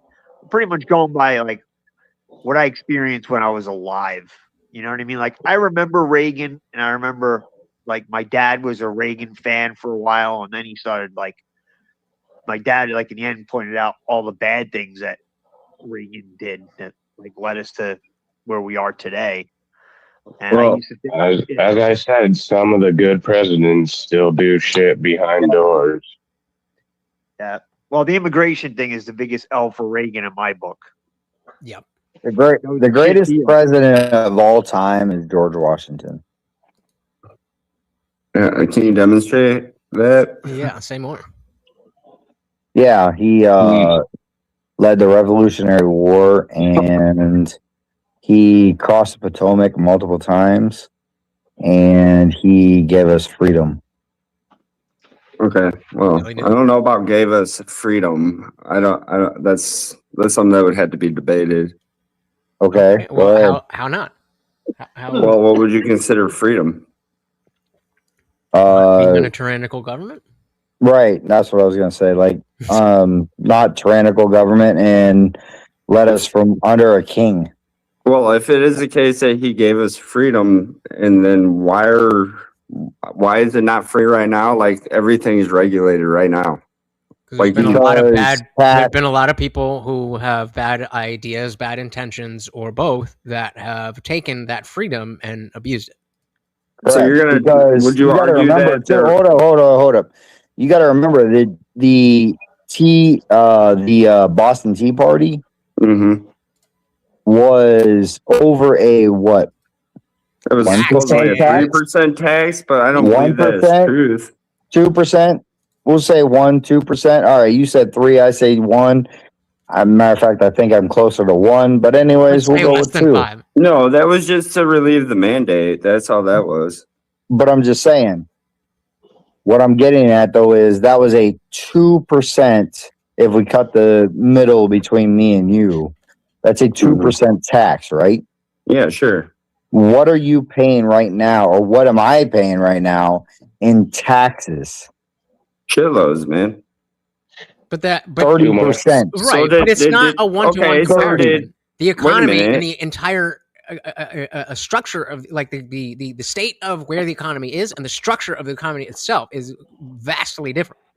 Okay, well, it kind of sounds like George Washington didn't offer us any of this. Sorry, you said George Washington what?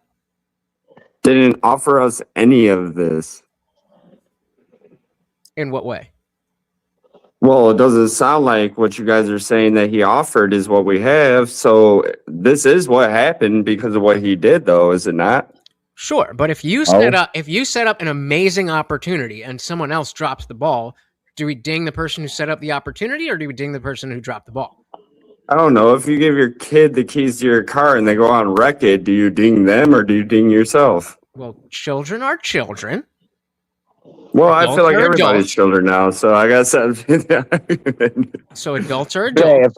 Okay, the question is, okay, people can self-govern because that was the right of freedom. Do you believe people can self-govern? Because I've seen people not even be able to put their carts back in the corral as grown adults, as you're claiming we are. How many votes are they getting? How many votes are they getting? Did you hear what I just asked you? Yes, I'm asking you of the people who can't put their cards away, how many votes are they getting? How does that matter? These are the people that are voting. We're talking about the presidency. We're talking about these are the people that are voting, though, for the president. These are the people that can't govern themselves. How do they even know what governance is? Okay, so who changed that? George Washington, of course. Well, yeah, I would say the idea of freedom amongst human beings may not be a good idea. Therefore, universal suffrage may not be a good idea. I don't know. Oh, so again, you're saying this person set up an amazing opportunity for an entire nation and extensively the world, but other people fucked it up. So the guy that gave us this amazing opportunity is shit. That's your argument? Well, yeah, because you should have known if you're that smart that people can't actually handle freedom, even at that point in life. But again, we're not talking about a direct democracy where each fucking average Joe gets that much of a say. That's the Republican aspect of it. No, it's really? a power Yeah. block. I'll grant that. I'll grant that. But at the same time, you can say it's a power block, but like the people voting for one side of that, for example, may not be able to self-govern at all. And maybe some of the people voting for the other side can't self-govern. So what is the point So, of okay, wait. Can a you define? society of governance So where did we can't even everybody put our have a carts away, bro? Can did you everybody establish? have a vote? Did everybody have a vote when George Washington? No, No, they not didn't. everybody did. But he gave the opportunity for this because the ideology that he presented no. was freedom. So if I hand No. you, That was your claim. if I no, hand it you a wasn't. knife, That was his because claim. you're It ain't even hold mine. on. If I give you a knife because you're trying to cook dinner and all you've got is scissors, and I give you a high quality knife that allow you to really chop, get your vegetables exactly where you need them, get your steaks and whatever. I give you this amazing knife, If I have two and you scissors, that's hold on, two knives. and you shove it in your eye. Oh. Should I be dinged for the fact that you took a knife and stabbed it in your eye? No, Or is that on freedom you? should be. Talking That's about what I was scissors. trying to say. Is people shouldn't have the freedom to do so. Almost like I like. You're anti-freedom. Okay, now it makes sense. Well, no, So I'm my- anti your you're- idea of freedom. You think freedom is not the choice to choose between good and evil, but the choice to do whatever the hell you want, like stab a knife into your eye. Isn't Mr. Libertarian my rights? You have the rights to do that? No, Yeah, the no. right- I take kind of Dostoevsky's idea of what freedom is into account whenever I think about freedom. No, not you, Mr. Indian dude. He's Mr. Oh. Rights guy. He has the rights. You have the right to do that. To do what? To Wait, establish what? an Yeah, eye? Yeah, you're sure. giving. I'm not Yeah, saying you don't yeah. have the right. That wasn't the question. The question is, who do we ding to say that it's fault that this person died? Me, who supplied the knife, or the person who actually used the knife to end their life? I blame the idea of freedom of choice, and I think that's what you think Okay. freedom is. When you say freedom and I say freedom, it's two different things, dude. Okay, what do you mean by freedom? I mean, the freedom is the only freedom we have is to choose between good and evil. Therefore, upwind of that would be an ethical system that enforces the ideology of good and evil, and or at least propagandizes it or something. That's the ethical founding of the country, is what I would say. We knew the difference between good and bad. That's very Sith. So what is the part that George Washington did wrong? Offer freedom? Is that what you're saying? No, it's your claim of He what took freedom is. freedom. What I was kind of. He took that shit from the English. What do you mean? He was a very brutal fucking. He was the OG of America. Yeah, He was the greatest. He was supposed to be Yeah, clairvoyant he was and like see fucking all the people up bad for things sure. and then take away the freedom so that nobody could do anything bad. What Well, is did it? you What is it imagine that Ben all the Franklin people that said? offered him freedom? He who would sacrifice liberty for safety deserves I mean, that's just a neither. fun He took the freedom from the English to get the fuck out of here, and then we got our own freedom, right? He was actually in the trenches too. You know what I mean? He was a general. He was the beast. He was the fucking beast, dude. I mean, he is the. See, you lost this debate tonight because you could have used him as he was the best president that started the country.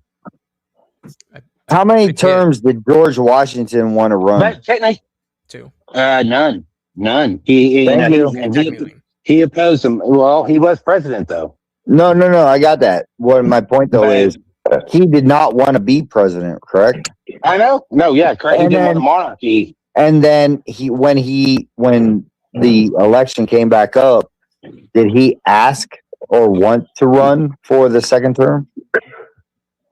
No, he.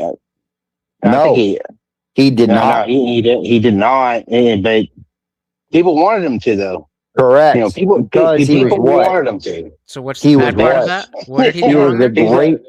He was a He was great a- He was leader. such a good president that people wanted him to be the president again, and that's bad? What? Why is that Well, bad? he was the only president. He was Wait, the why only is that bad? president Why at is the that bad? time, dude. Why is that Well, bad? he was the only. Gooch, There was Gooch. no comparison. Why is that There bad? was no comparison. There was no comparison to any other president. But there was other people that No, ran I'm against not him. asking you a comparative thing. I'm saying you are saying that because You're people asking like- me to compare something that's not there. No. He's like, No. yes. Okay, so let me Oh, say it okay. again Oh. so you can understand. You didn't say nothing at all. Are you saying that because other people said that Washington was so good that they wanted him to run a second term, or to I said be they wanted him to. He didn't want to. Well, that's what Can I go happened. now? Can I go now? Can I go now? My turn? My turn? My turn? So what I'm saying... Is it your turn? Is it your turn? Is it your turn? They can do that shit all day, dude. Just go, bro. Go. Say what you got to say. Okay, so I am asking that, are you saying that because people liked him, it was a bad thing? Because that's what you just said. No. So I just want to make sure. No, okay. no. How's that said, not what you said? You were talking about him not wanting to be the president, and that people wanted him to do it, and then you boiled that down to a bad thing. What was the bad thing about that? No. I didn't say anything about him being bad. I didn't say anything. He was a fucking OG. He didn't want to do it because he fought the fucking kingdom. He just fought the fucking English off. He doesn't want a monarchy. He didn't want himself to become a monarch. This is the foundation of the United States of America. The first president. That was my position. I'm arguing. I was. You said you could have brought up George Washington.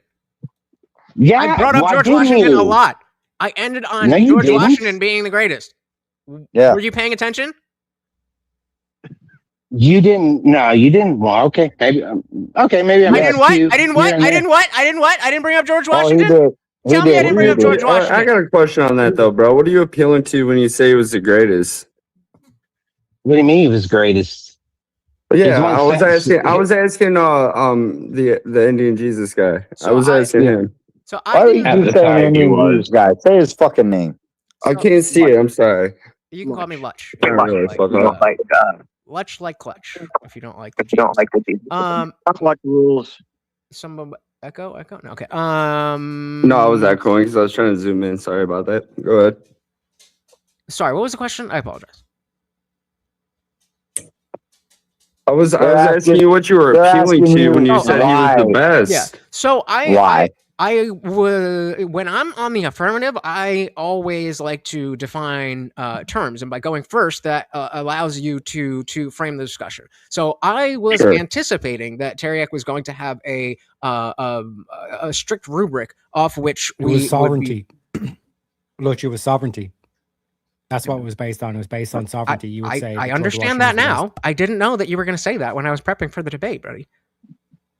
So that's how time works. So I was expecting to be working off of his framework, and his framework didn't align with the arguments that I was making, and so I. For your debate prep. Yeah. And so, you said you didn't do prep at all. And I'm sorry if you did say something about George Washington being the best, but when I caught in, I didn't hear you say shit about George. Many times. That was the first thing I said and the last thing I said. That George Washington. Well, we had to give somebody not Trump, right? One sec. They asked you what. It's Luch. I'm sorry about that, bro. One sec, boys. What had happened was we got to the point where because Lutch was correct when he was saying that he didn't have to pick someone as the greatest, but then we got to the point of Lutch. That's where I caught in was the last part. We're I don't have to get the. But then Lutch did agree after that. He thinks that George Washington is greater than Trump. So he was trying to but he did also say that he would need to look a little more into some of the specifics around Washington so he could compare it directly to Trump. Okay. Well, that's kind of where my question came from, because I was kind of appealing to what is great there. He did say something about freedom, kind of went into freedom a little bit there at the end there. I was just kind of trying to pick your brain for ideas there, man. That's all I was doing. Yeah. So. Well, and I mean, I took the. Well, ask right. Oh, sorry, Lutch. Go. You can answer first before you. I was just gonna say. I was just gonna say Taryak was the one that took the stance that Trump is the greatest out of all of them. So if you have any of those questions for Taryak, he'd be. No, I was actually asking Lutch that, because in order to say you're not, you must have a standard for this claim. Right, and so and again, I'm mea culpa. I failed there, but I'm usually when I do these debates on whatever, I happen to end up on the affirmative, and so when I set up the standards and I the got you. semantics I of it, see. then I was expecting that. So Taryak is going to say, Okay, yeah. if we're talking about Yeah. greatness must mean X, Y, and Z, and then I had notes on the three presidents that What I are the brought up. standards of greatness? Yeah.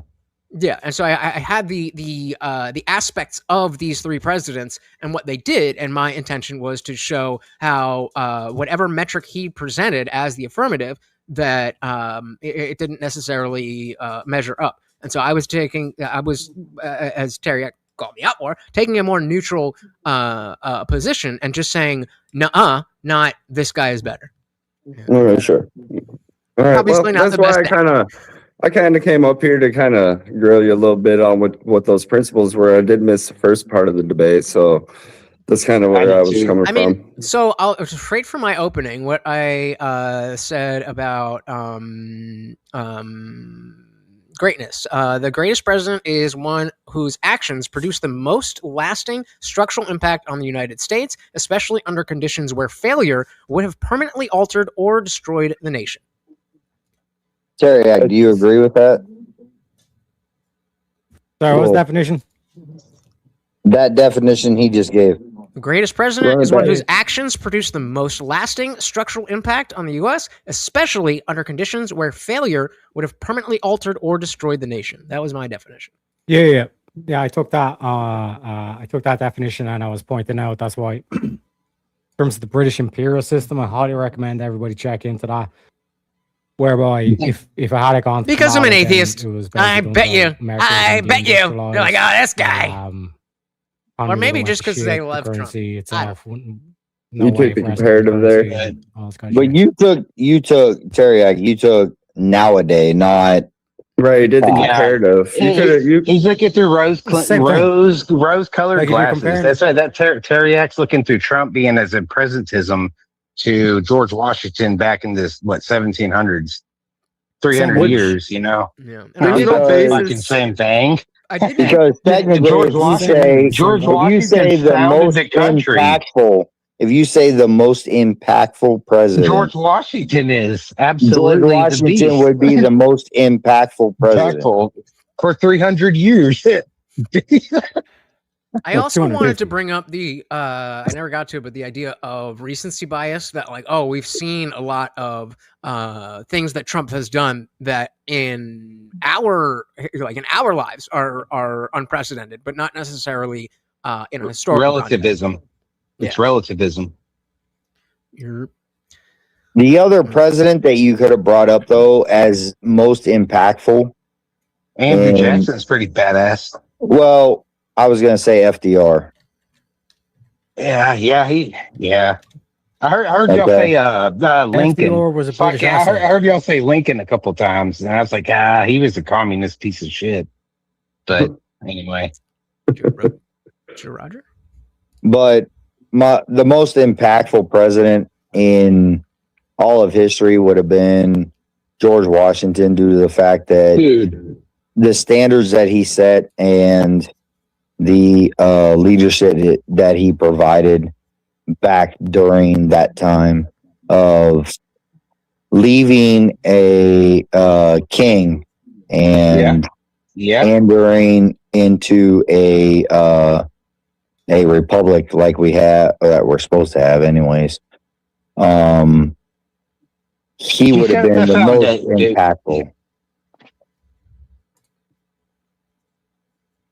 I guess. Because you got to remember also, George Washington did not want to be president, even though he led some of the greatest charges. Jack didn't want to be leader and lost, but okay. He actually fought the redcoats. You know, he went in there and battled them motherfuckers. He also floated the Potomac back and forth. Yep. Multiple times. A lot of people know about like George Washington going across the Potomac one time, so on and so forth. No. Actually, I think he crossed the Potomac 3 to 4 times during that whole war, during that whole conflict and everything else. The other thing too is George Washington also did not want to have a second term, which actually set a standard, even though there was no law and or anything else. He kind of set a precedence up until FDR. And Was there then, even a Congress or a Senate at that time? I mean, the U.S. that was in its infancy. You know what I mean? Like he turned that shit down. He could have had everything, right? He could have been a monarch. No, he could have. He could have ran for the second. He could have ran for a third. He could have ran for a fourth. He could have ran really, literally until he was like basically, we'll just say hypothetically, a king of the United States. But that is not what he wanted. That is why everybody up until FDR only ran for 2 terms. There was a president set that Trump didn't want to be president because of president. Yeah, but or president doesn't enforce the laws. Yes, it does. Well, No. What exactly do you mean? Yes, The people yes, enforce the no, laws. no. If you go to court, there is a president set. In other words, if and if there's no police to bring me to court, then the precedent don't mean shit. Okay, and I can't be arrested on Sunday in Ohio because there's a law, even though I can still be arrested in Ohio on Sunday. What are you talking about? But if Ohio turns into a dictatorship, you can get arrested on Sunday. Force. No, because Ohio can't be because of the federal law. What do you mean by force? If America turns into a dictatorship, you can get arrested on Sunday. So now you change it from Ohio to United States. According to the dictator, sure. A piece of paper ain't good. Like this is the whole counter argument to the whole like, United States falls under the Sharia this whole law. aspect of like a now every woman constitution has is to only cover as their good as face and if it's everything able else. to be enforced. That's the frustrating part. Okay. And I don't know enough. What is your to knock it all down? While the precedent or the idea is is good, while it comes down to the people themselves. Right. There'll be a civil war like we did before. That's what will happen. It'll be this idea against this idea. That's what'll happen through force. Can we Say get back we don't to like Trump? well Trump, but Trump's not the greatest. I wouldn't say he's the greatest because George Washington trumps him all day. I mean, that's just the easy wash. That's a win. Why? What about all Hillary, day, every what about day? Hillary Clinton, though? What about Hillary Clinton? Impact. What would it be if she won? Why? Because of the definition that was given. Okay, listen to the definition. Yeah. Listen to the definition that was given. Period. Yeah, give the definition. I'm listening. Okay. Well, greatest I was president. waiting for a definition. The greatest I think president. this dude is just saying random shit. The greatest president is the one whose actions produced the most lasting structural impact on the U.S., especially under conditions where failure would have permanently altered or destroyed the nation. I don't know anything specifically that if Trump had failed, that it would be the end of the nation.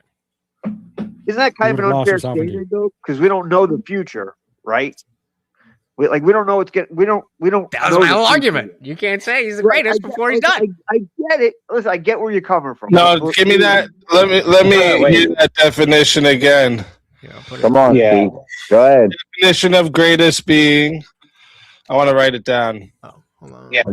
So I can read it word for word. The most impactful.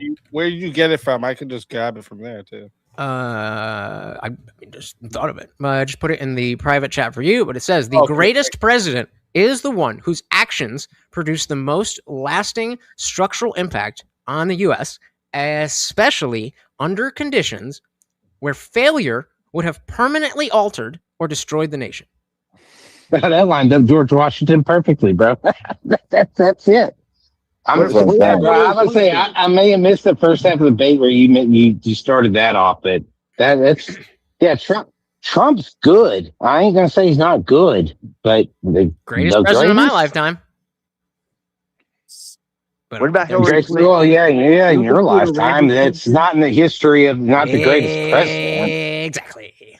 What about Hillary Do you Clinton? realize Who that put like ran the country into the good ground? denotes morality, great denotes size or power? No. Now So you're we're talking adding. about morality You're adding too. now in Well, wait a 25, minute. 2026. So definition, of what? just so I can be clear, and everyone else can be clear up here. Sure. So I'm reading through it here. It says this part is where you have an issue, especially under conditions where failure would have permanently altered or destroyed the nation. What is failure? Not succeeding. Failure Civil do war so or collapse. exactly as we talked about when Lincoln suspended habeas corpus, and that is an infringement on the rights, but it is doing what needs to be done. I don't. But like things like, let's say, unsustainable debt, over centralizations of power, economic instabilities, would these also be failures? Yeah. No. Well, in a roundabout way, but no. But I would say the roundabout. I would say the failure of the nation. In other words, the nation collapses. But it's the next part of the sentence is answering what you're saying. So the failure of whatever would lead to the end of the Failure of a nation. Right. So So I think the end of the nation. whatever No it more is debt, that you no, need, all of it collapse. X needs to be done so that America doesn't fall. If you fail to do X, then you are not a great president. Obama, like kind of Obama. If we got an Obama for 16 years, we'd have been, kind of like there. Like So first of all, like if I am a not a president communist. says something like, say, like the transformation of America into like a bloated, debt-driven federal system, would that be a failure that a president faces? And if they are able to face that threat, it would also be looked at a great achievement. Hold on. Stop. Say that again. When the federal, sorry. Yeah, if a president faced the transformation of America into a permanently debt-driven federal system, like the Federal Reserve. So do you think if someone faced something like this and was able to overcome, would that Federal be Reserve was 1913. Federal Reserve that was like He's not asking 1913. about the Federal Reserve. No, Yeah, basically no, what he's saying no, is if it no, turned no. into a communist shithole, would that count as America turning into a failure? Yes. Okay. That is fundamentally against what the founding was. Woodrow Wilson. So let me tell you. I'll tell you why. I know why he said that. Well, no, I'm about to flip it on all of you, right? So, under Coolidge, the federal spending was significantly. The national debt was reduced. All right. The tax system was completely restructured towards growth. Yeah. So, and the whole idea was to limit the scope of the government with Coolidge. So, do you think that's a successful, great president? What's that got to do with George Washington? Does it make him the greatest? That don't make him the greatest. The greatest is George Washington, bro. You can't I'm going take to that flip away it back from to you, Easy. What's that got to do with Washington? I'll tell Sounds you. like you're speaking from emotions. Yeah. What do you mean? Speaking of the fact that Washington Abe. founded it. Washington Abe. structure, and Coolidge was the one that refined how it actually functions under. Okay, hold on. You said Coolidge refined. Restructured. Yeah, he did something different than Washington wanted to. Optimize the structure. Yeah. Okay, was George Washington part of setting up the Constitution? You realize that George Washington wasn't like the one who started America. He was just the first president. He was one man in many men who wrote all of the drafted papers. But he was the first man to run the country, though, right? He was the first Was he executive. part? Was he the first Listen, one? Hold on. Was he the He first was the president? Yes. Was he the first Simon. president? Okay. Listen. Yeah. Holy shit. Was he Listen. part Shut up Was, for a of? was he the second. first president? I already said yes. If you would shut your Okay. mouth for a It second, don't you'd be able matter. to hear other people speak. Listen, Okay. he was the first president. He was the first president because he Right. was the head general of the military of the forces who stood against Right the on. Does British anyone up forces here in the know U.S. B Gaming B? Wait, what's What? B Gaming B. No. Sorry, bro. All right, that's Never someone. mind. If you could just you can turn it back off before you get pulled up. But if you could just throw your cam on, give me a peace sign, so I know there's a person actually. You guys kept saying he could have run for more terms. There wasn't a 4-year term for a presidency when the country first started. They literally put him in the presidential seat, and they didn't even know when he would step out of that presidential seat. There was no set amount of time at that point in time. He set the president. Correct? He set the what? President. President. You know, president and precedent are two different things, right? One's a legal Who was term and after- one's a position. Okay, All right, I've been drinking for a little while. All right, shut the fuck up. No Abe. shit. Talking clearly. Yeah, otherwise. all I'm seeing is a black screen there. B. Oh, All right. He set the presidents, correct? Precedent. I think he meant precedent. Yes, he set the precedent. As There a, we go. as the first president, he set the precedent for what would precede him, maybe. Coolidge. Hold on, wait. You're talking about Coolidge? When was Coolidge? No, what? No. Speakeasy said something about Coolidge, right? That was 1929. You're talking about doing 1929. Don't know. Yeah. What about it? Right. Yeah, that was right after World War I, going into World War II, right? I'm not sure what this has to do with anything I brought up. Between them, yeah. Well, that's when there's like socialism and all this other stuff. What? What was your thing about Coolidge being the great? Or are you saying he was the greatest? He reduced the national debt, federal spending was cut, and the tax system was completely restructured toward growth. And his whole idea was limited government, which was the main intention for government to begin with. He wanted to go back to what I should have been better was with that. getting I away from should have been everyone. better at that. But Well, he served his 8 terms. I mean, he couldn't be president again. Cool. I don't know if that make him the greatest.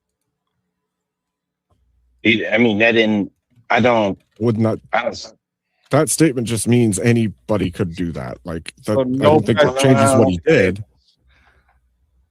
Well, that kind Actually, of there is we're presidents all who kind serve of for more arguing than here 2 there. terms, by the way. There is. I think that's which ones? There's presidents prior to the law. Yeah, prior. Us putting in.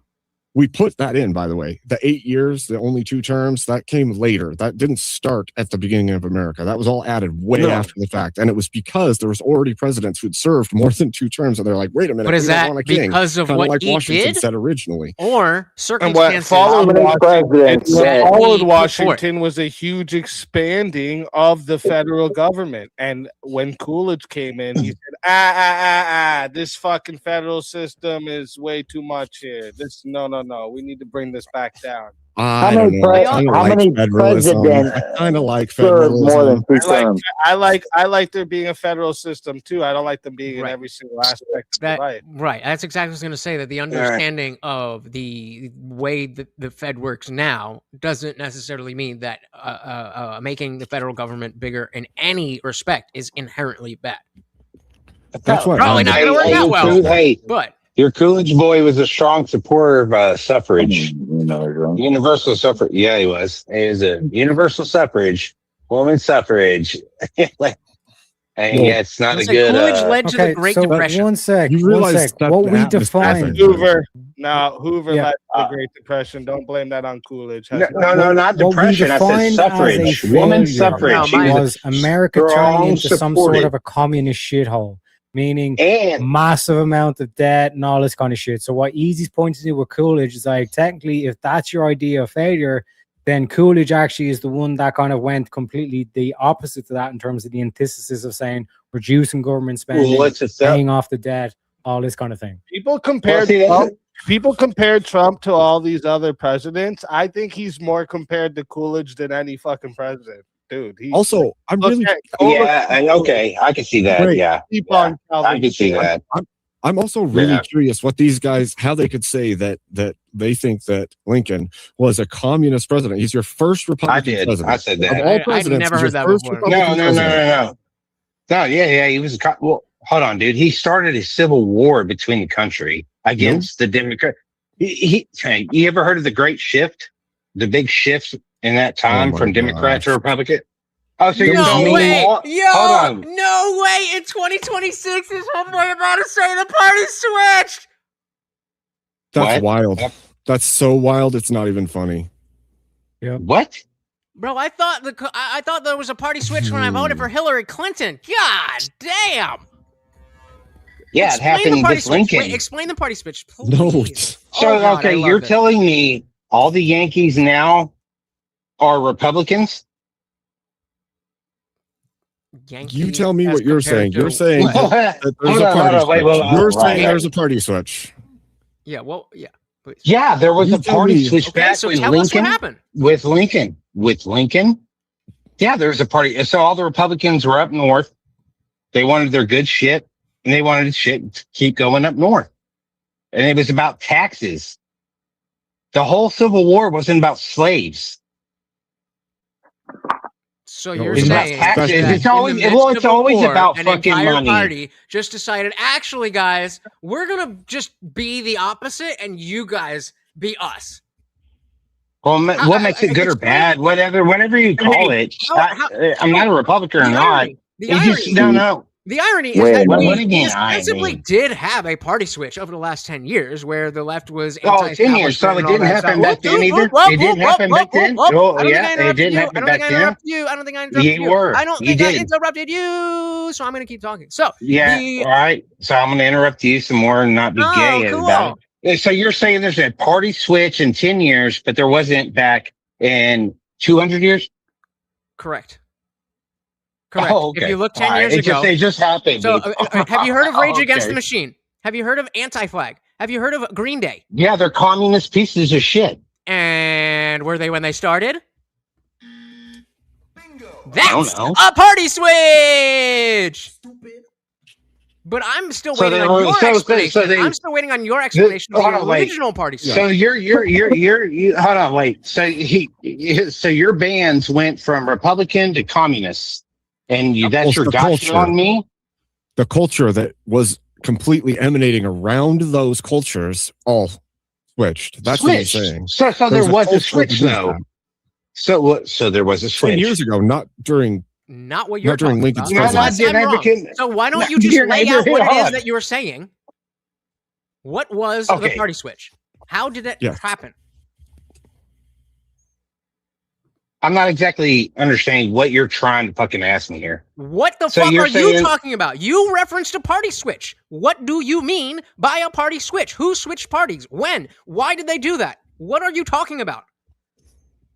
Abraham Lincoln, why do you think he was shot? He was shot by Democrats. Homie, the question is, what He was shot do by you Southern Democrats mean that owned. by a party switch?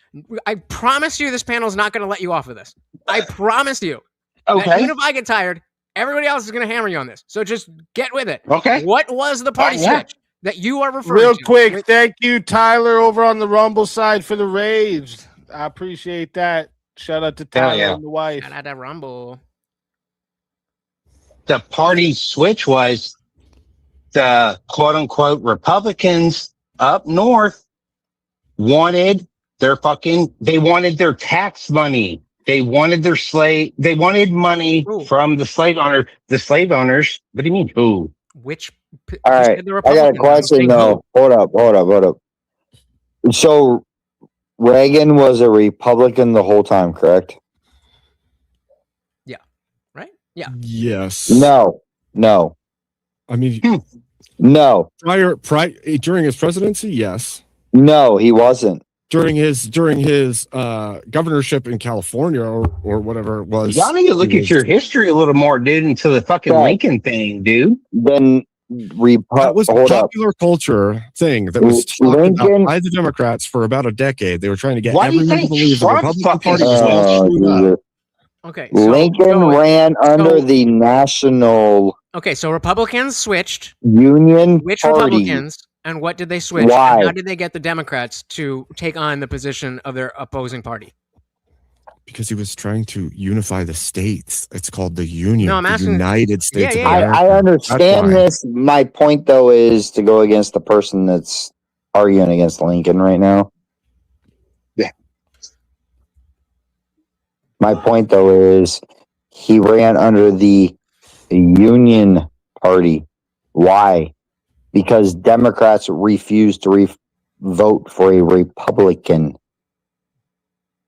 So to get Democrat votes in the North, he ran under a different party name, so Democrats didn't have to vote for a Republican. Meaning, And then, That's a switch. No. there you go. That proves it. I guess Is we it? were wrong, guys. God damn. I've never lost Is two it? debates in one night. I've won So two if in a one night. president, if a president runs and he can sway some of the voters from the opposing side, that's a switch. Okay, I see you on cam there. If you want to turn it off, you can. If you want to keep it on, you're good. Sounds like Trump. Missed the Civil War. Yeah, missed the fucking Civil War. You're just admitting all of that. Started a fucking Civil War over taxes.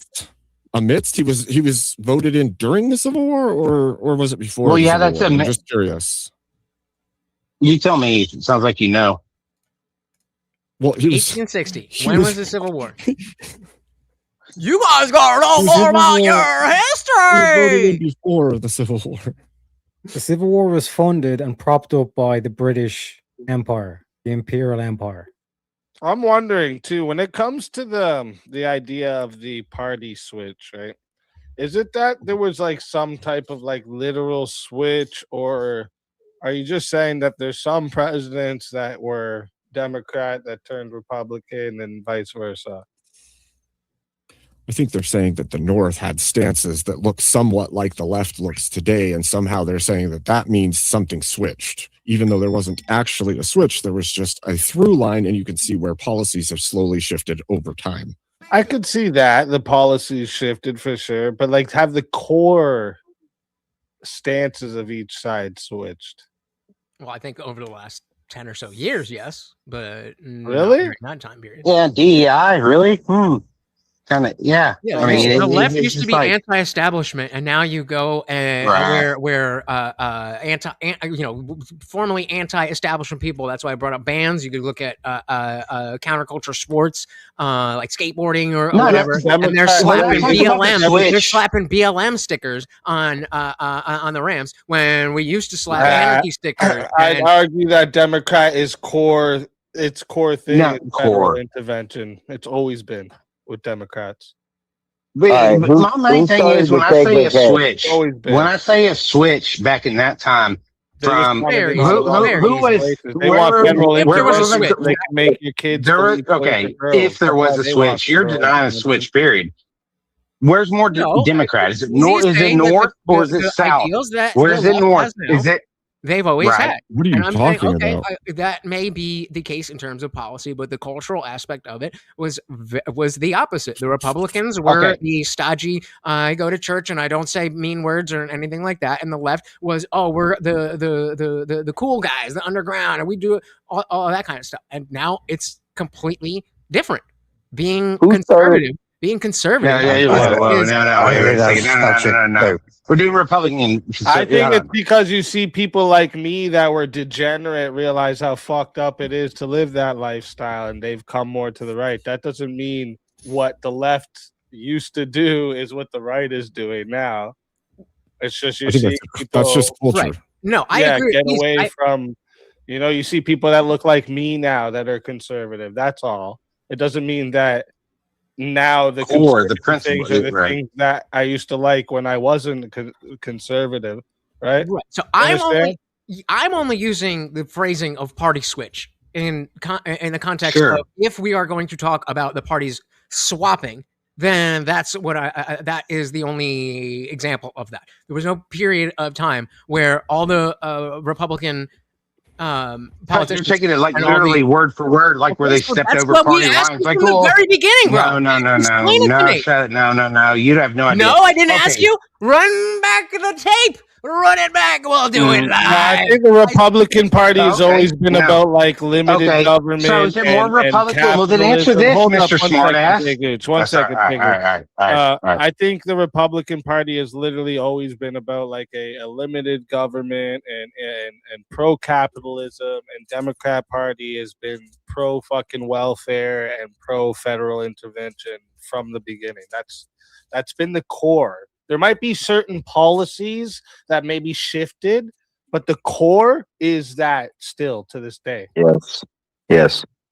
Okay, from the Mason-Dixon line, from the Civil War, looking at that map now, what is it now? Has it switched? So you're going based on land territory now, Kevin- right? You're saying a state switched, so the parties have switched positions? States, half the fucking country, dude. Or maybe all the And base. people- I'm talking about the Unions versus the Confederates. Yeah, I get what you're People saying, move. Big Gooch. I do get what you're saying. Yeah. Maybe all the base people went to a certain place and all the not so base people went somewhere else. And this is just how the lines looked after. And it also doesn't work very well because if you look at the flyover states, Right. you look at the whole center of the country, it's all pretty much red. You got like Montana, you got Wyoming, you got North and South Dakota. Those are all red, all the way down to Texas for the most part. That's mostly red. And then you have all the coastal cities are all blue. Most of the north is the coastal cities or around the Great Lakes, which are all shipping lanes. So of course they tend to shift blue. Well, that's I a would little say smart. that's populated area. I would say that's due to gerrymandering. Right? The more populated an area gets, the more fucking blue it becomes. Because it's easier to control people when they're all fucking like ants in a workshop and they don't have any. That's time how to it was actually So in during 1860, That's how it does. California- That's how it was during the South. It was more populated down in the South. We were producing all your cotton, your sugar, you had all that. Those were a lot of Democrats. Right. That's what that. So That's- we're with you on the Right. locations have Yeah. switched, but the the core of their worldviews definitely stayed the same. Correct. Well, if the right would have won up north, why wouldn't they won back down south? And why is the South redder than ever? It's and cold up north, dog. Just because No. Wait. I'm talking about blue. I'm talking about blue when I say color. Listen, Now y'all are Why? Democrats, bro. You're Democrats. Because it's gerrymandering. hey, just because you win a war Gerrymandering. doesn't mean Oh, everybody is moves that to your just- side. Just because you win a war doesn't mean the whole other side becomes your We side. didn't too. win. We lost down here. Oh my God. That you said. Just because the North won, why didn't the whole South also become what they are? Obviously, they're not just going to shift their political position because they lost a war. That doesn't even make Is sense. that called a switch? So why are they more liberal up north? Gerrymandering. People have the ability to move, and population centers have grown in disparate proportions based on political affiliation. If you look at places that had low population back in the day, they were red. So it's a Then switch. what happened was a whole bunch It's of a people kept switch. moving there. That's not a switch. Nobody switched anything. It's the Republicans people. didn't Yeah. all of a sudden become progressive, and Right. progressives didn't all of a sudden become conservative. That doesn't Yeah, make there's any just sense. a lot of- There's no switch. What you There's just see people happening moving is- There's no switch. when the There's cities no get switch. bigger and more progressive people start moving into that area, the Republicans are like, yeah, fuck this. I don't want to be around all these weirdos, and they go to less populated areas. Right? That's why Joe Rogan was so stupid when Probably he was like, not. yeah, I'm coming to No, Texas. right? Let's all go to Texas. He went to Okay, Austin. ruin Texas. No, he went No. to fucking Here I am. What are you Austin. talking about? For Don't you tell Well, he went to Austin. No, Austin's one of the biggest blue fucking cities. That's like Yeah, the but stronghold. That's like go the to tell- communist stronghold of Austin's Texas. blue, but everything around it's red. Well, it really didn't. That's Well, what we're population saying. density matters, though. No, For the no, no. most part, Well, everything population. around it's red. There you have it. Well, I get that. Well, okay. If everything around it's red, there's only 10,000 that's around it's red, but there's 100,000 in that's Right. blue. It doesn't matter.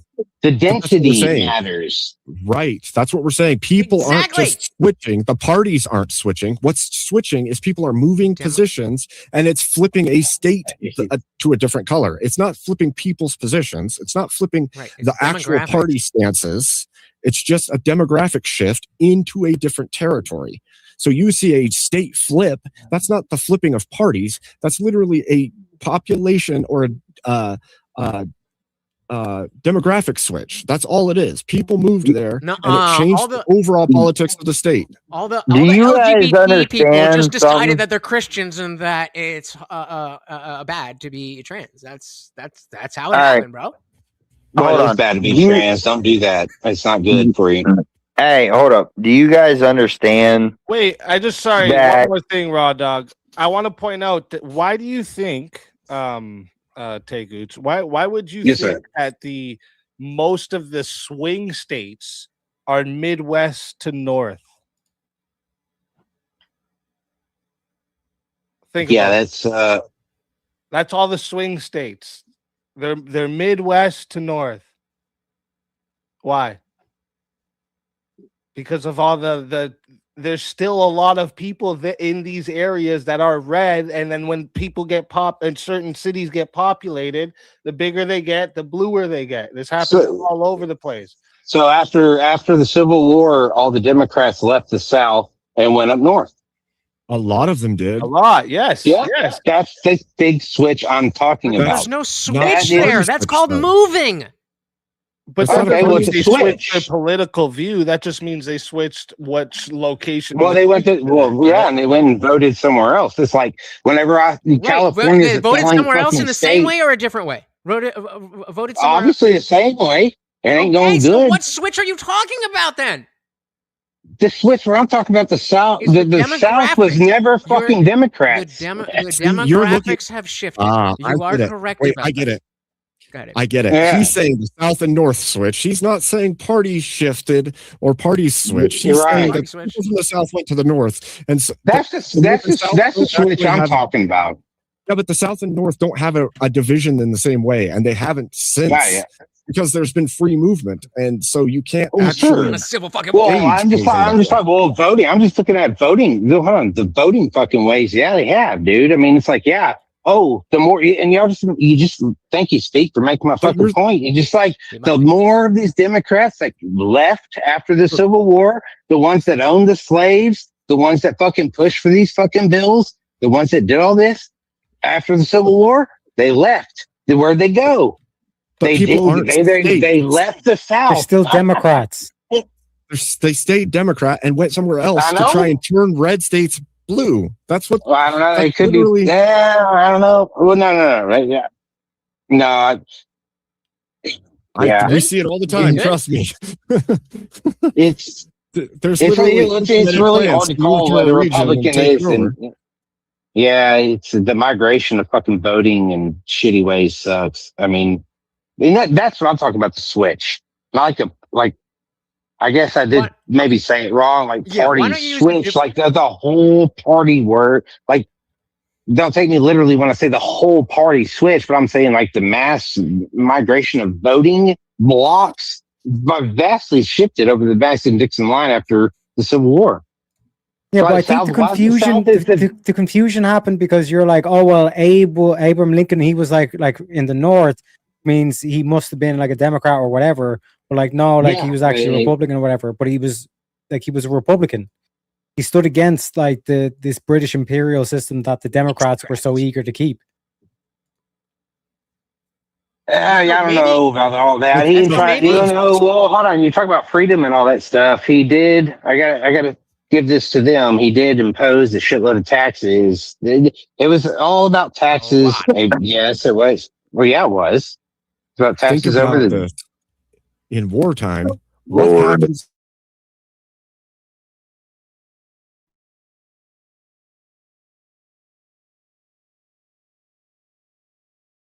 the guns. I mean, and they did. No. But you do realize in World War II, like the tax rate in Germany went up as far as We're like talking about World War 50%. II. We're talking about slaves and muskets. Yes, no, I'm talking about in war times, the tax rate is naturally Yeah, going to because skyrocket. back in the day when they had muskets, they didn't have automatic guns, right? Yeah. That was the debate. Taryak, is it the case that prior to the Civil War, there was a British connection in the South trying to get them to basically keep their Weren't the allegiance French to there the crown? too? I think the French was there too. Oh, what do you know? So it's almost like we had a country, a pre-existing country, the United States, and the South was trying to side with Britain and go back to the crown, while the North was saying, and by the way, the first Republican president And those said, were Democrats. no, That's my point is, those are Democrats doing that. You're not tearing our country apart. We're going to keep our union together. Yeah. Yes, and this is why, Abe. It wasn't just about taxes. It was about the fact that they were trying to tear the country apart and just dissolve the entirety of the union, which was the United States of America. Well, Exactly, and this is why, Abe, they do their old No Kings protest. That's the Democrats that are supporting the No Kings on this kind of shit. And If you then when guys the aren't crown digging comes this, into town, that I'm they're gonna head clapping out. like fucking seals. I did my job, Sure as shit. Yeah. but I mean, And not hey, only that, old but, party Democrat region. you know, who started the Feed it up. KKK? The Democrats. Yeah, there we go. Oh, Yeah, there the you go. We're out. Leave Democrats. this one up. The Democrats. Yes, Yeah, that's- we're finally on the same that's page, such a- gentlemen. Welcome to That's the such a discussion. cope. We'll see if you guys Such care a or not. cope If comeback not, to- totally to cool. any I'll go to the bed. argument. Oh, who But started this? if you want to see Oh, more, lies, the British man. see, 99 the British are people do it. coming. The British is on panel. Yep, go ahead. I'm not actually British. I'm Scottish. Taryak, I've lost my you're going to voice. be Scottish, British. Wait, who is cares? Scotland in Britain? Hey, we got Y'all are- Scottish No, dude. Yeah, y'all shut are the over fuck there. up. Who See what I'm cares? saying? No, Doesn't even know his own fucking location. not my Well, fucking it's Scotland. Scotland. Who gives a fuck? He's over Taryak there. He over don't here. know where the fuck he's at. Who gives a Taryak fuck? over here trying to be the I know where reborn I'm at. Paul Revere. Viva la Republique. Our Irish Paul Revere over here. What? Don't talk about me. Shout out to Jason. Everybody better hit the fucking like on Anyway, I just that wanna one. come Thank up you, thank you, the record thank you. straight a little bit, 'cause So that- very, I was very sitting in the much. chat And of like, course, First of all, I know I'm the greatest president, but the I do Overlord. Thank you, pretty thank good. you, thank you. So very, very much. You were Remember, good, but you guys, weren't great. we have a monthly goal. I I know. lowered it I for you know. guys. It took a We got special monthly something goal, to keep this extra country special from stuff. flying Thank you, into thank you, pieces thank you. and going back to So Britain in very, very chunks, much. so. Like I said, you were good. Really? You weren't great. I Yeah. don't know about that. You weren't great. You weren't the greatest. That don't matter. You weren't the greatest. I don't know. You have to go look at the history. See what happened. If it's not you, George it's Washington. Georgie. But Yeah, George I was actually pretty have good. Although he was a little actually- derpy at times, just throwing it out there. Hey, George Washington was the greatest. So can Okay, we? buddy. Clearly, a lot of you do not fall on the same side as the prompt. If you were in my spot, how would you have better attacked this? I would have Like I highlighted, like just I would have did done what earlier Easy with said. I Kool-Aid. would have done what. Yeah, I would have said what Easy did. I would have taken multiple presidents' achievements that were really, really incredible and say, well, here's this, here's this, here's this. How are you gauging Trump as better than these? We haven't seen anywhere near the prosperity from financial like Coolidge. We haven't seen the unity after the Civil War era from like Lincoln. We haven't seen like all these different things. And he brought up sovereignty, but well, you won your greatest sovereignty after we won our independence from Britain. Like all of America became sovereign as a new nation. And it was redeclared again by Lincoln during his presidency, the sovereignty of our nation as one unified entity. So both of those presidents also did that, and I would say in a greater number, because we weren't at odds enough with Britain in this current era to lose sovereignty to them in the way we would have in the past. Yeah, I would say George Washington was number one. Lincoln was number two. And then after that, you got to fall to either FDR and then Trump. Oh I was my thinking FDR, God, but hearing everybody people hates talk FDR. about Roosevelt. Oh. Yeah. Well, and yeah, Fucking Andrew Jackson. Nobody says Andrew Jackson. That dude was a fucking president and Andrew dueled Jackson. somebody and shot Andrew somebody Jackson. and killed somebody. He's a He's a beast. badass. He's a badass. Yeah. I don't know that Yeah. he was the Hey, you greatest- know you're Abraham Lincoln. You like freedom, right? You know he suspended habeas corpus. Dude, I'm a tyrant. I'm a top hat tyrant, baby. Oh, all the okay. way. So he's All a the way. communist sack of shit, like I You're a was saying philosopher earlier. king. You're not a What? tyrant. How's that communist? Wait, how's But that communist? who kept us as one nation? Who's the supreme Oh, wait. leader of a communist nation?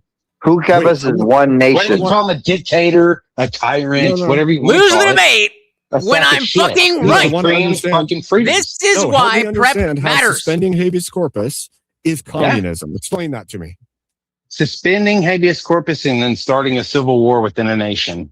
No, he was Explain stopping. how that's good. No. Oh, it he was was after stopping. it had already Oh, begun. what was he After doing? it had- Oh, habeas okay. corpus was suspended after the war was already Yeah. started, and there was Uh-huh. cells forming inside of the North to Oh. destroy property and kill people in the North. So he Oh, suspended no. habeas corpus to keep it from spreading into and destroying from Taguchi, did you have a inside problem his with like a territory. pure And dictator. Did you have a by the problem with way, how these- ICU was these operating? these lads just spent all the Supreme time leader. going off on the Democratic Party. We all agree the Democratic Party like want to be with the British Crown, all this kind of shit. And then they say Franklin D. Roosevelt was the fucking third best president. The cunt that literally, like, after McKinley, deindustrialized America. They're saying he's the third best fucking president. That's not what I said. But thanks Who's for they? spinning what I said. This is wild. You tell me I need to learn my history, but then you're telling me things and you're wrong about things you're telling me. So I'm like, wow, What? which history am I supposed to be reading? Who, me? Yeah, you. Rob Bob. Abe, I have a bloody bone to pick with you, but not right now. Good luck. Good luck. What's going on, everyone? So Can't what start we're like that and not have welcome in. anything. well, because I kicked his ass on VK. Twice, evidently. Both times when you lost, you kicked my ass. No, the second time I definitely did, but second time I definitely did. But no, I think this is an interesting kind of view because like everyone looks at Washington, like, you know, the kind of the birth of a nation. And it was like, well, was Abe like, I don't know what the right word would be. Was he then fulfilling that promise? And I think those are Yes. two kind of, oh, fuck, get out of here. Yeah, I think there's a level of like almost like a level of husbandry that happened, right? Like it started at Washington, and then as the country was hitting a forward momentum that was something and started ripping itself apart, then Abraham Lincoln had to look back to the founding and go, wait a minute, we're not going to tear this apart. We have all the stuff we need to hold ourselves together. And then he had to be that force that held it together. Well, be that force that tore it apart. That could have, it did tear. It was a civil fucking war, No, dude. the South tried to secede from the Union. We were a country. Sure. The South Sure. decided they were going to leave the Union and destroy the entirety of the country. So what do you do? You go to war. He went to For war. Britain. Wait, for Britain. For the people Okay. we left and won our independence from, Like, the nah, South I'm tried gonna- to secede and rejoin. They were all with- Democrats, by the way. They were all Democrats. That's the point. That's the point. Yes, he had to I know. hold That's it what I'm saying. The together party switched. The South thing. and hold and hold Oh true my God. and hold true to the beginning, right? We took our independence. The South is trying to tear the country apart and go back. Lincoln had to uphold the original Declaration of Independence and the Constitution that was put into place. So Correct. he's the fulfillment, or at least a partial fulfillment, of what was set forth at the independence. Well, and if you think 100%. of it, Lincoln was actually, he would be considered a progressive because the status quo was slavery. Shut the fuck up, Tyler. No, it Jesus wasn't. Christ. Oh, I would don't say- mean like he's going to be like, oh, you know, trans or drag story time for children, but like he was actually thinking in terms of like For his fulfilling- time, he was a progressive. I actually have to disagree in a certain way, right? I think he What's was the more percentage of people that had actual slaves? 5% or something Yeah, like it was that. very small. Thank I you. have to Really? say- Ultimately, I have at to the end of say- the day, forced doctrine ends it all. I mean, really, because that's what the Civil War was. You know, like it's a So- battle over rights. I mean, Tyler, whoever wins wins. I don't think that you could call it progressive. I think you would have to take a step back and go, wait, these are biblical principles they were basing it on. And that would be them moving towards a conservation of people's being created in the image of God, and holding to you can't be a slave because you were created in the image of God, and this is Hold on, in the South, they perverted the scripture in the South to fucking have slaves. I don't think they perverted it.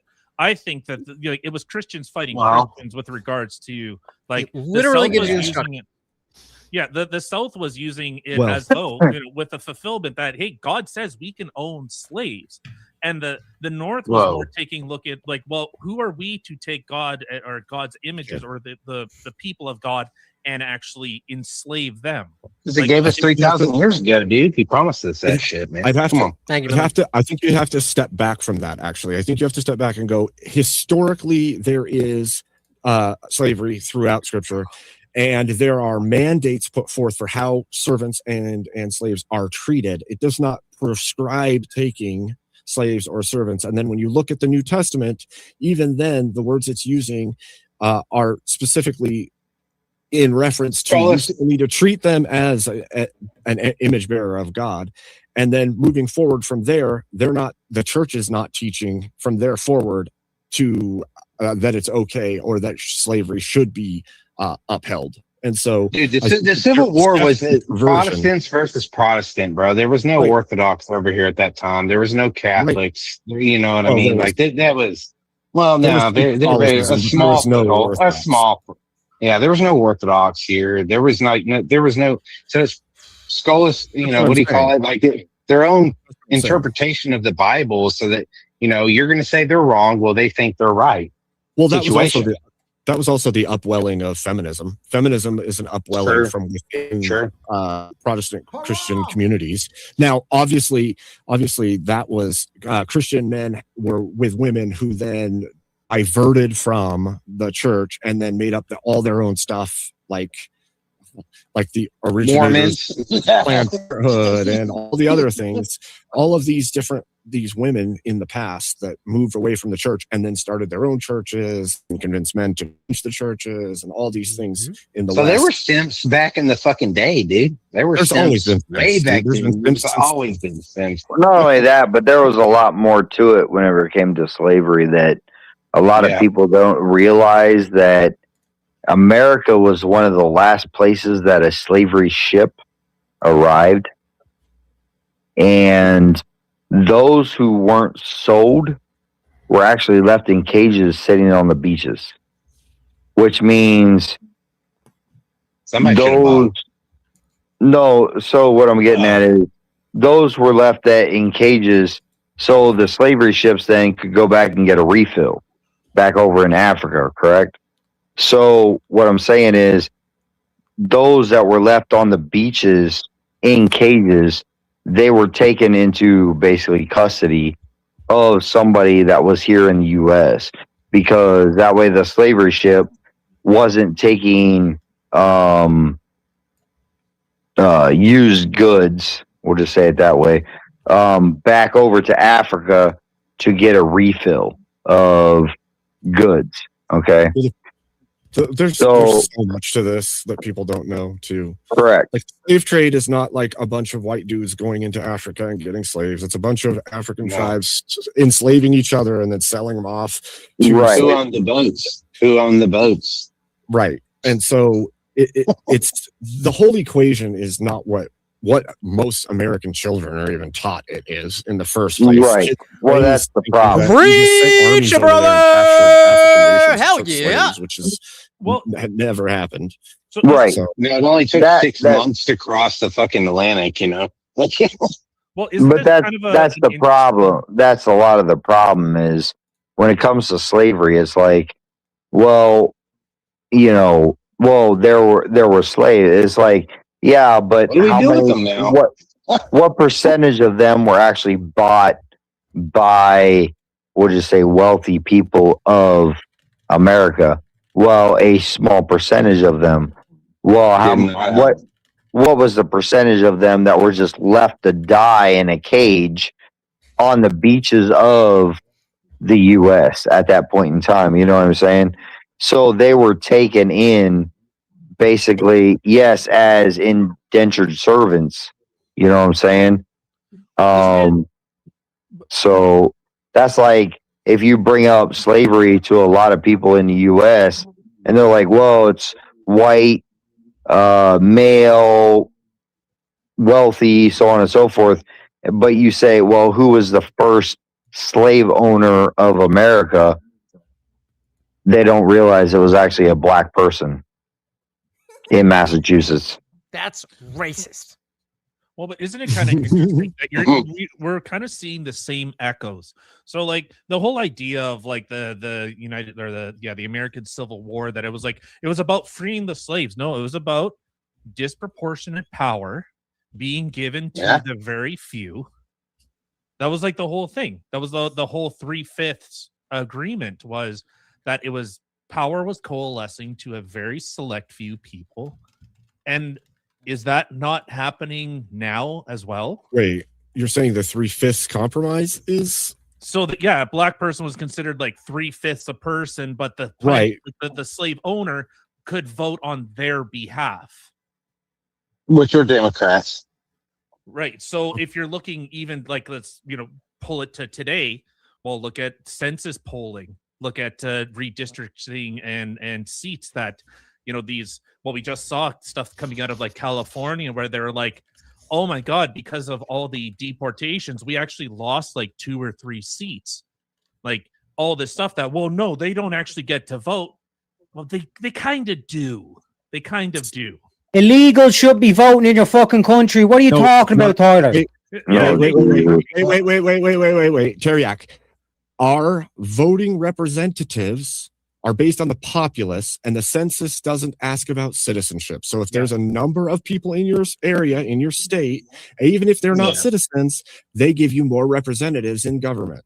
I heard some liberal podcast Which is bullshit. or whatever. They were talking and like, it's ridiculous. The Republicans think that they're actually going to give more seats to the Democrats. There's only a set number of seats. Nope. Oh my God. It changes based on. Yep. Yep. It's people and where they are. Right, but even with the same population. Yes, but your main point, Taylor, is that all the power is going to a select few. Yes. And the example you gave is that they're redistricting and they're getting rid of the illegals. No, but so the point that the thing that I was saying, the fact that Democrats are losing seats it proves what Elon Musk has been saying, where they're literally just mass importing so they can make sure that they control the states. Yeah. So this is a play from the Democrats. Yeah. Yes. No, Right. yeah, that's what I'm saying. Well, besides that and gerrymandering. Tyler agrees with us on that. Your hat off, Tyler. Have you guys seen I've had to listen to a lot of shit. Have you guys seen like a map of I'll just use Illinois as an example. Have you guys seen like the gerrymandering, the way like for like redistrict for demographics? Yeah. So like there's if you actually look up the state of Illinois, so like Peoria. Yeah, let's I'm trying to fucking think go. whatever. Big Anyways. 100 comes in from Tay Gooch. Shout out to you, Tay Gooch. Having fun, baby. Having fun. So it goes like Peoria over towards what is it? Champaign. But that's like a blue area. But there's like a tail that goes up northwest and then it curves back east. Okay. So if you actually look at like the state of Illinois, I'm just using that as an example. There's like a tail that goes up and curves back to the east. Yeah. That is a district, okay? Which they did that for Democrats. What they did is they sucked up a bunch of Republican votes. And what they did is they took those votes in that Republican area and they outnumbered it of the Democrat votes that were in the more populated areas to outweigh the state. Does that make sense? There's a secondary part to that, right? There's a secondary problem to that. And because we're a representative form of government, you're only going to get that district districts votes going to whoever the people are above The that. state And issue, so yeah. it ends up cutting out any representation from one side, right? So like you lose all representation for people on the right in a region like that, period. Like it's gone. And Right. so this is actually an interesting thing. So I'm fairly certain this is the same type of thing that happens in Canada, happens in the United States. Like people live in similar areas, then they vote for a representative that looks like them. And so I wonder if those same areas are, you know, maybe more concentrated of like black people or Hispanics or Filipino XYZ. Like that's the same shit that we see here. Like in the Maples in Winnipeg, which is like a high, you know, immigrant but high wealth area, it's either Filipinos or East Indians, and those are the only people that you see running in those elections. You don't see an outside race running in those elections.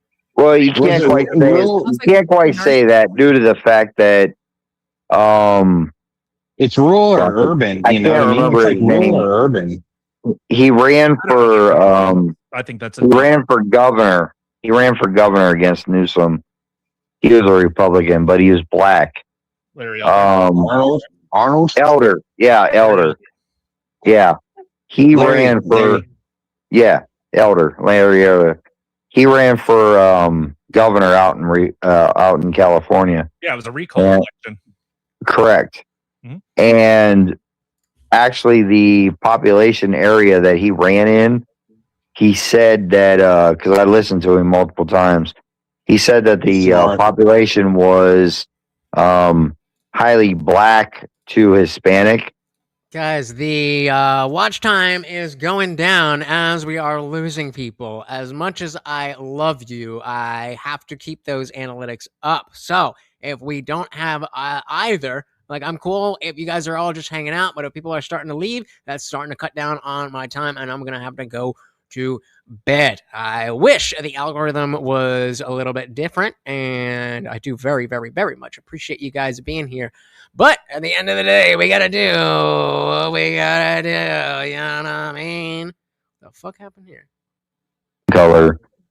He got portrayed as this person that he shouldn't have been. You know what I mean? Well, Right.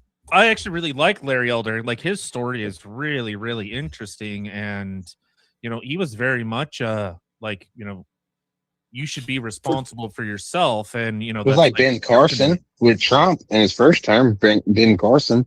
Yeah, he's a good black man. You know what I mean? It's like identity politics.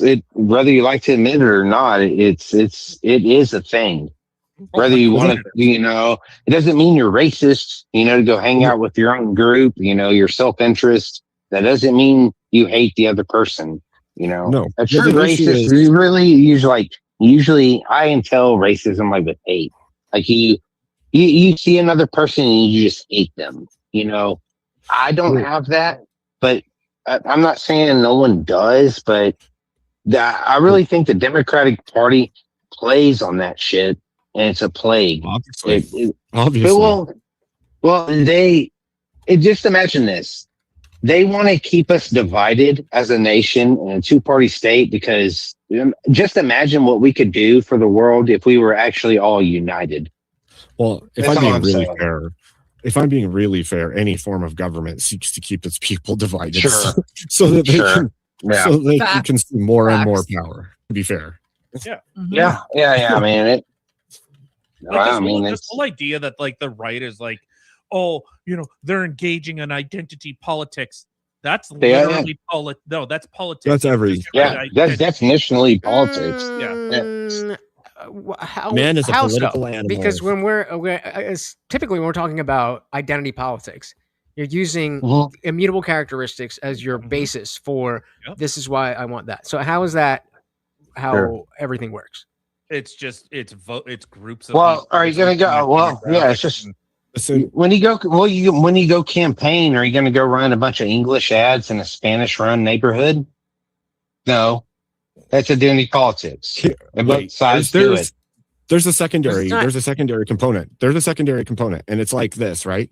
if you're a Christian, you believe that there's no way somebody could be in the Democrat Party because they believe in abortion and all these other things, right? Generally speaking, you're going to believe that's the case.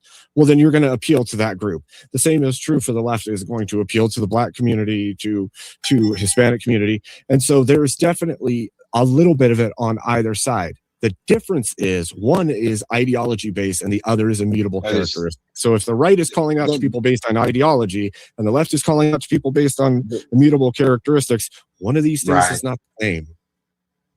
I would say that I think they are, because we look at groups and you know, I We're still all an ideology in the same way, though, in a sense.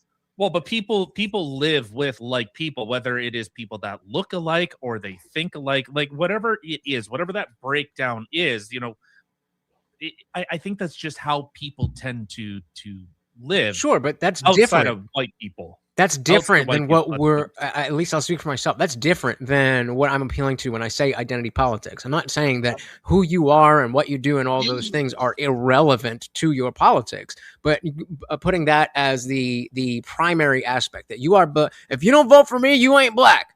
That's identity politics in a way that That's what I'm saying, like visual, more of a visual thing. You mean somebody said that? Joe Biden did, yeah. And I think Clinton whipped out some hot sauce from her purse.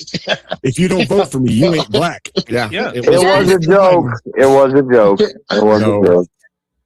No. Jesus. It's like every demographic. You see where I'm having an issue with you saying that it's all identity politics when we can clearly see there is a concerted effort to make identity race.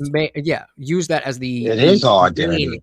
Or the primary factor, yeah, as opposed to, well, you know, Hispanic people tend to naturally want this, and so this county tends to be English speakers, and so appealing to those demographics is not saying because you are Mexican you should vote for me, or because you are white, because you speak English you should vote for me. No, that's literally what they say. No, you're dealing with identity politics. You have to identify the identity you're trying to politic to. Like, do you remember? No. That's not what that means. It's actually a manipulation of the identity in order to capture votes. Yeah. So let's just go with Trump. That's what they do, though. I'm not saying that's what you're supposed to do. It's just saying that's what you do. Sure. So Tyler, how would you say Trump has done that? Well, obviously he appealed to a right-left populist kind of base, which I think most of right-leaning America tends to sit at. You see, like for most of, like prior to him becoming president, he didn't talk anything about religion. But then all of a sudden he started walking around with a Bible and started talking about God and all this stuff. He never did that before. Fair, but do you see how that's a different category as to what most people didn't vote for him for being a Christian. No one voted for him for being a Christian. But that's irrelevant. He is Tyler's demonstrating it's not irrelevant. Well, the fact that he's using the identity of being a Christian to get more votes. Understand that, but that's not his. That's not his pitch.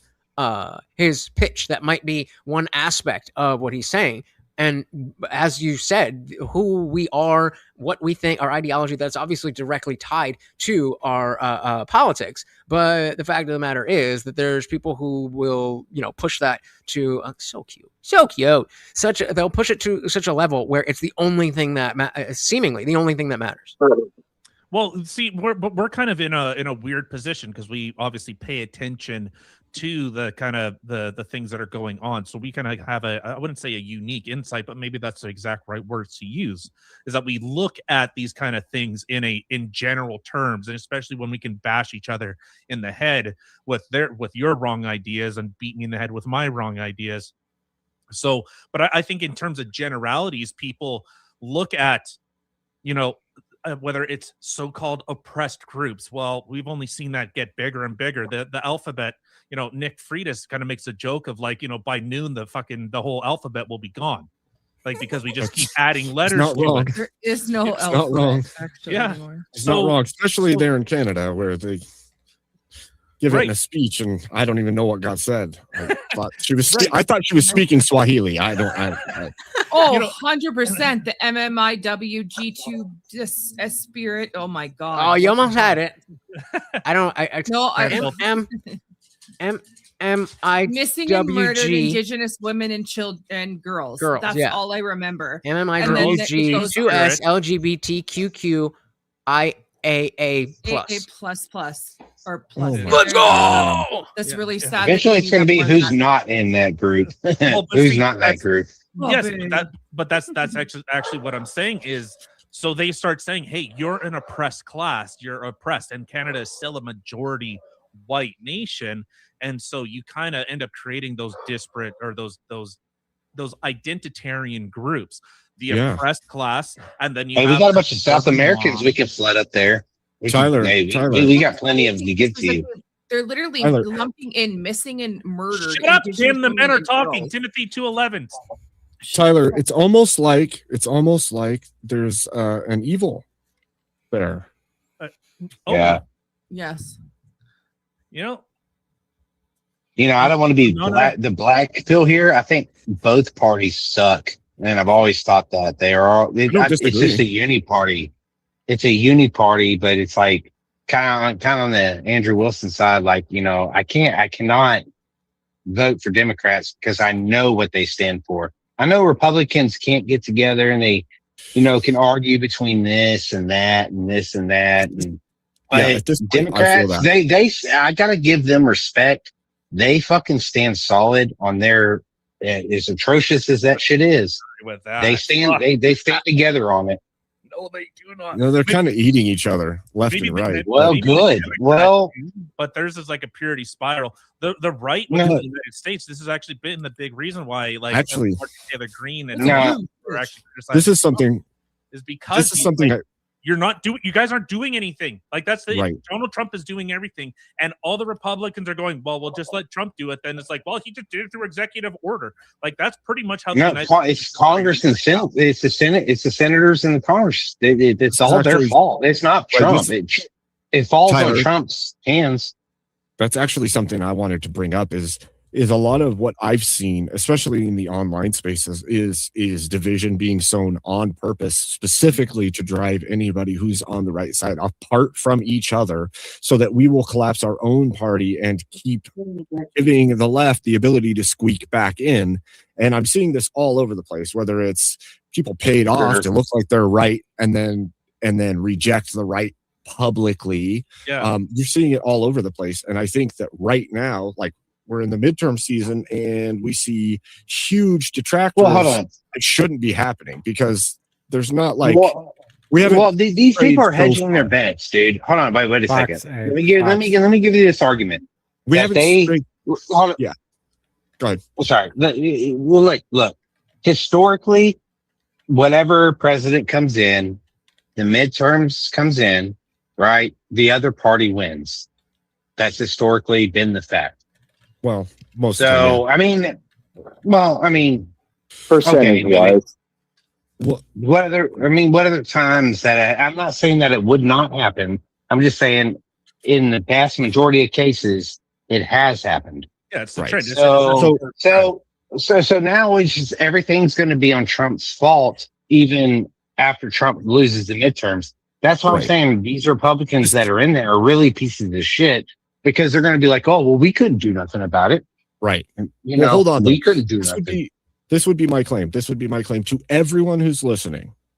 Do you believe, honestly, that we've strayed so far that you should go vote for the party that's okay with unaliving babies, that's okay with the trans movement, that wants all these screwed up things that you have stood against, the entirety of you stands against? The non-believer says no. So far, have we strayed so far that you think we should just go vote for all the things you have stood against because the president's done one thing you disagree with or a couple things you disagree with? Should you change your entire ideology and vote for the opposing thing that you have called evil this whole time simply because some things you disagree with are happening? Of rhetoric. No, it's really just because of rhetoric. People are just losing their fucking mind over stupid fucking rhetoric. Like Tucker Carlson called fucking Trump the Antichrist, and then gets a CNN interview. I never said that. Lied about it. Like Ninja, that never came out of my mouth. He literally said he thinks that has spells of control on people.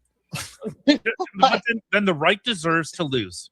Tucker Carlson's, dude, if it does fall this way, like people who believe in this shit, maybe it does need to fall before it collapses, but I'm not changing my values. I'm still going to vote the way I do. Right. I'm adamantly against the left. I don't care how bad the right is. This is the difference. This is the difference. What you said earlier, the left is all together. No, they're not all together. They are. No, yes, they fucking are, dude. Hold on. All right. They might disagree on a whole bunch of shit and they'll eat each other in public, but they still have vote together. Blue, no matter who. They still go That's to what I their mean. party, even if they hate each other and they shred each other online. They're still all You're going right. to vote blue. And the right needs to realize that that is the case. Yes. So when are they going to do that? They're not. They're grifters. The right are a bunch of grifters. I gotta handle some shit, so I'm gonna dip out. Shout out to Taryak and Easy. I don't know if they're there. Thank you for having Yeah, I'm me. here. Tell everyone where they find you too.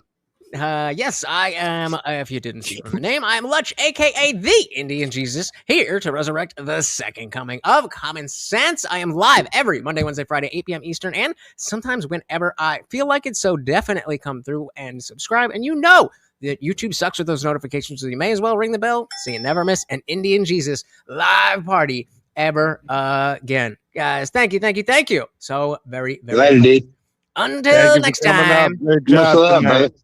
Hey, and he's got great streams. All right, guys. Yep, Marty's flatlining, and so are the numbers here. So we are going to head to bed. I think the biggest thing with this debate was just if I had done a little bit more research or was a little more confident in my position, because as it turned out, everybody did actually agree with me. But you can't concede a debate and win. It's not about being right. It's about saying the right things. And I failed. So shout out to the donations. Very, very, very much appreciated. Very, very, very much appreciated. Again, I lowered the monthly goal, guys. We initially put it at 1,500. I'm like, you know what? I really want to be able to give this to you, and some type of whatever it is that this turns into. I'm trying to find ways to get more for you, especially since Morty's not going to be around forever. And so I understand that a lot of times it's just like, oh, I just want to see the dog get a treat. Fair enough. But like personally, I need to figure out, okay, what else are we doing? He ain't gonna be around forever. And if we, if we're making $16 while he's here and not making anything when he's gone, then I'm gonna have to get a 9 to 5 and not do this anymore. And talk about the country falling into disarray and failing as a nation. Like I've been telling you guys, I think that I have all the right answers in the right places and the right understanding of what I don't understand. And as I continue, I will get better at those types of distinctions. And we're much closer to the beginning than we are to the end. So, yeah, I don't know how many debates we're going to be doing in the future, but, everything is in flux. We will see. Thank you so very, very much for hanging out. Until next time, guys, we are out of here. Peace.